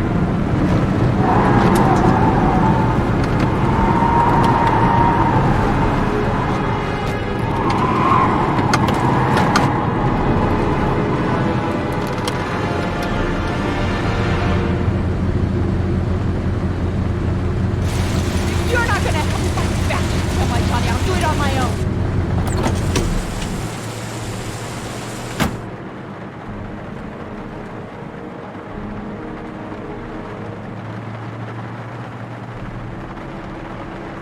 Such an idiot. I better catch up with her. Crap, I have no choice. I guess I'm doing this to protect her.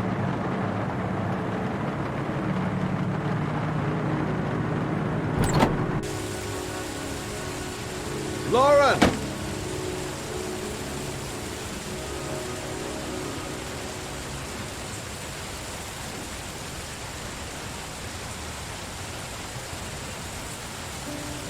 I miss him.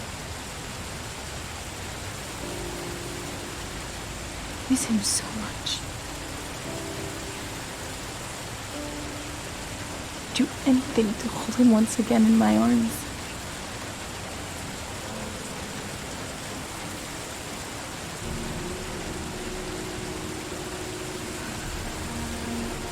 I'm sorry. I shouldn't have talked to you like that. It's just that I wouldn't want to see you get hurt.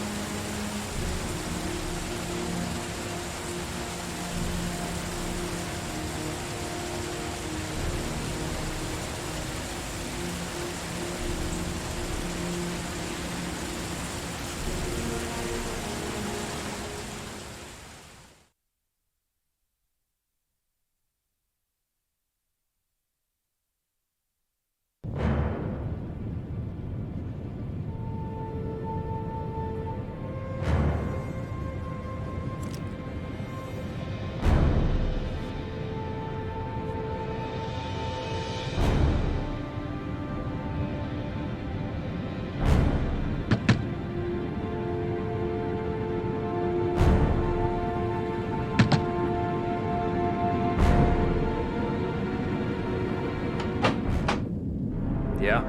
What do you want? Oh, fuck it. I said 1,000 times. Hey! Take it easy, man, huh? Keep cool. What do you want? Dope? Money? Tell me what you need. Sure we can make a deal, huh? Gosh! I'm gonna blow your brains out, you son of a bitch! You think you can come into my house and steal my dope? You'll be shooting up in hell, motherfucker! Stop! Fuck! Move in! No way! You asshole!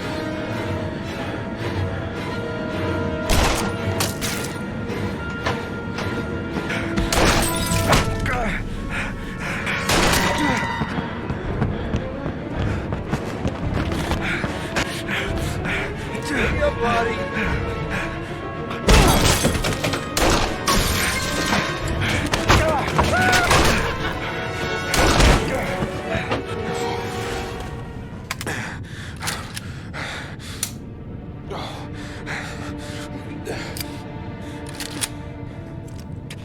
Hold it, man. I give you whatever you want. Got dope? Got cash? You want some dope? Please. Please don't kill me, man. I got children. These my girls, see? This one's Sarah. And the little one, that's Cindy. Please, man. I want to see them again. Please. Please don't shoot.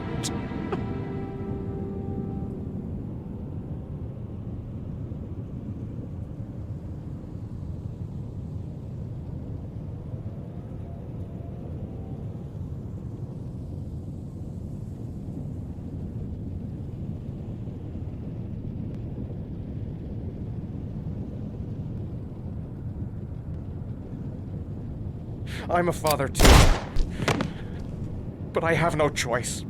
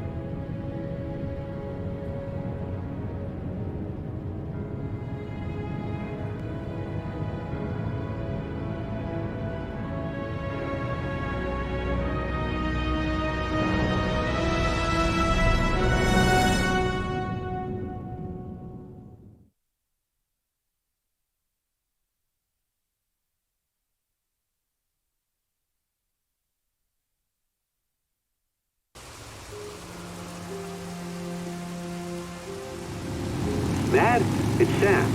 I got your information. The owner of the apartment in Marble Street is a Dr. Adrian Baker. He's a struck-off surgeon. He used to sell drugs to junkies on the quad. He made some cash and bought up some cheap-ass apartments, including the one in Marble Street.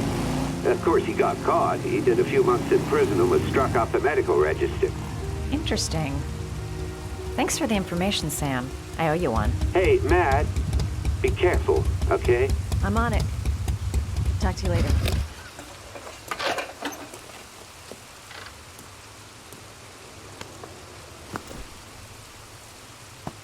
The owner of the apartment where Ethan cut off his finger lives here. It's not much of a lead, but it's all I've got.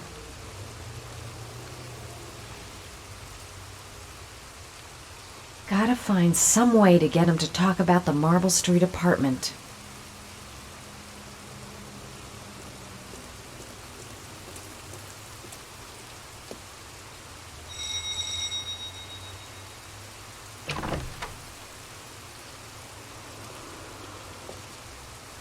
Hi. I was told that you could get Bitropin without a prescription. Sorry, you were misinformed. Goodbye. Hold on. I really need your help here. I can pay. Well, why didn't you say so? Please come in.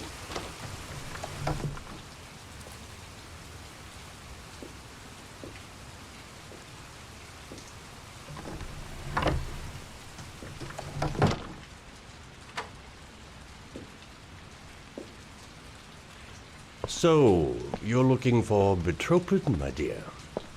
Are you having trouble sleeping? How much do you need?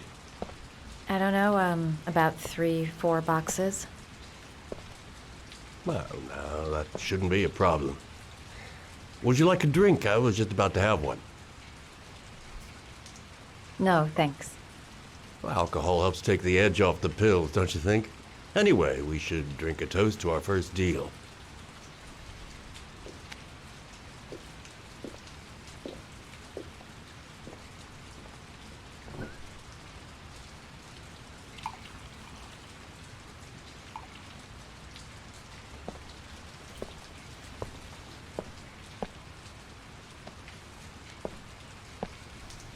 I haven't seen you around here before. Who told you about me?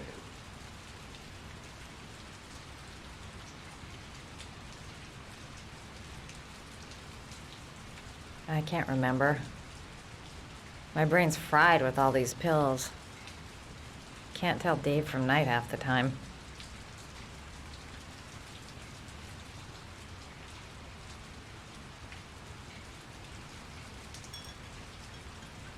Can you get other types of medicine? Everything has a price, my dear. What about you? Do you have a price? Forget it. I'm not for sale.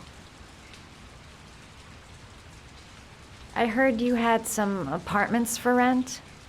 I'm looking. Sorry, darling. Those are all booked up. Shame. I was looking for something around Marble Street.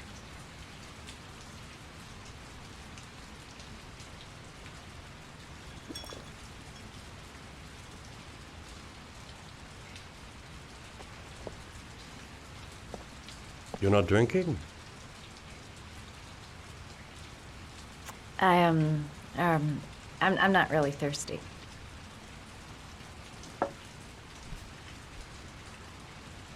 I'll get your prescription. Won't be a moment. Wait here.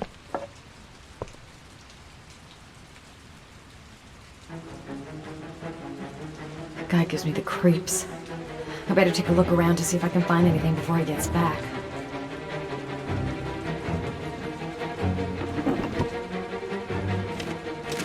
Doc seems to be interested in property, amongst other things.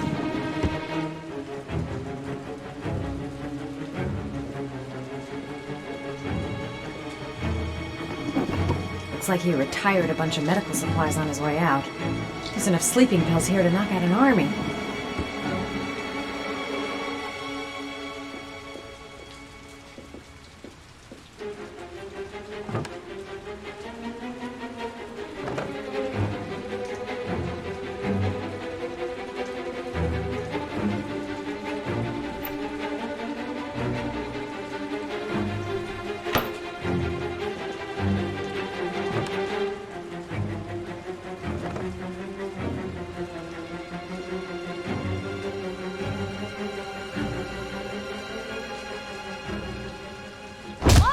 Nosy little ferret.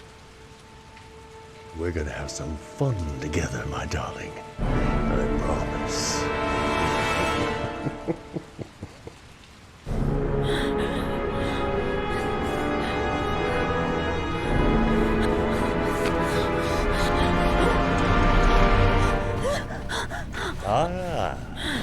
Say hello to Matthew.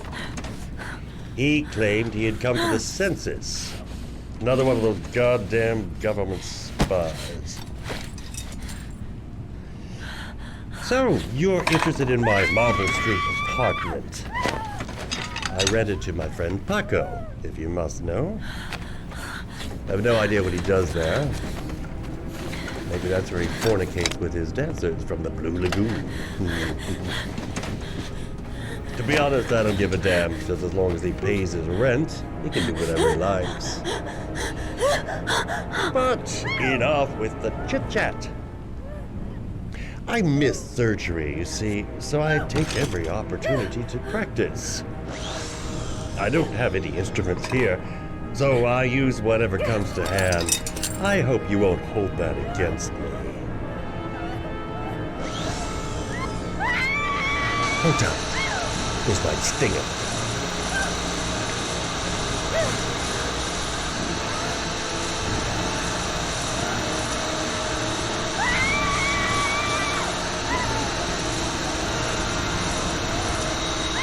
Have you ever noticed, as soon as you start to do a little housework, someone always comes calling?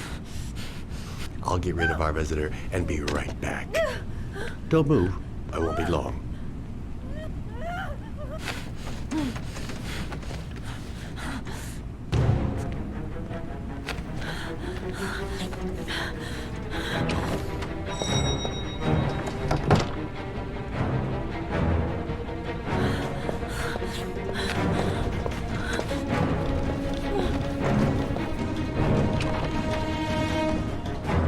Hello, sir. I've come to bring you the word of the Lord in the form of these magnificent Bibles, which I will gladly leave with you in return for a contribution of only $5. No thanks, I'm not. Come now, brother. I cannot believe the word of the Lord is of no interest to you. We, his humble flock, should walk in his steps, for St. John has said. Thanks.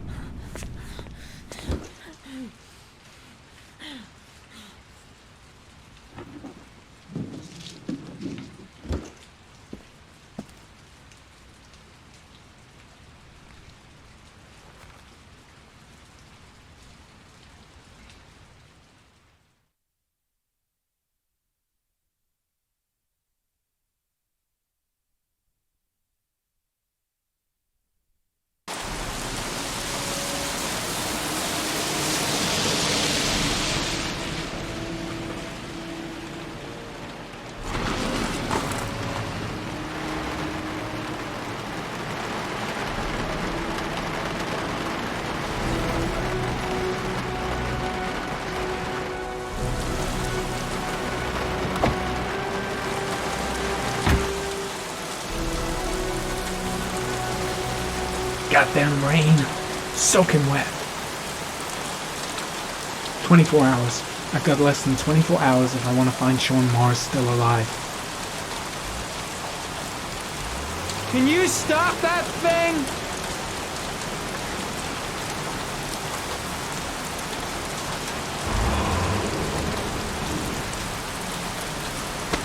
Norman Jaden, FBI. Can we talk for a minute? I'm listening. Can we go inside?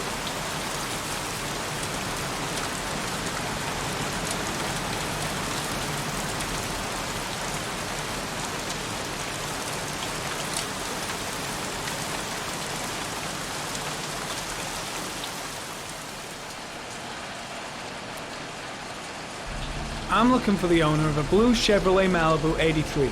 I don't give a damn how the car got here, whether you stole it or not. I just want to know who bought it from me. Sorry, ma'am. Don't ring a bell. I got a real bad memory for names. Perhaps I can help you to remember.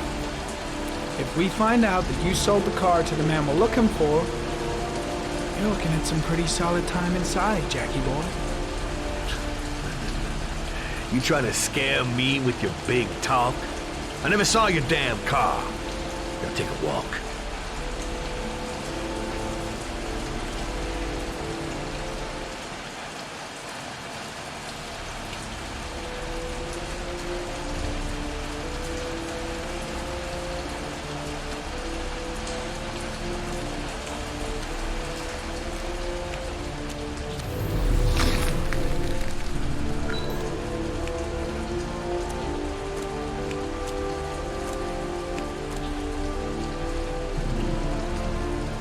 Fingerprints. Probably Mad Jack's.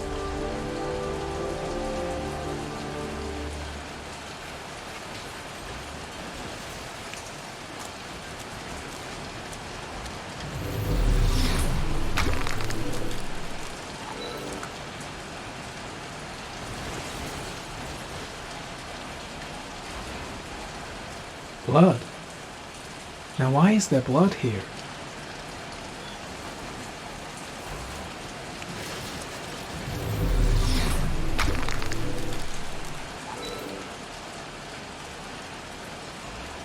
The blood tracks lead to the acid bath.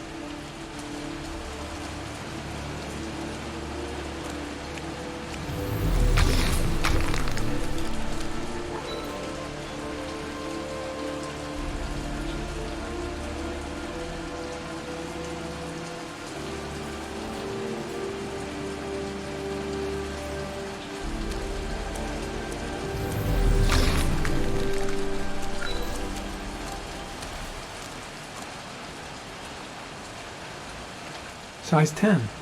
Most likely a visitor.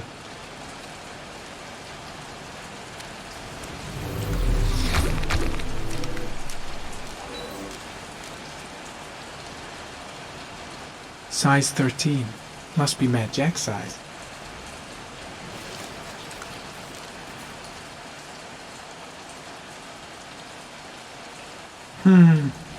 Not the car I'm looking for.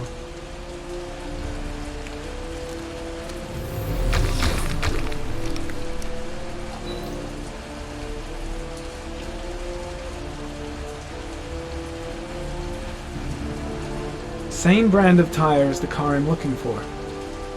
Has the killer's car been here?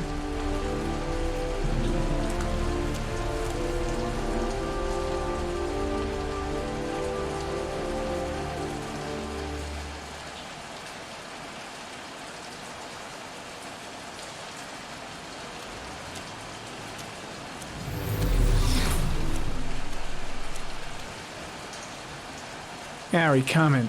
Traces of orchid pollen in the air inside the garage.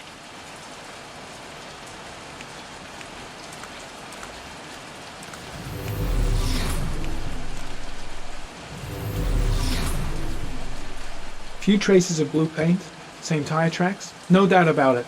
The killer's car was here.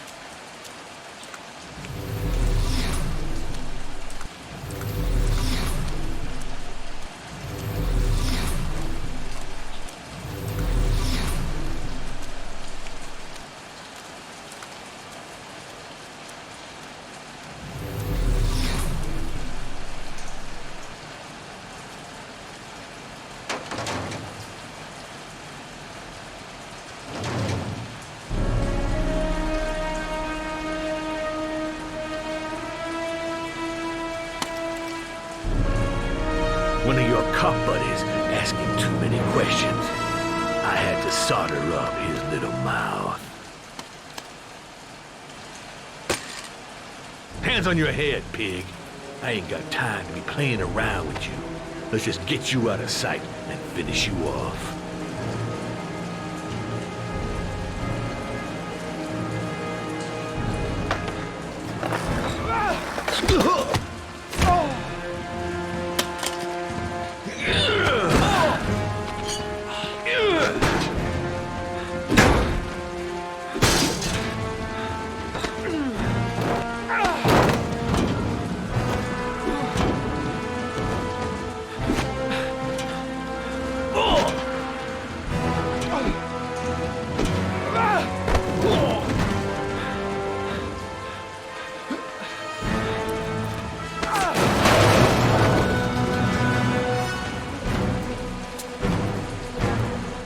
Enough fucking around. You're gonna tell me about the man with the blue car. Go fuck yourself in the ass.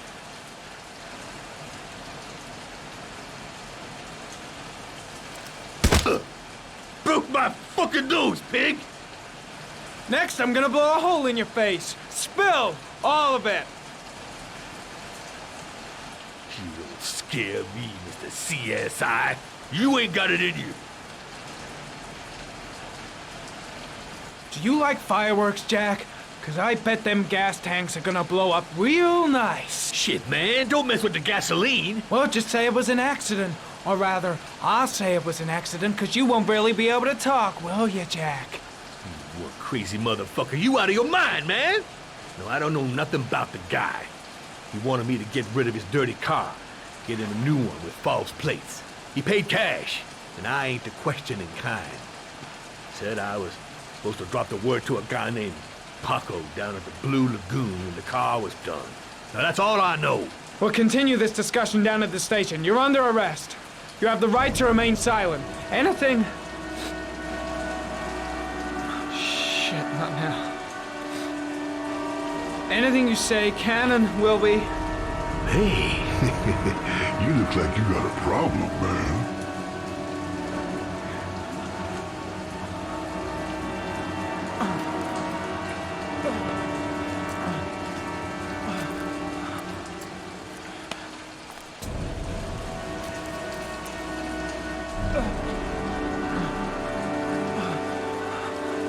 Turn around.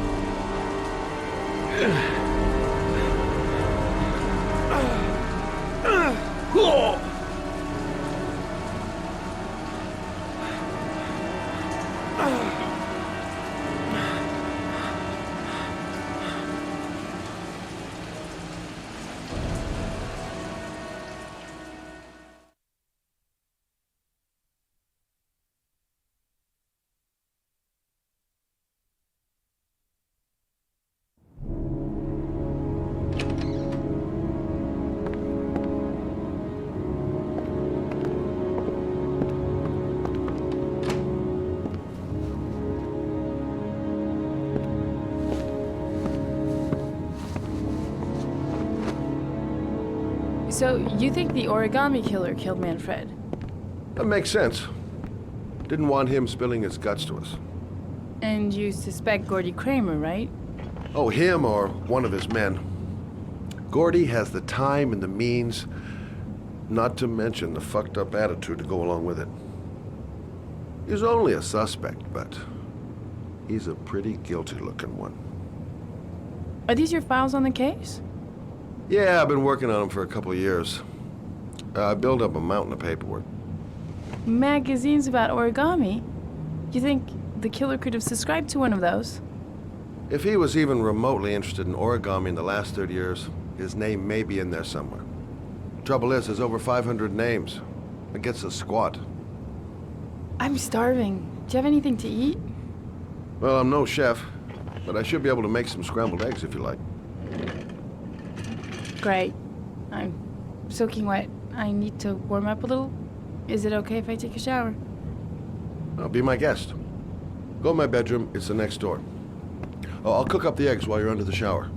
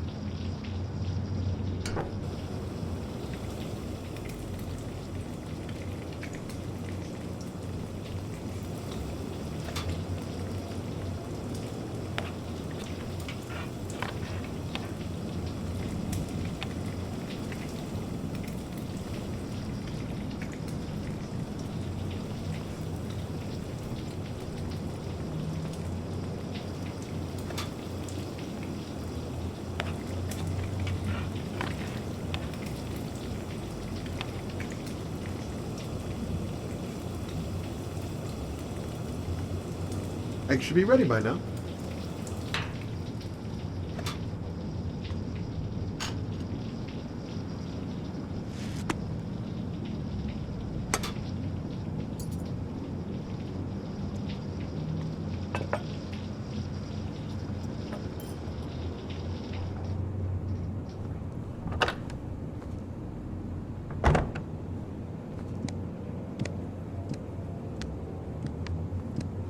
I took the liberty of borrowing your bathrobe. Looks better on you. Hey, that almost looks good enough to eat. What's that? The notebook I took from Manfred's place. According to this, about 30 clients bought spare parts for Royal machines in the last 10 years. The killer may be one of them. Oh, you know, checking out the alibi of 30 clients one by one, that's a lot of legwork. Except that if we cross-check them with the list. The list of subscribers to Origami magazines. You still got that, right? Yeah, of course. Lauren, wait.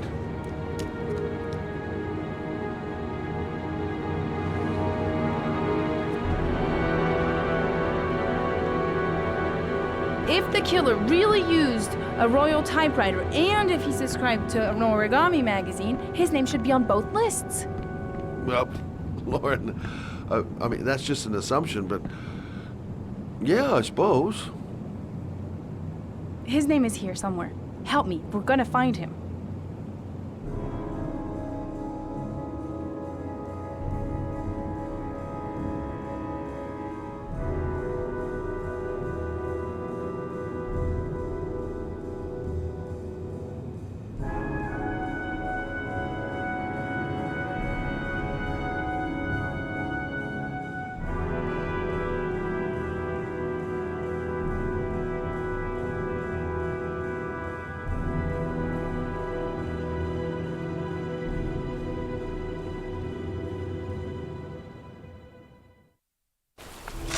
The only guy whose name was on both lists died when he was 10.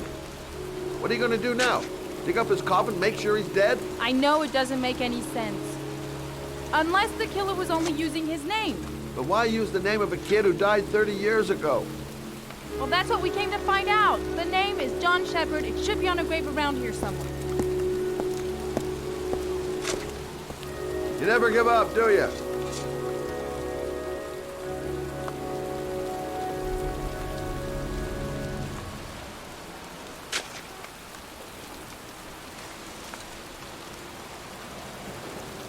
She's convinced she's onto something. And here's me, thinking we're wasting our friggin' time in this friggin' cemetery. Time to look for John Shepard's grave.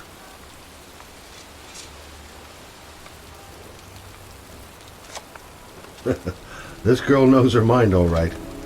No point in trying to reason with her.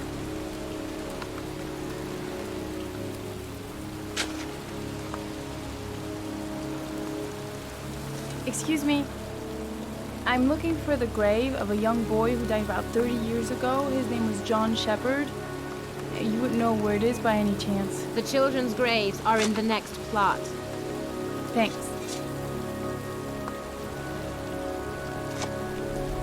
It's cold. It's raining. I'm standing outside getting soaked. Oh, how I love my job. Excuse me. I'm looking for the grave of a boy named John Shepard. Straight ahead, a little further on. Thanks.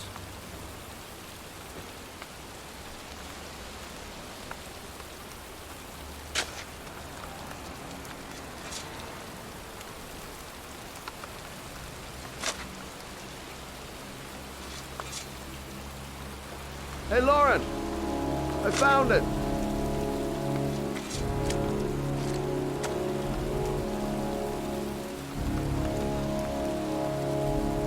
Origami figures. That's one hell of a coincidence.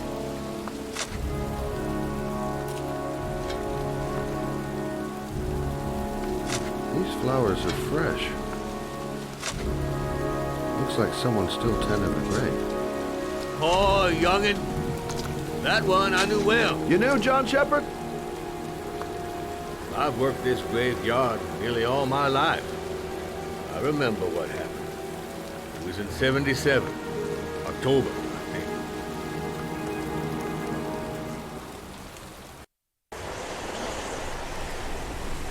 Yeah, good for nothing hoodlum. Get the hell out of here!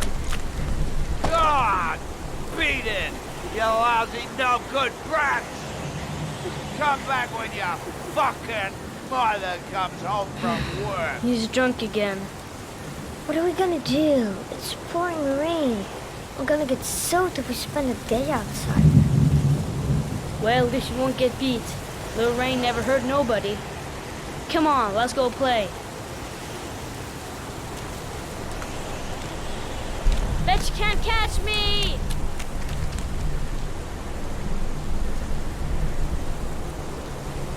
Being out in the rain is nothing compared to being in when he's like that.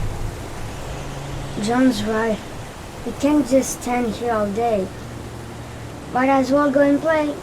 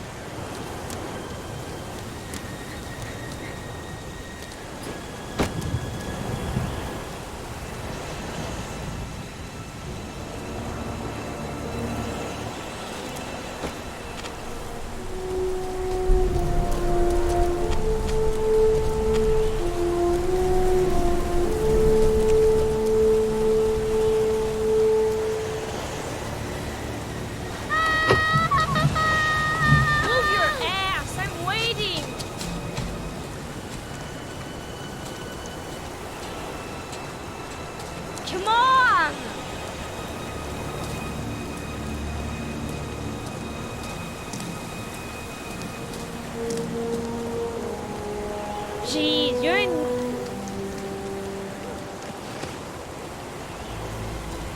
Bet you can't do that.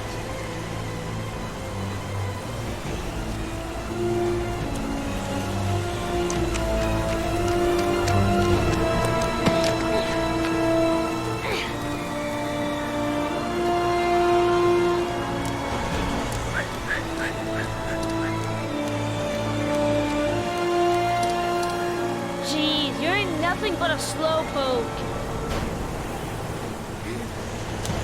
Come on, loser.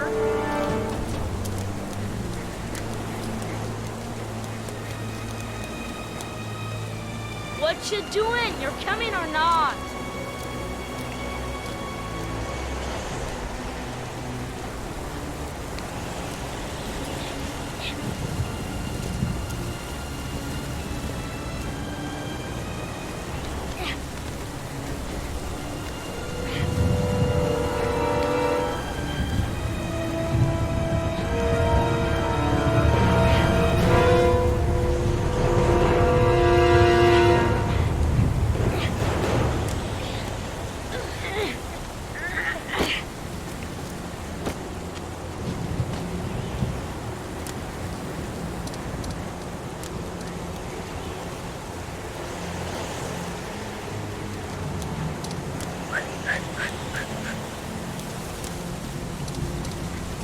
Yippee-ki-yay!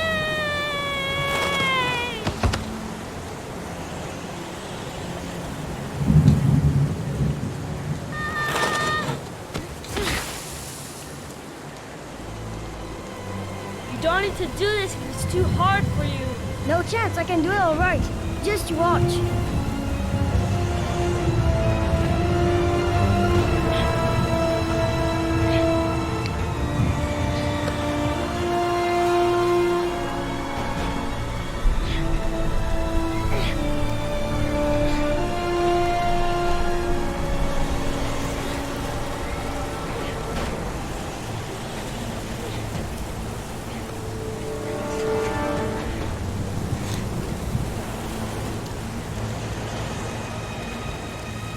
wait for me. Get a move on.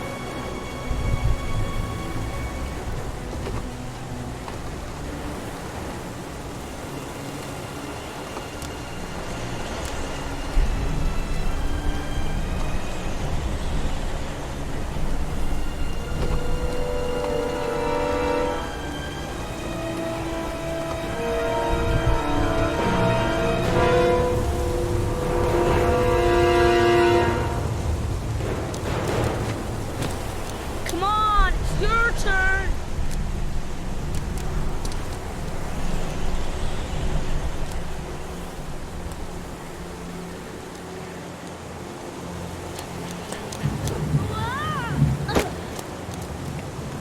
It's time to jump up death.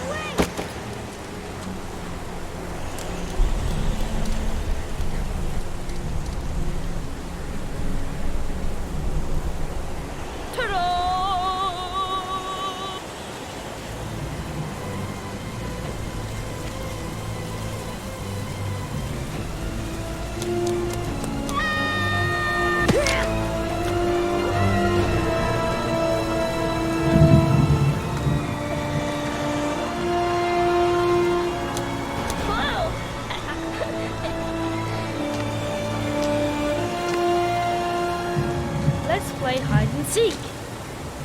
You go and count to 20 and try to find me, okay? 1, 2, 3, 4, 5, 6, 7, 11, 15, 19, 20.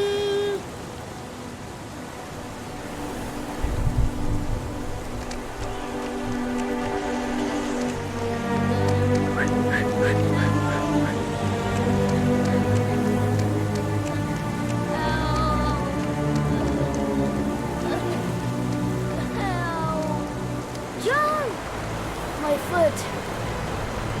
My foot is stuck. Grab on. I'll put it over there.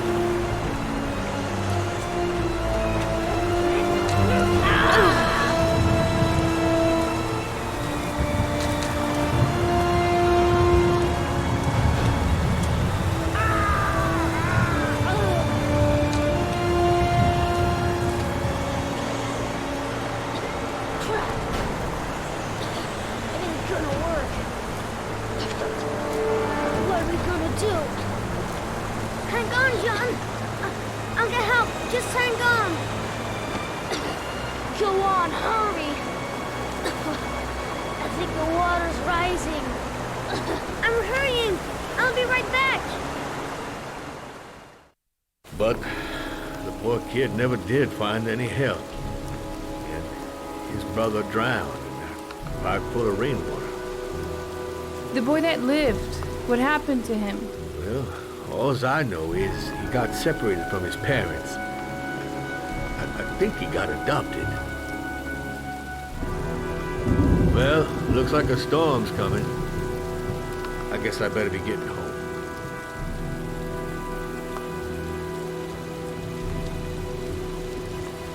Christ, what a horrible story. John Shepherd drowned in the rain while holding his brother's hand. Do you think he could be the origami killer? Come on, let's get back in the car.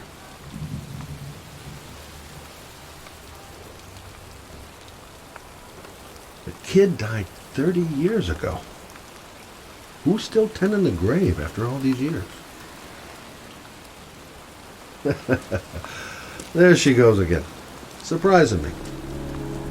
I don't usually like surprises.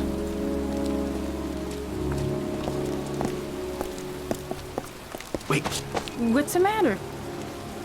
that man over there. Yeah?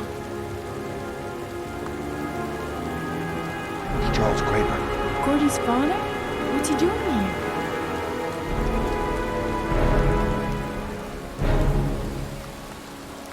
He's putting flowers on John Shepherd's grave.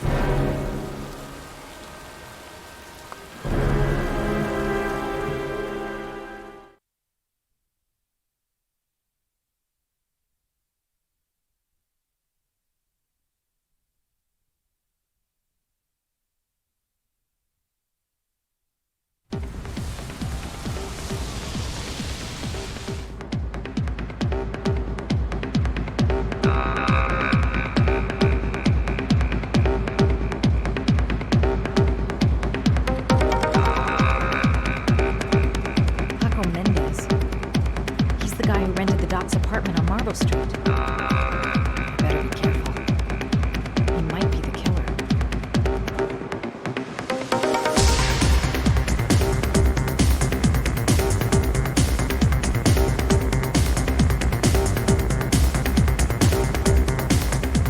I'm looking for Paco Mendez. Do you know where he is? He's at his table over there. Does he know you? Not yet, but I have to talk to him. That's not possible. Mr. Mendez has asked not to be disturbed.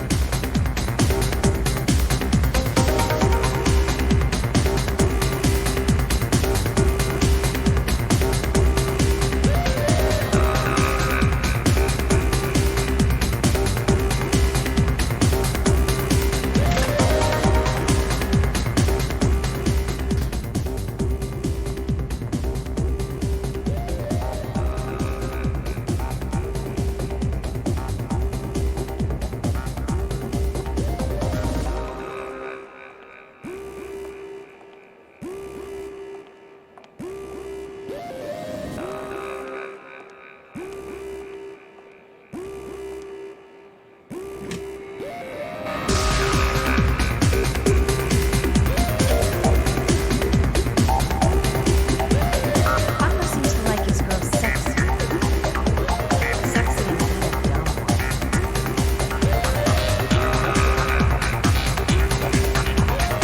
Of course. The restroom. It's private, girls only. It's that big red cube near the entrance.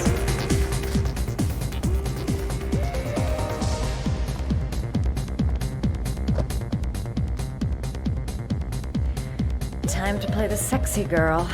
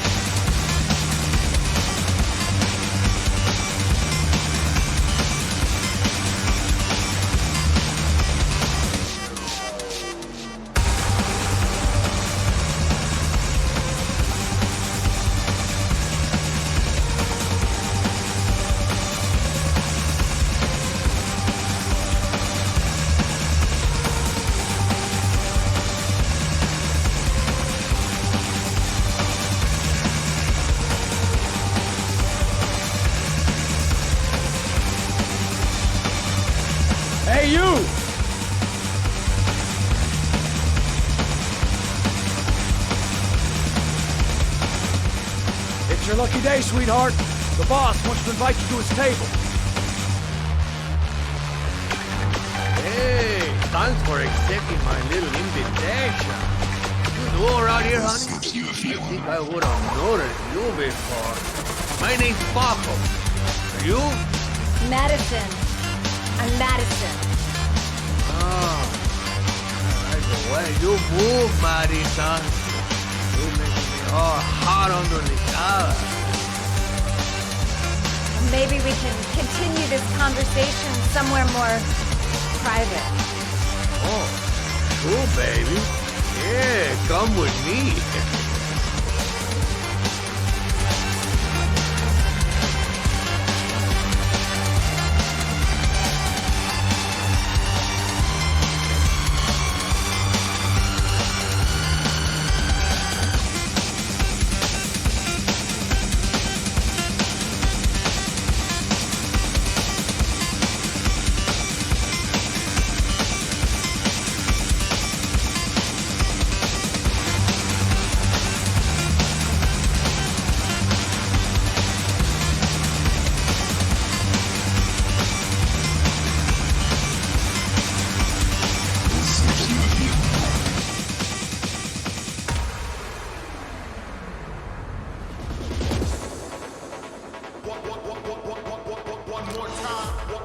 I go in, and they can talk to the gun, and I get out of there before I get into big trouble. Everything's gonna be alright. Everything is going to be alright. So, welcome to my little kingdom.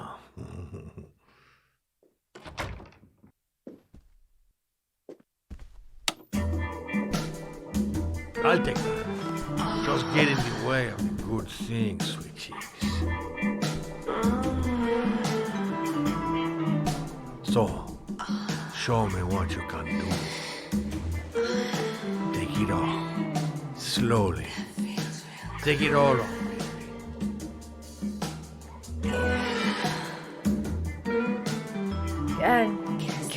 Could we just talk first? No, we don't need any more talking, baby. I all talked out. Now, show me what you can do.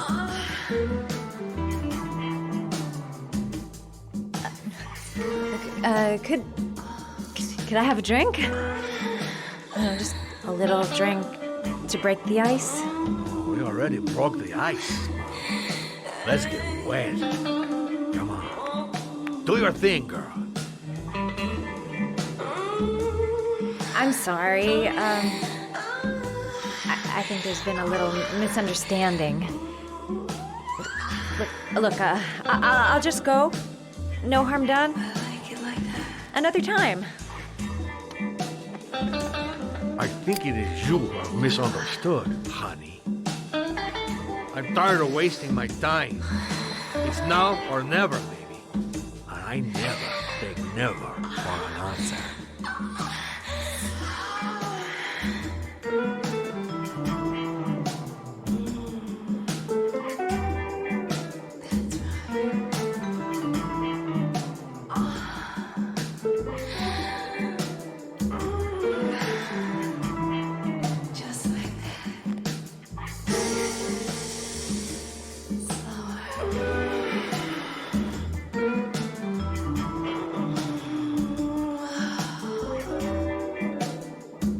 Think of something. There's got to be some way out of here. The lamp.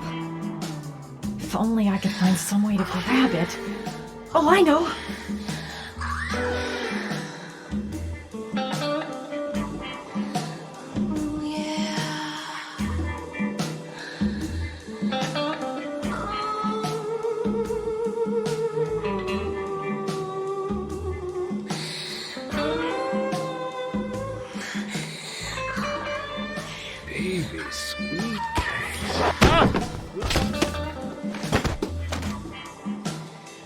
That's what I call kicking butt. You go, girl.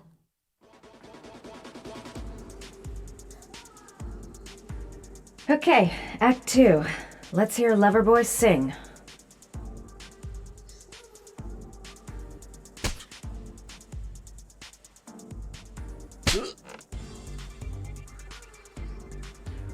Ah!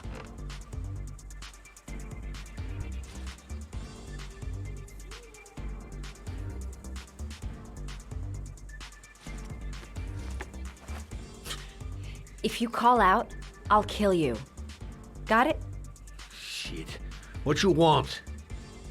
You rent an apartment on Marble Street. I want to know why. An apartment? I don't know what you're talking about. Ugh! You fucking bitch! I'm gonna kill you! You haven't got the balls, lady. But you're gonna know balls when I catch up with you. Boss? Is everything all right?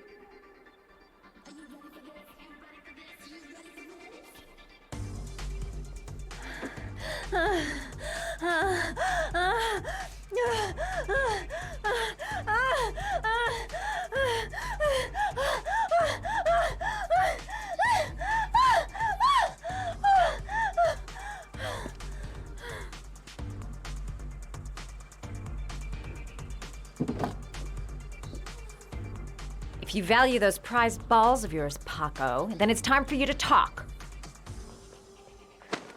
Oh! Ah! What you doing? Stop it! Stop it! I'm only getting started. How about some more? I never set foot in that apartment. I gave the keys to some guy. He said he needed a place. He had money. What was that guy's name? I don't know his name. I swear. Ah! Ah! Ah! Shepard. His name is John Shepard. That's all I know. I swear it. Ugh.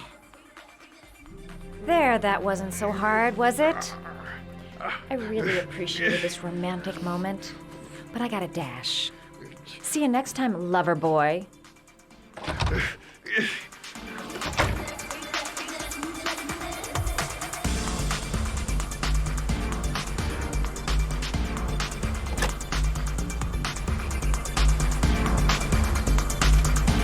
Time to get out of here. I've got a massive headache.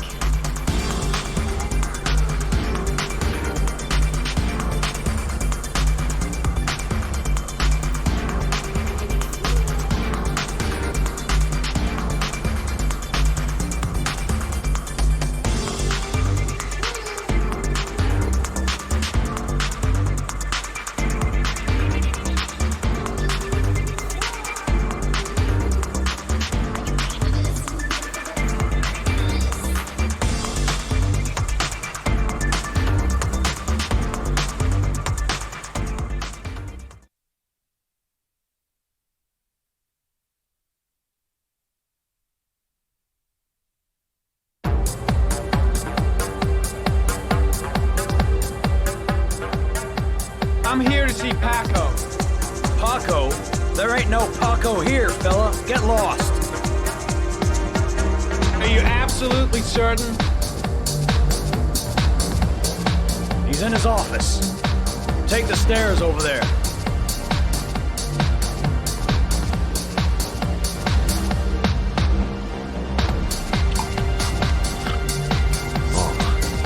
You. Scared. I didn't hear you come in. A crazy bitch came around here asking questions about the apartment on Marble Street. I don't know what you're doing down there, and I don't want to know. But whatever that shit is, it's beginning to draw attention. Look, I know you kept me out of prison, but that fucking bitch nearly killed me. Everything you ask. I think my debt to you is paid. Don't fuck around, man.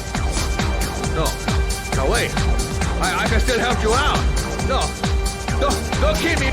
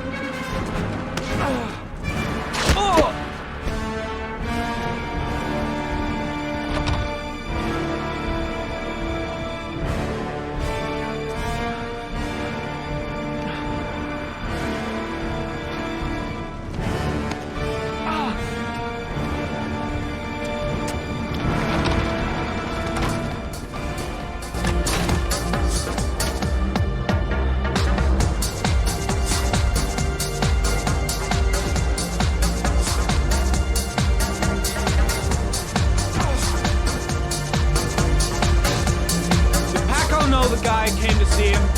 Sorry, I don't speak cop.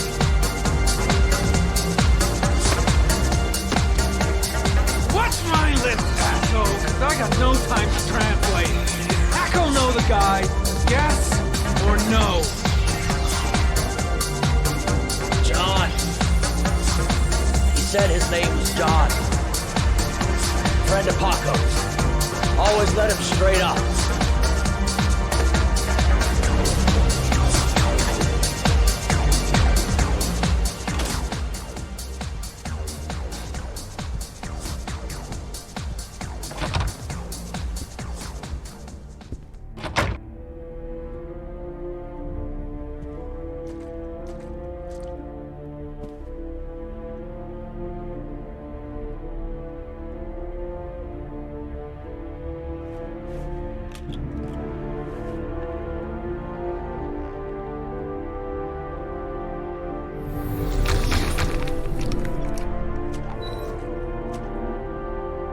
Madison Page?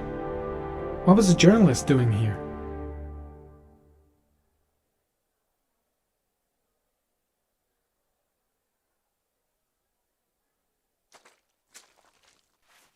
Orchid pheromones.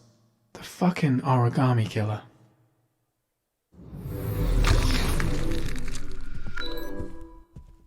The killer was looking for something.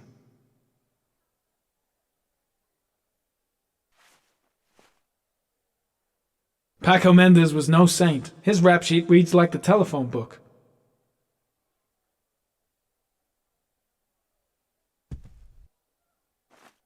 A bullet right between the eyes.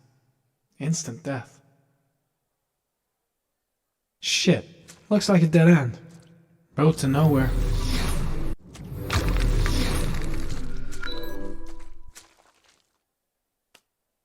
Madison Page?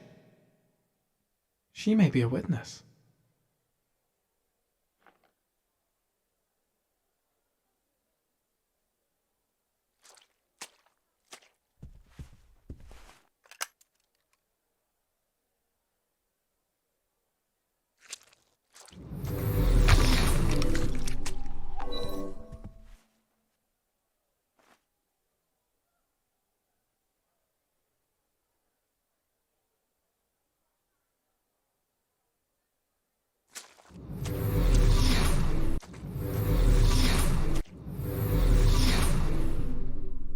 The suspect dead. Someone tries to kill me. On the right track, do you think? His coat pocket. I tore it off during the fight. 2 receipts from the same gas station. Interesting.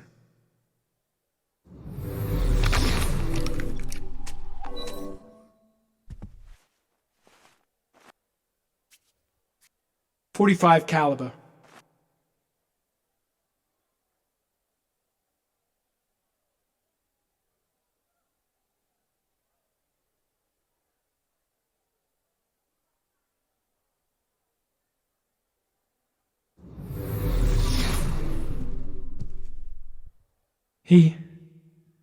He could have killed me.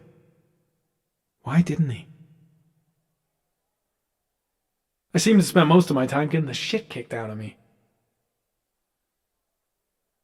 Gotta go. Need to think about all this.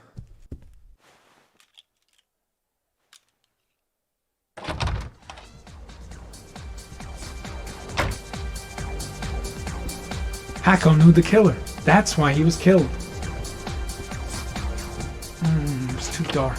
It all happened so fast. Didn't have time to see his face.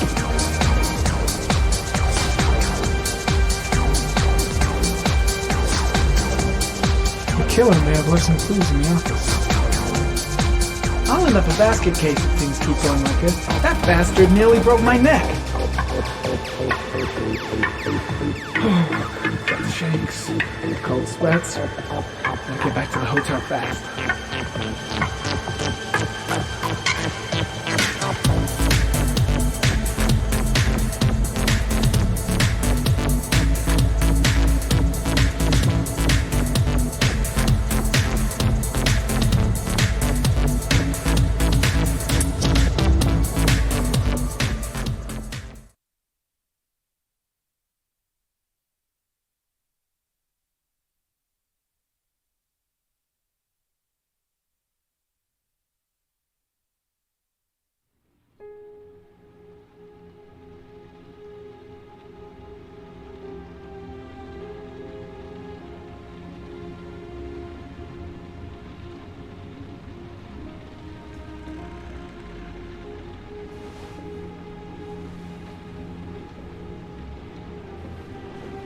Ethan, are you all right?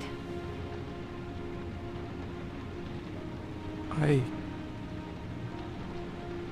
killed a man. I had no choice. I had no choice. You're not the origami killer, Ethan. You're not responsible for those murders. I can prove it. That changes nothing. Saving Sean is all that matters now.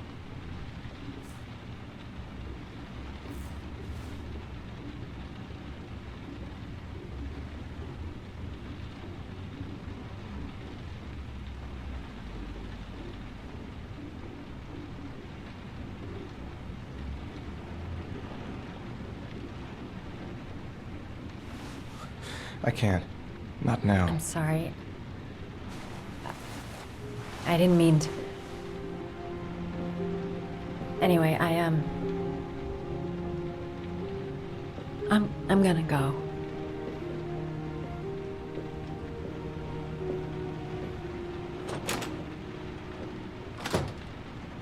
I've no more business here. I'm going home.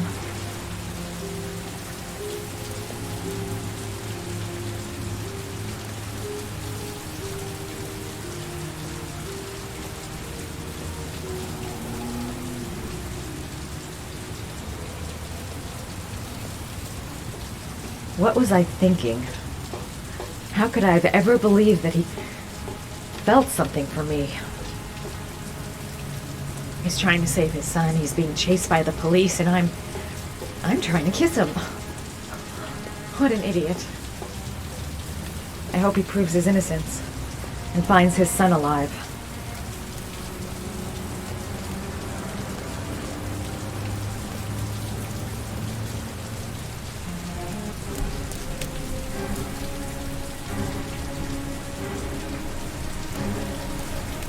Cops.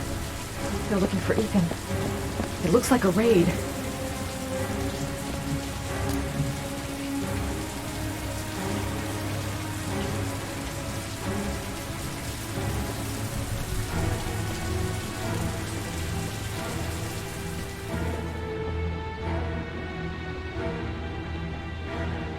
Come on, what was the damn number?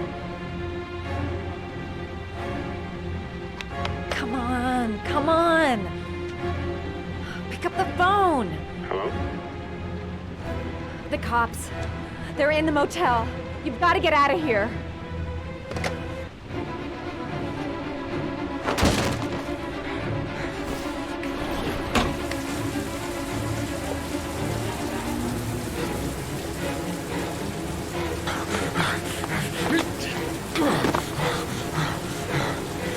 Still on the move! Get him! He's making a run for it! He's on the balcony!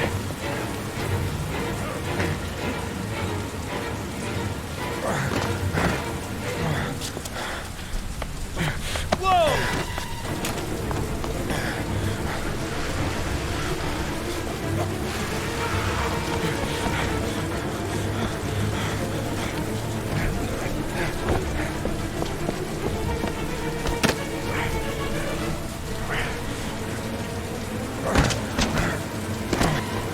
Don't move!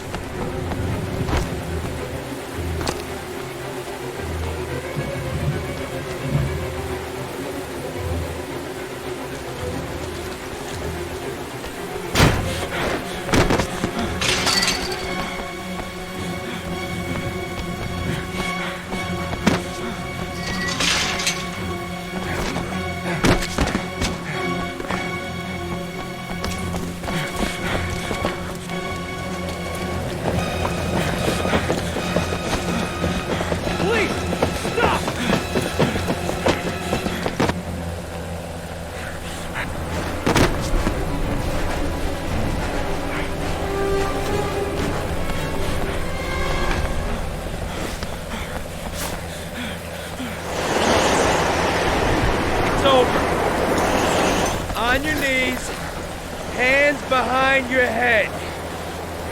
Easy, pal. Nowhere to go.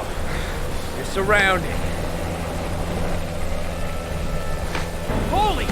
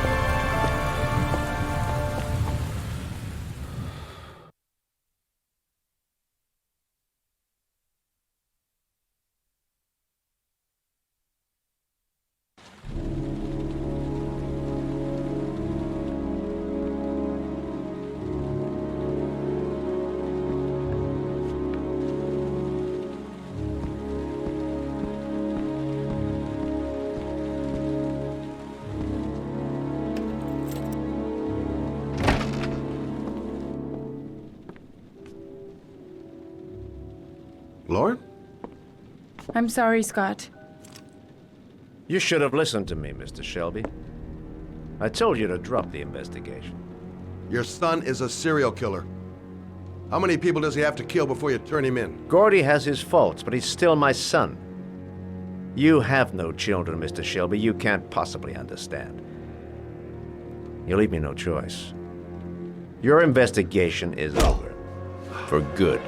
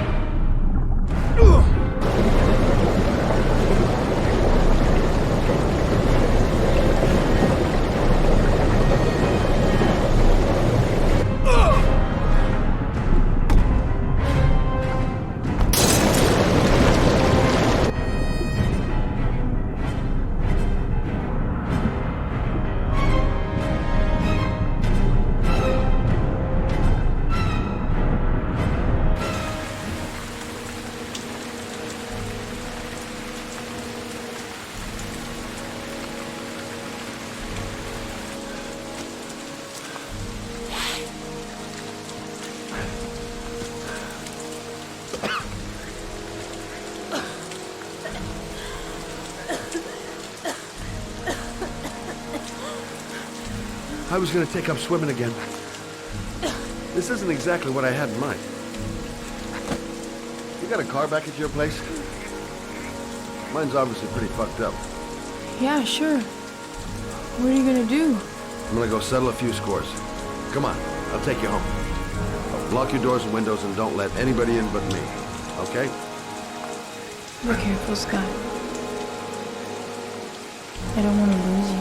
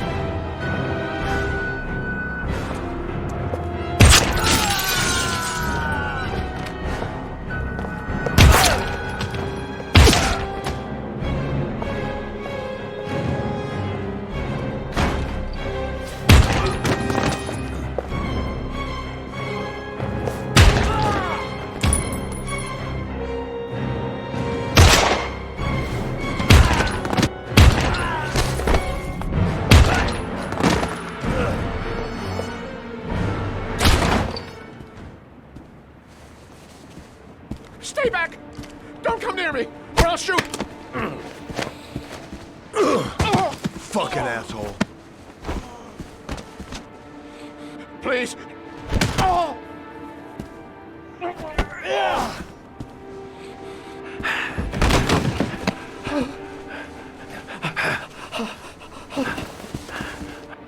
Your idiot son killed all those kids, didn't he? He's the origami killer.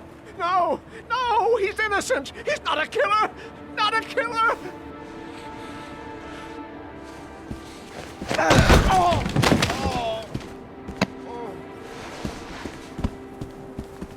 You're a fucking liar. Now tell me the truth. No! No, please! Don't hurt me! Last chance. I don't know. I swear! I don't know anything! Oh! Stop! Stop! I beg you. I'll tell you. I'll tell you everything.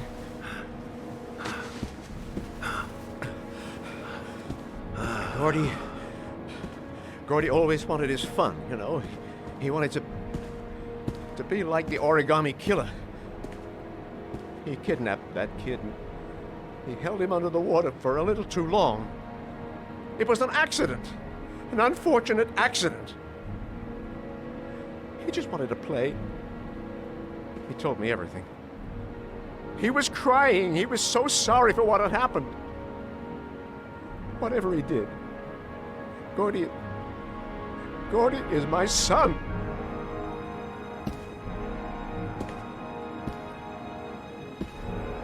No one will miss him. What? That boy, Gordy killed. No one will miss him. Just street trash, like so many others. Oh, you disgusting pile of shit.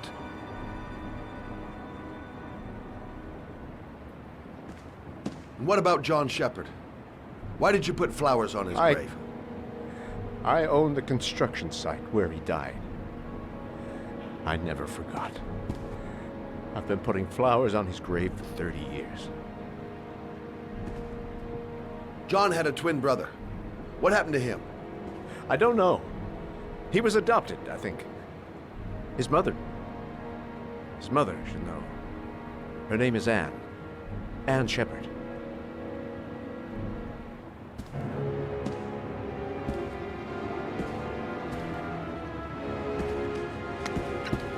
My heart! My heart! Quickly! I need my pills. In that drawer. There.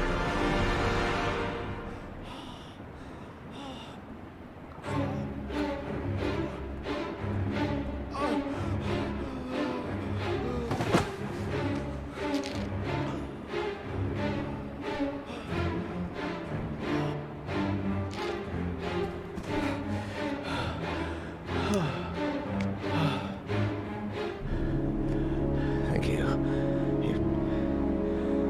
You saved my life. I already regret it.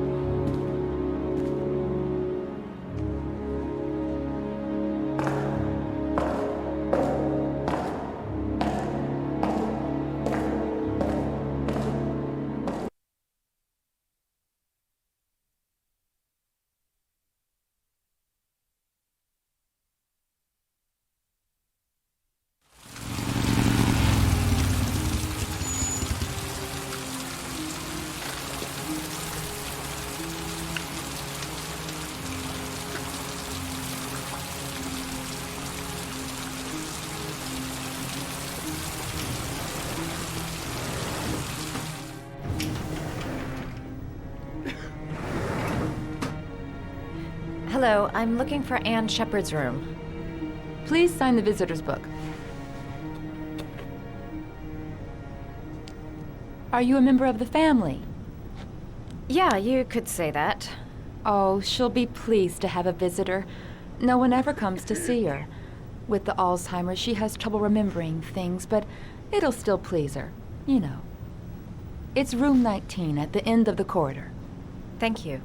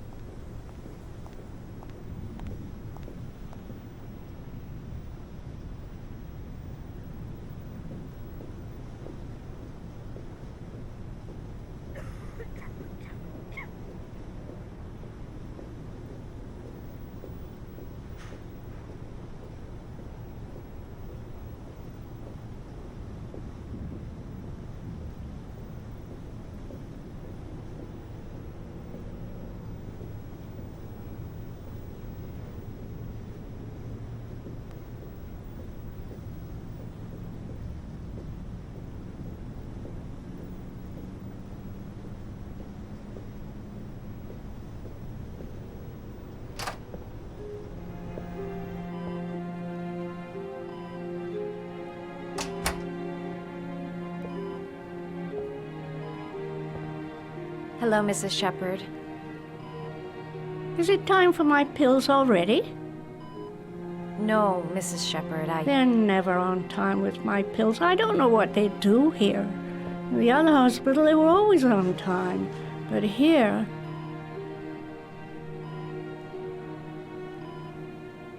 My name is Madison Page. I'm a journalist. I'd like to ask you some questions about your son. I don't like this hospital. The food isn't very good, you know.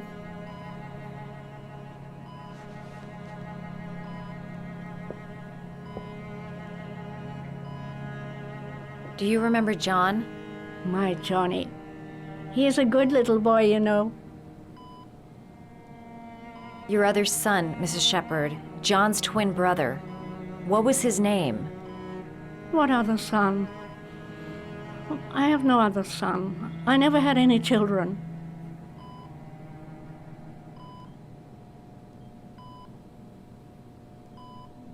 You had a son named John, and John had a twin brother. Do you have my pills? It's time for my pills. I know what happened at Carnaby Square. Do you remember? Carnaby Square. I think I used to live there a long time ago. We didn't have much money at the time, you know. We had to make do with very little.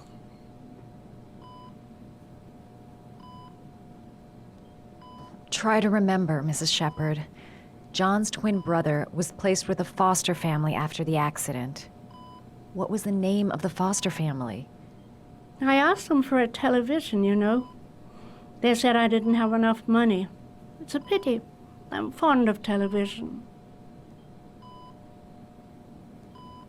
I think your son is in trouble, Mrs. Shepherd. He's done some terrible things. I need to find him. Do you understand? Terrible things you're telling me. He never came to see me, can you believe it? In 10 years, never.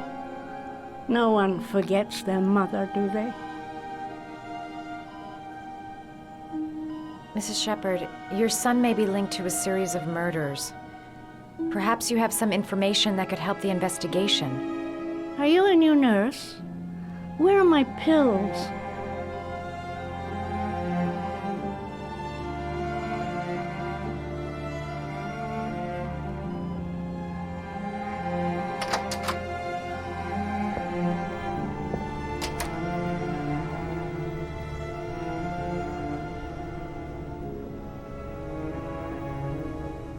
Does Mrs. Shepherd ever talk about her past? It's not all very clear to her now. Sometimes she'll remember the oddest things, though. I suppose if she sees something that reminds her of her past. Does she get many visitors? She's been here for 10 years, and you're the first. Did she ever mention her sons? Sons? Well, she often mentions John. I think he drowned. Does she ever talk about her other son? I didn't know she had another one. I've never heard her mention it. Sometimes, if you show her things, it seems to trigger a memory from her past. You might get it to remember. Thanks for the advice.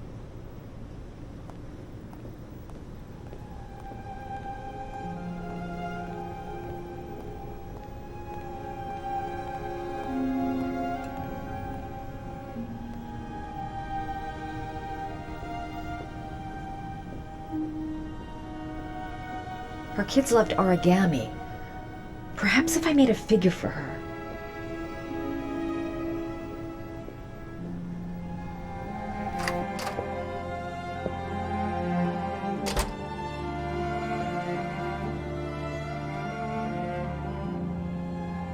What a lovely orchid. My sons loved orchids. We used to grow them in the back. When John died, I laid orchids on his grave.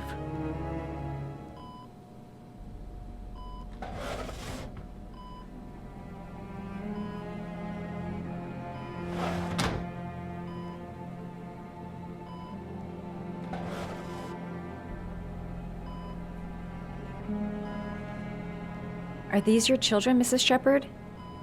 John and his brother? Is that them? They're good little boys. Their father never looked after them, always drinking. They didn't have an easy life, you know.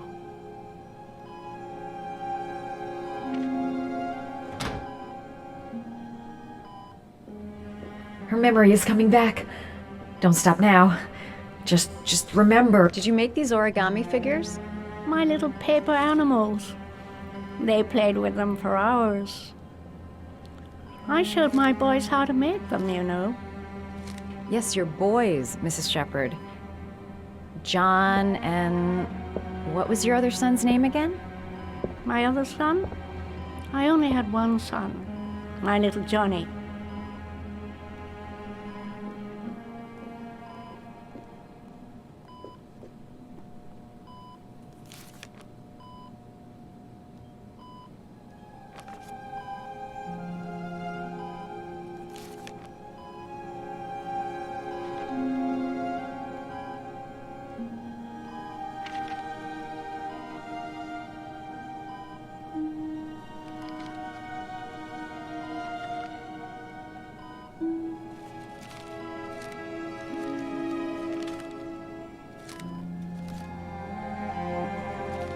Oh, you know how to do these little dogs, too. My children loved origami. I taught them how to do it. John loved the little dogs. He always wanted to call him Max. Max, Max, Max. All dogs with the same name. I was wasting my time telling him they couldn't all have the same name. But he always wanted his paper dogs Max. It's funny, isn't it? I cried when they told me. I'd already lost one of my children, and now they were taking away another one, you understand. The foster family, Mrs. Shepherd. What was the name of the foster family that adopted John's brother? They were really very nice people. I met them, you know.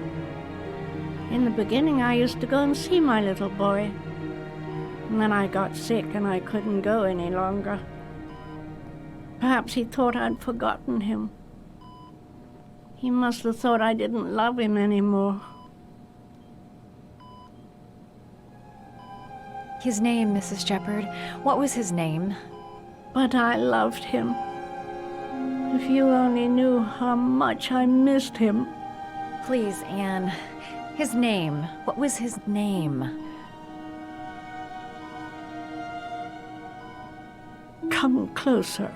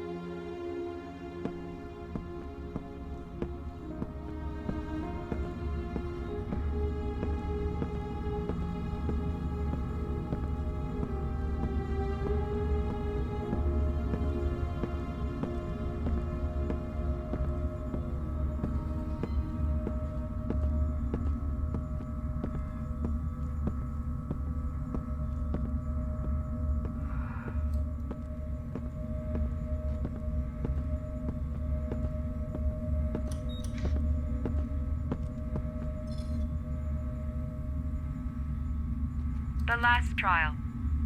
The last question. Are you prepared to give your life to save your sons? There is a deadly poison in this vial. It will kill you in exactly 60 minutes. If you drink it, you will get the last letters of the address. You will have enough time to save your son and say goodbye to him, but then you will die. You can drink the vial or decide to leave. The choice is yours. The cameras. He must be watching me. Save Sean and die. Christ. He loses his father, but at least he's alive. Maybe it's the right thing to do.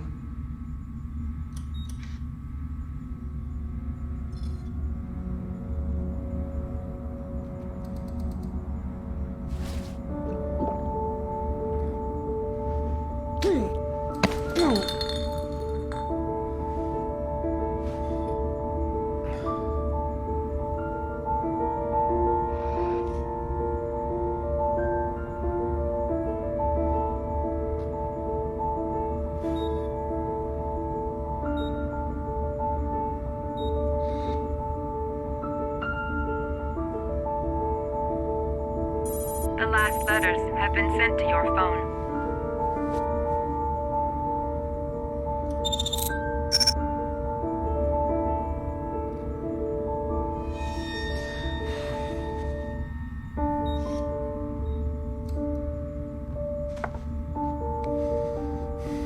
I did what I had to, Sean. Your dad's coming to save you.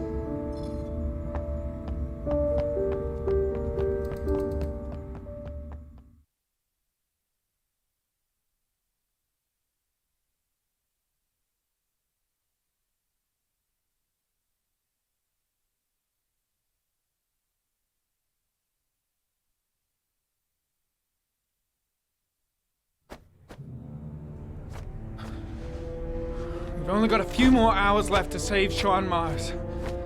There has to be a goddamn clue somewhere.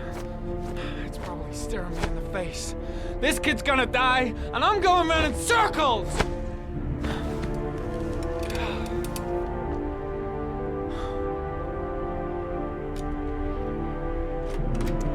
All packed up and ready to go? What are you talking about? The investigation's over. We know who did it. We no longer need your services anymore, Norman. So you can ride your files all the way back to Washington. I'd be lying if I said I was gonna miss you.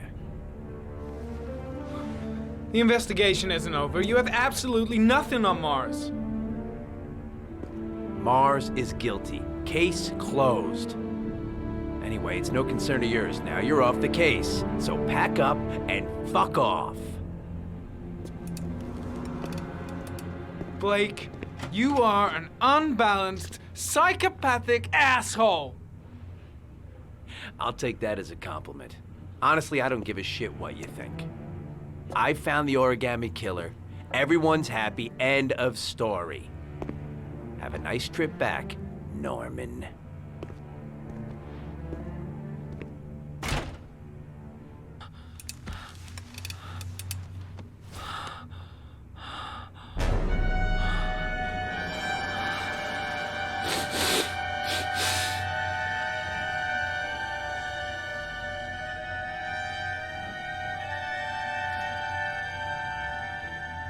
The killer's name is here. Somewhere in this data. I just have to find it. Find it before it's too late. Oh, one last thing, sir. You should be careful not to overindulge in you know what. It can be dangerous. Very dangerous. It'll end up killing you if you're not careful. That would be most unfortunate, sir.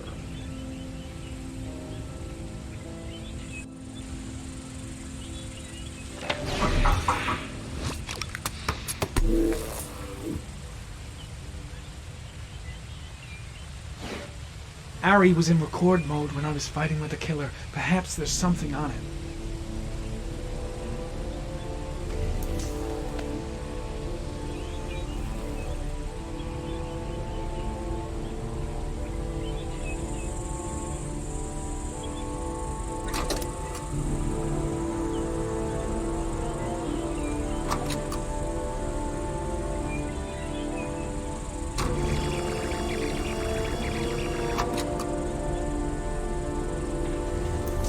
Gold watch. I'm sure I've seen this before somewhere.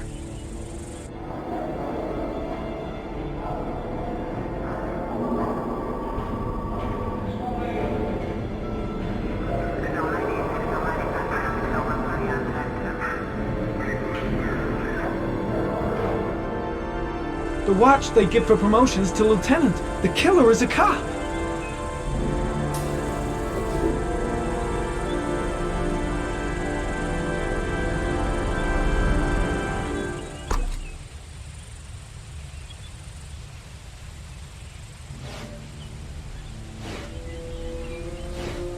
Two receipts from the same gas station.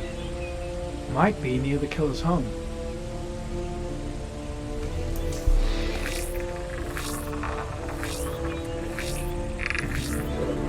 Ugh, that doesn't get us anywhere.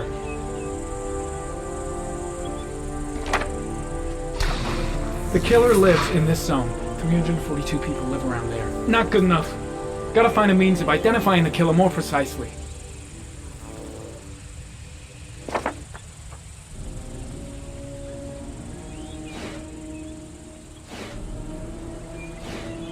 Looks like the killer is a cop.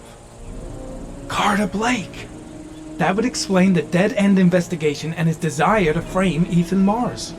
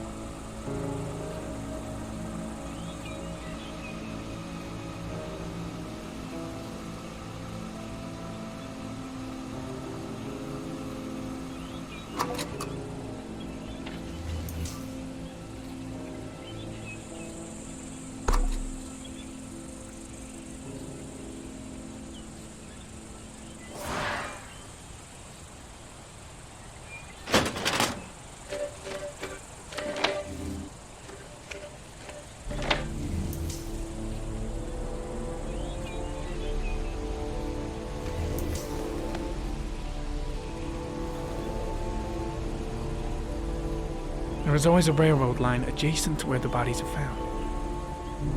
And all the victims disappeared in the fall.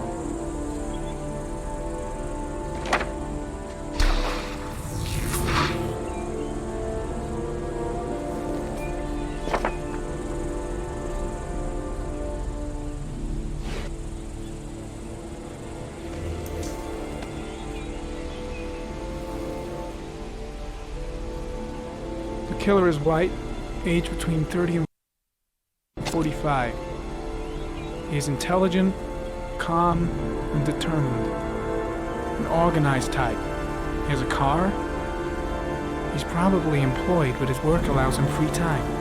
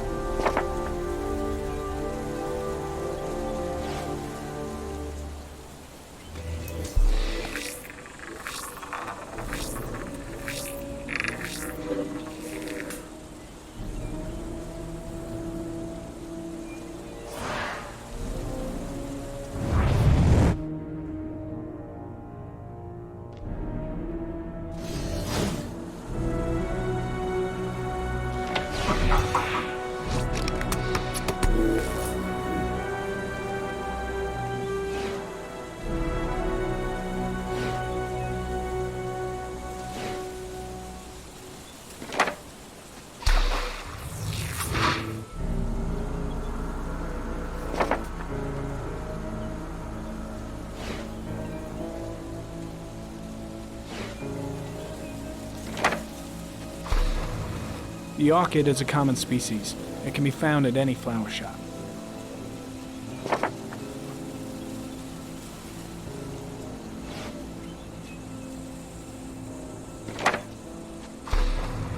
Just one origami store in town.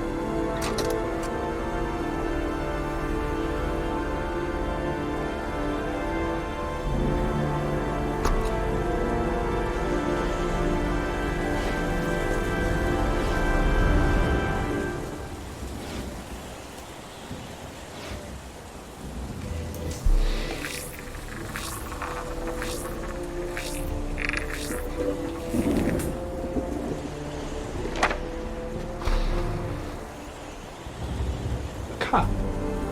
There's only one cop in that geoprofiling zone. Gotcha. He owns a warehouse on the docks. If I'm wrong, Sean Mars is dead.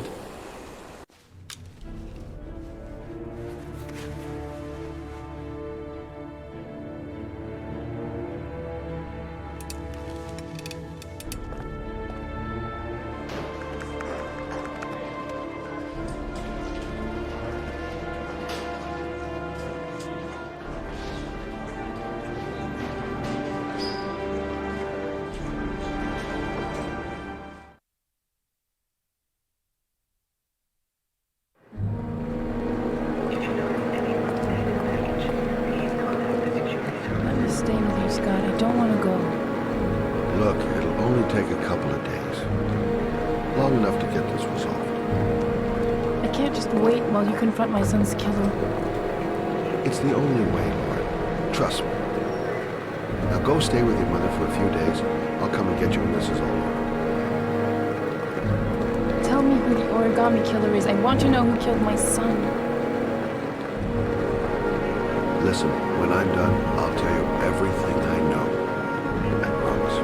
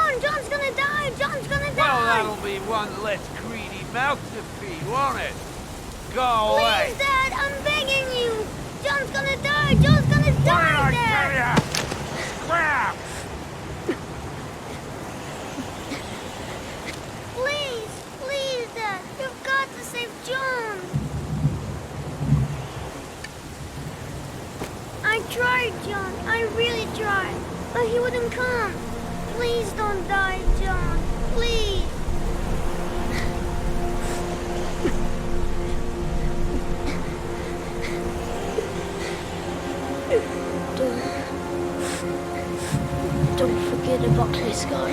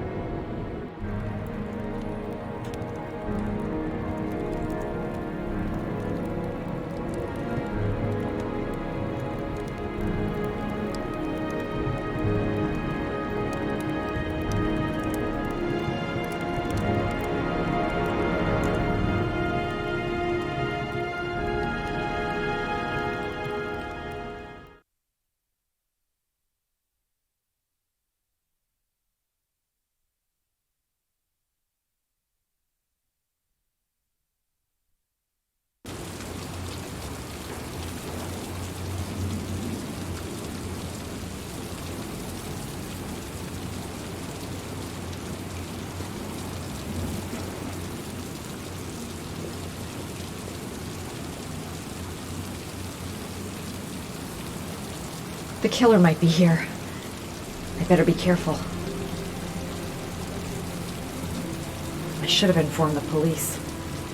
But I have no proof. Just the statement of an old woman who's lost her memory.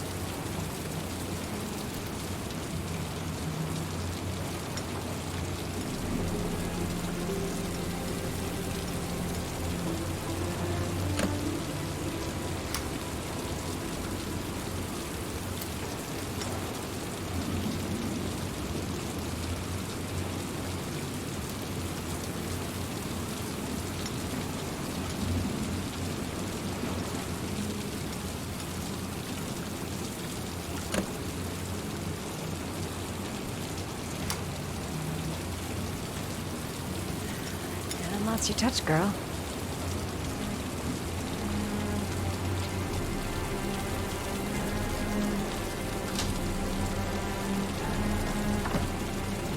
The origami killer's apartment.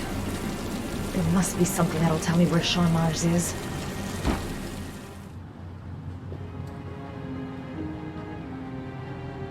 I'll go through it room by room, but there's bound to be some kind of clue.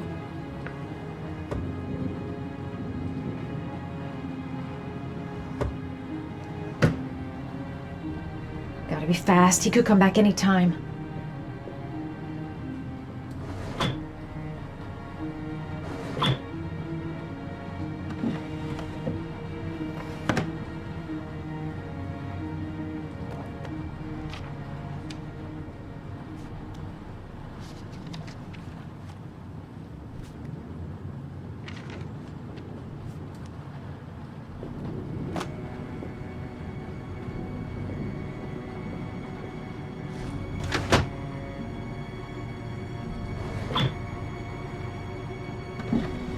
He used to be a cop. But probably knew exactly how an investigation would be carried out. That's where the smell of burning comes from. Evidence going up in smoke.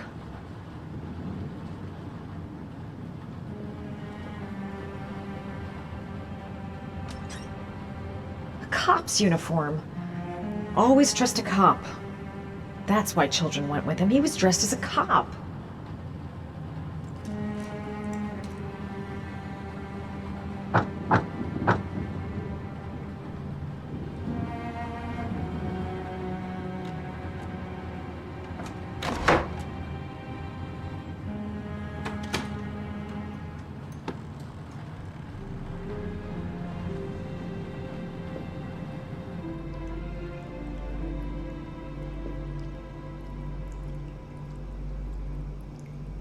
Shelby could come back at any moment. This is where he cultivated the orchids that he left on the chest of his victims.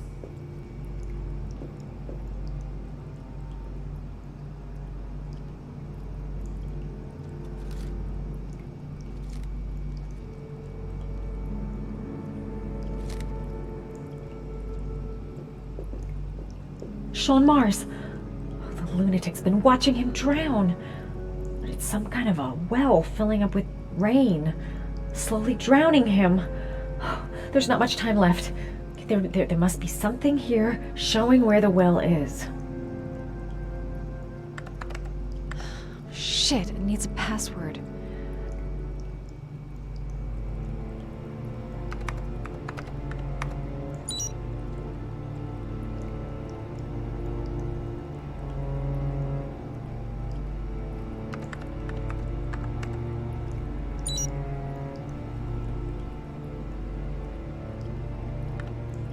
Got it. Max.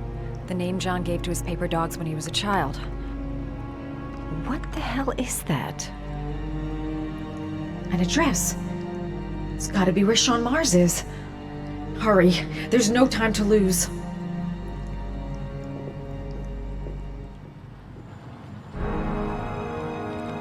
So you found my little secret? It's over, Scott. All those children killed just to find a father capable of saving his son? Shut up! You don't understand. There's one child left. There might still be time to save him. Let him go. Do what your father couldn't do.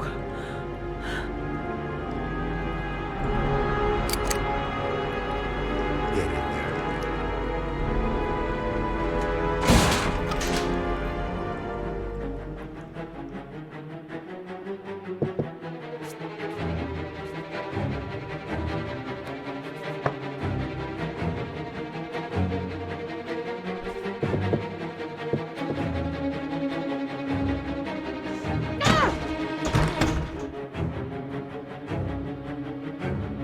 I won't be able to breathe for much longer. A few minutes at most.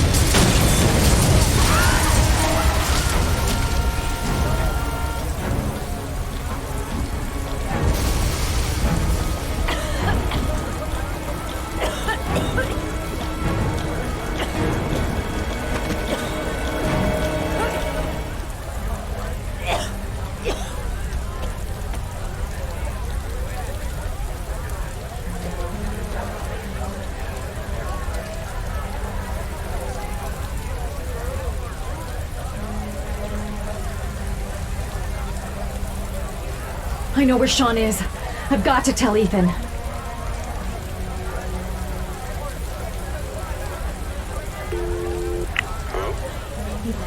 It's Madison. I know where Sean is. He's at 852 Theodore Roosevelt Road. He's still alive. You can still save him. I'm on my way. Be careful, Ethan. The killer's still out there. No one's gonna stop me from saving my son.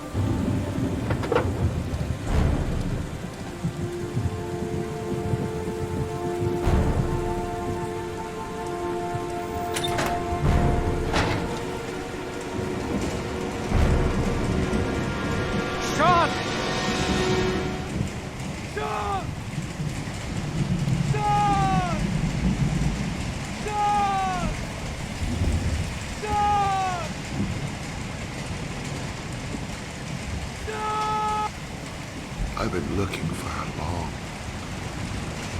long time, Ethan. Looking for a father that would be able to do what mine could not do. Sacrifice himself in order to save his son.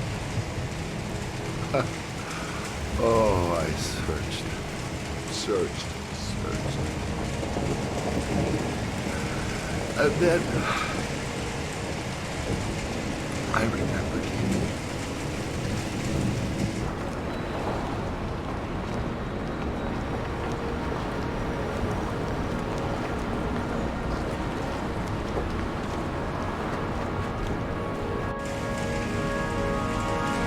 All those murders, just to find a father capable of saving his son. Just to find a father? Do you have any idea how it feels to be a worthless nothing in your father's eyes?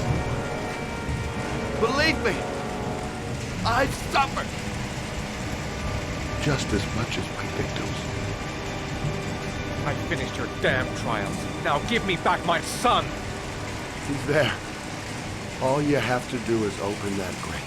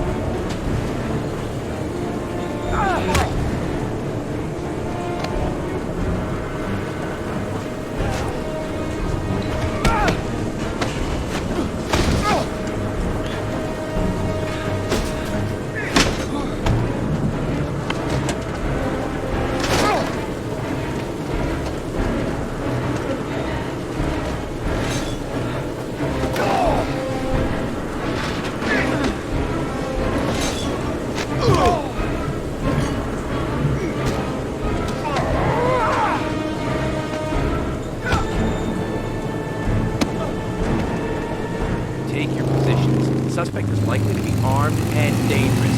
All personnel are ordered to shoot to kill. I repeat, shoot to kill. Ash, are the snipers in position? Yes, Lieutenant. They're ready on your command. Perfect. He won't get away this time. We'll gun him down as soon as he shows his face. Hey! You there! What are you doing? Lieutenant, my name is Madison Page. I'm a journalist. I have proof that Ethan Mars is innocent. He's not the origami Ash, killer. what is a journalist doing here? I thought I told everybody to keep their mouths shut. Now get her out of here. I don't want her getting in the way. Okay, Lieutenant. All right, come on. You're about to make a terrible mistake, Lieutenant. Ethan Mars is innocent. I can prove it.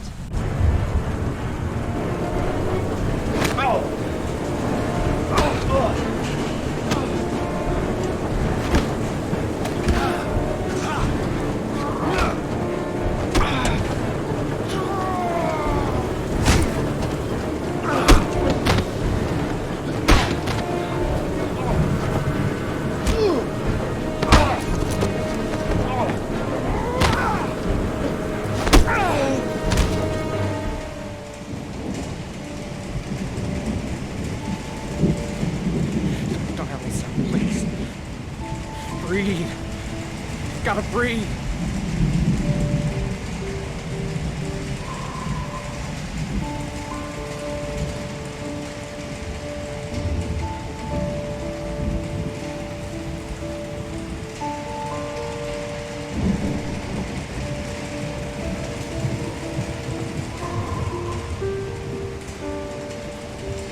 Don't leave me. Sean, don't leave me.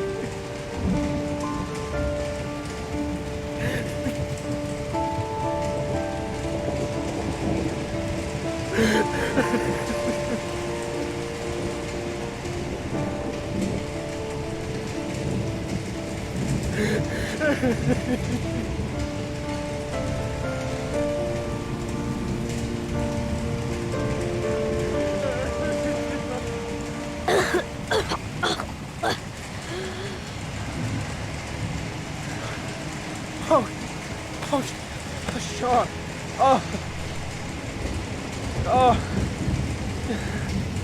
I thought you were gone. Dad, I knew you'd come and save me.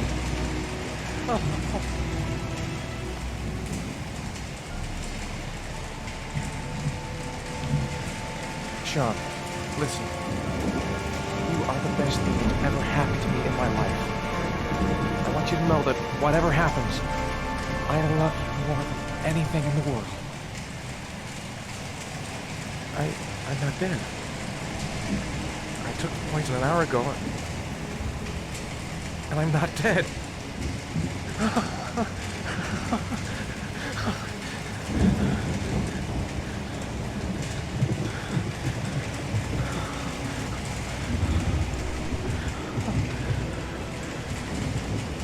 Ash, get her out of my face. Mars didn't do it, for Christ's sakes. He's innocent. Hey, what are you doing?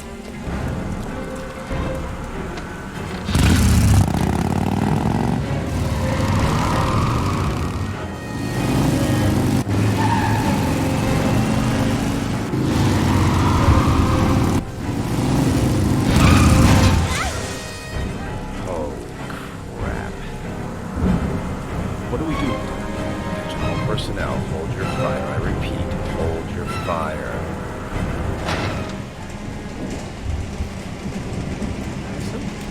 What's going on? The cops. They're out there. They have the building surrounded. They'll shoot you if you go outside. I'll go out alone. I'll talk to them. I'll explain. You'll be dead before you can open your mouth.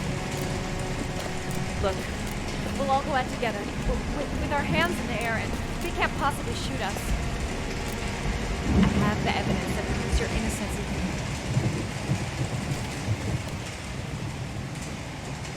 Listen, I'm sorry I didn't trust you. I was only thinking about Sean, and I thought... That's okay. The only thing that matters is that you saved your son.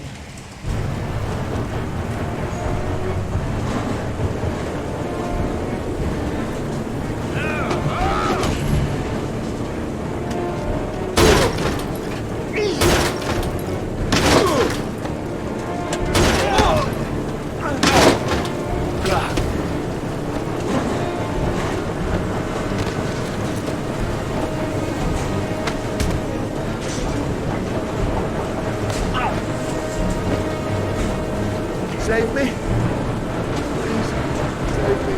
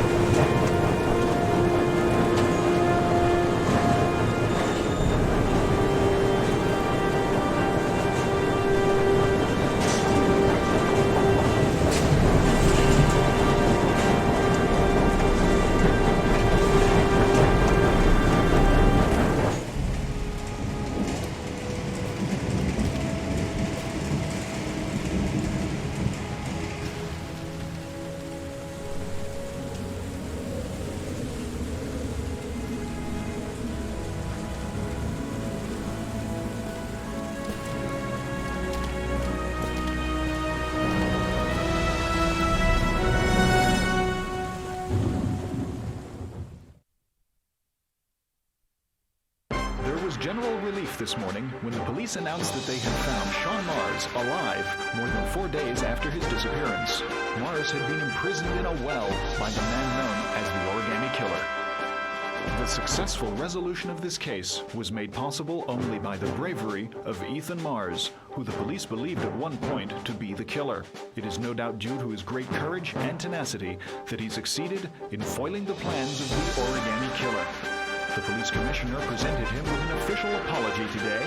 Our main headline today: it is reported that the police have identified the man thought to be the Origami Killer. Scott Shelby, 48, is a former police lieutenant who claimed to be a private eye hired by the families of the killer's victims. Shelby was killed during a massive police operation, but further details have not yet been released to the public.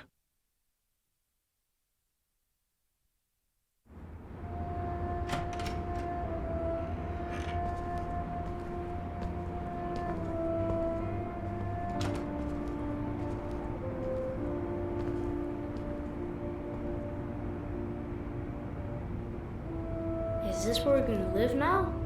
Only if you really, really want to. Or we can keep on looking until we find something you like.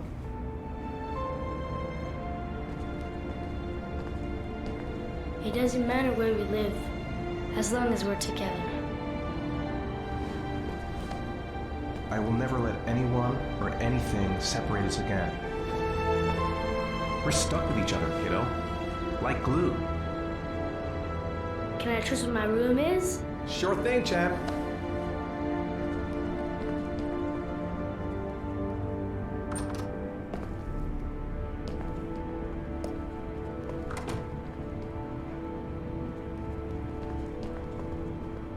All right, then I think we can stay here.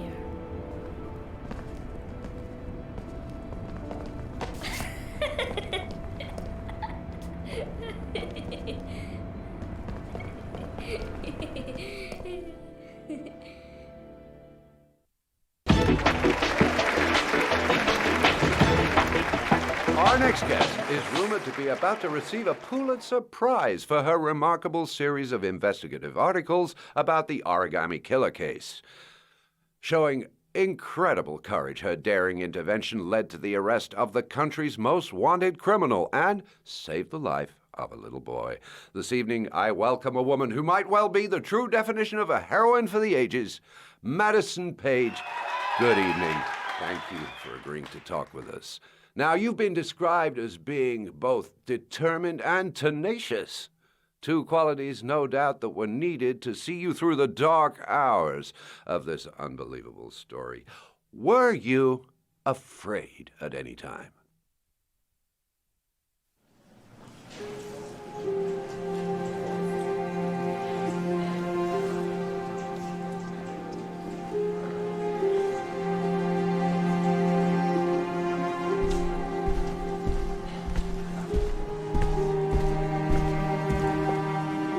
Thank you, Miss Page. I really admire you for what you've done. Thank you. For John, please. We need more journalists like you, Miss Page. It's a good thing you were there to catch that bastard. Thank you. What's your name? Vincent. Excellent investigation, Miss Page. You are one brave lady. You deserve a better adversary. Somebody more ferocious.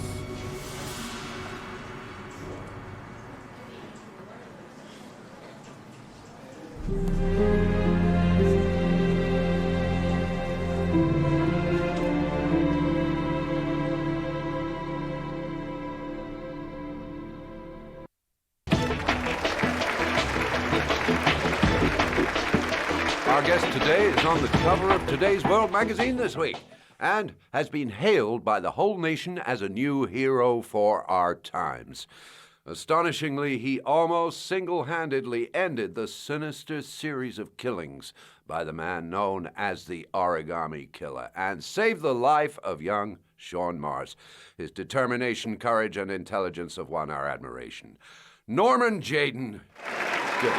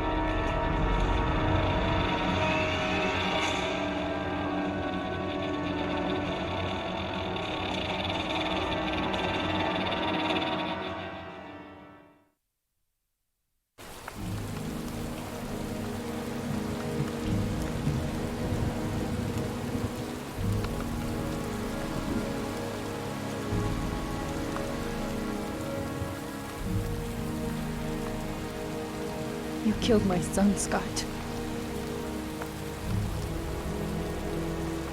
Were you thinking about that when you held me in your arms?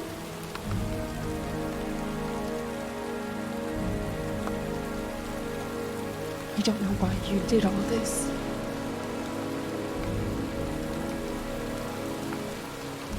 Nothing can justify it anyway.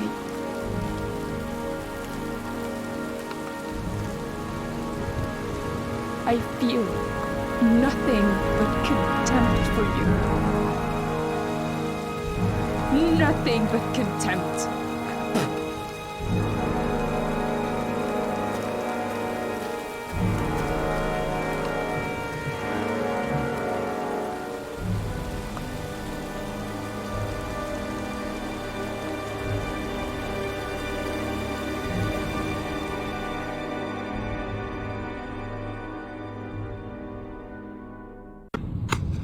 I want to see them again. I'm a father too.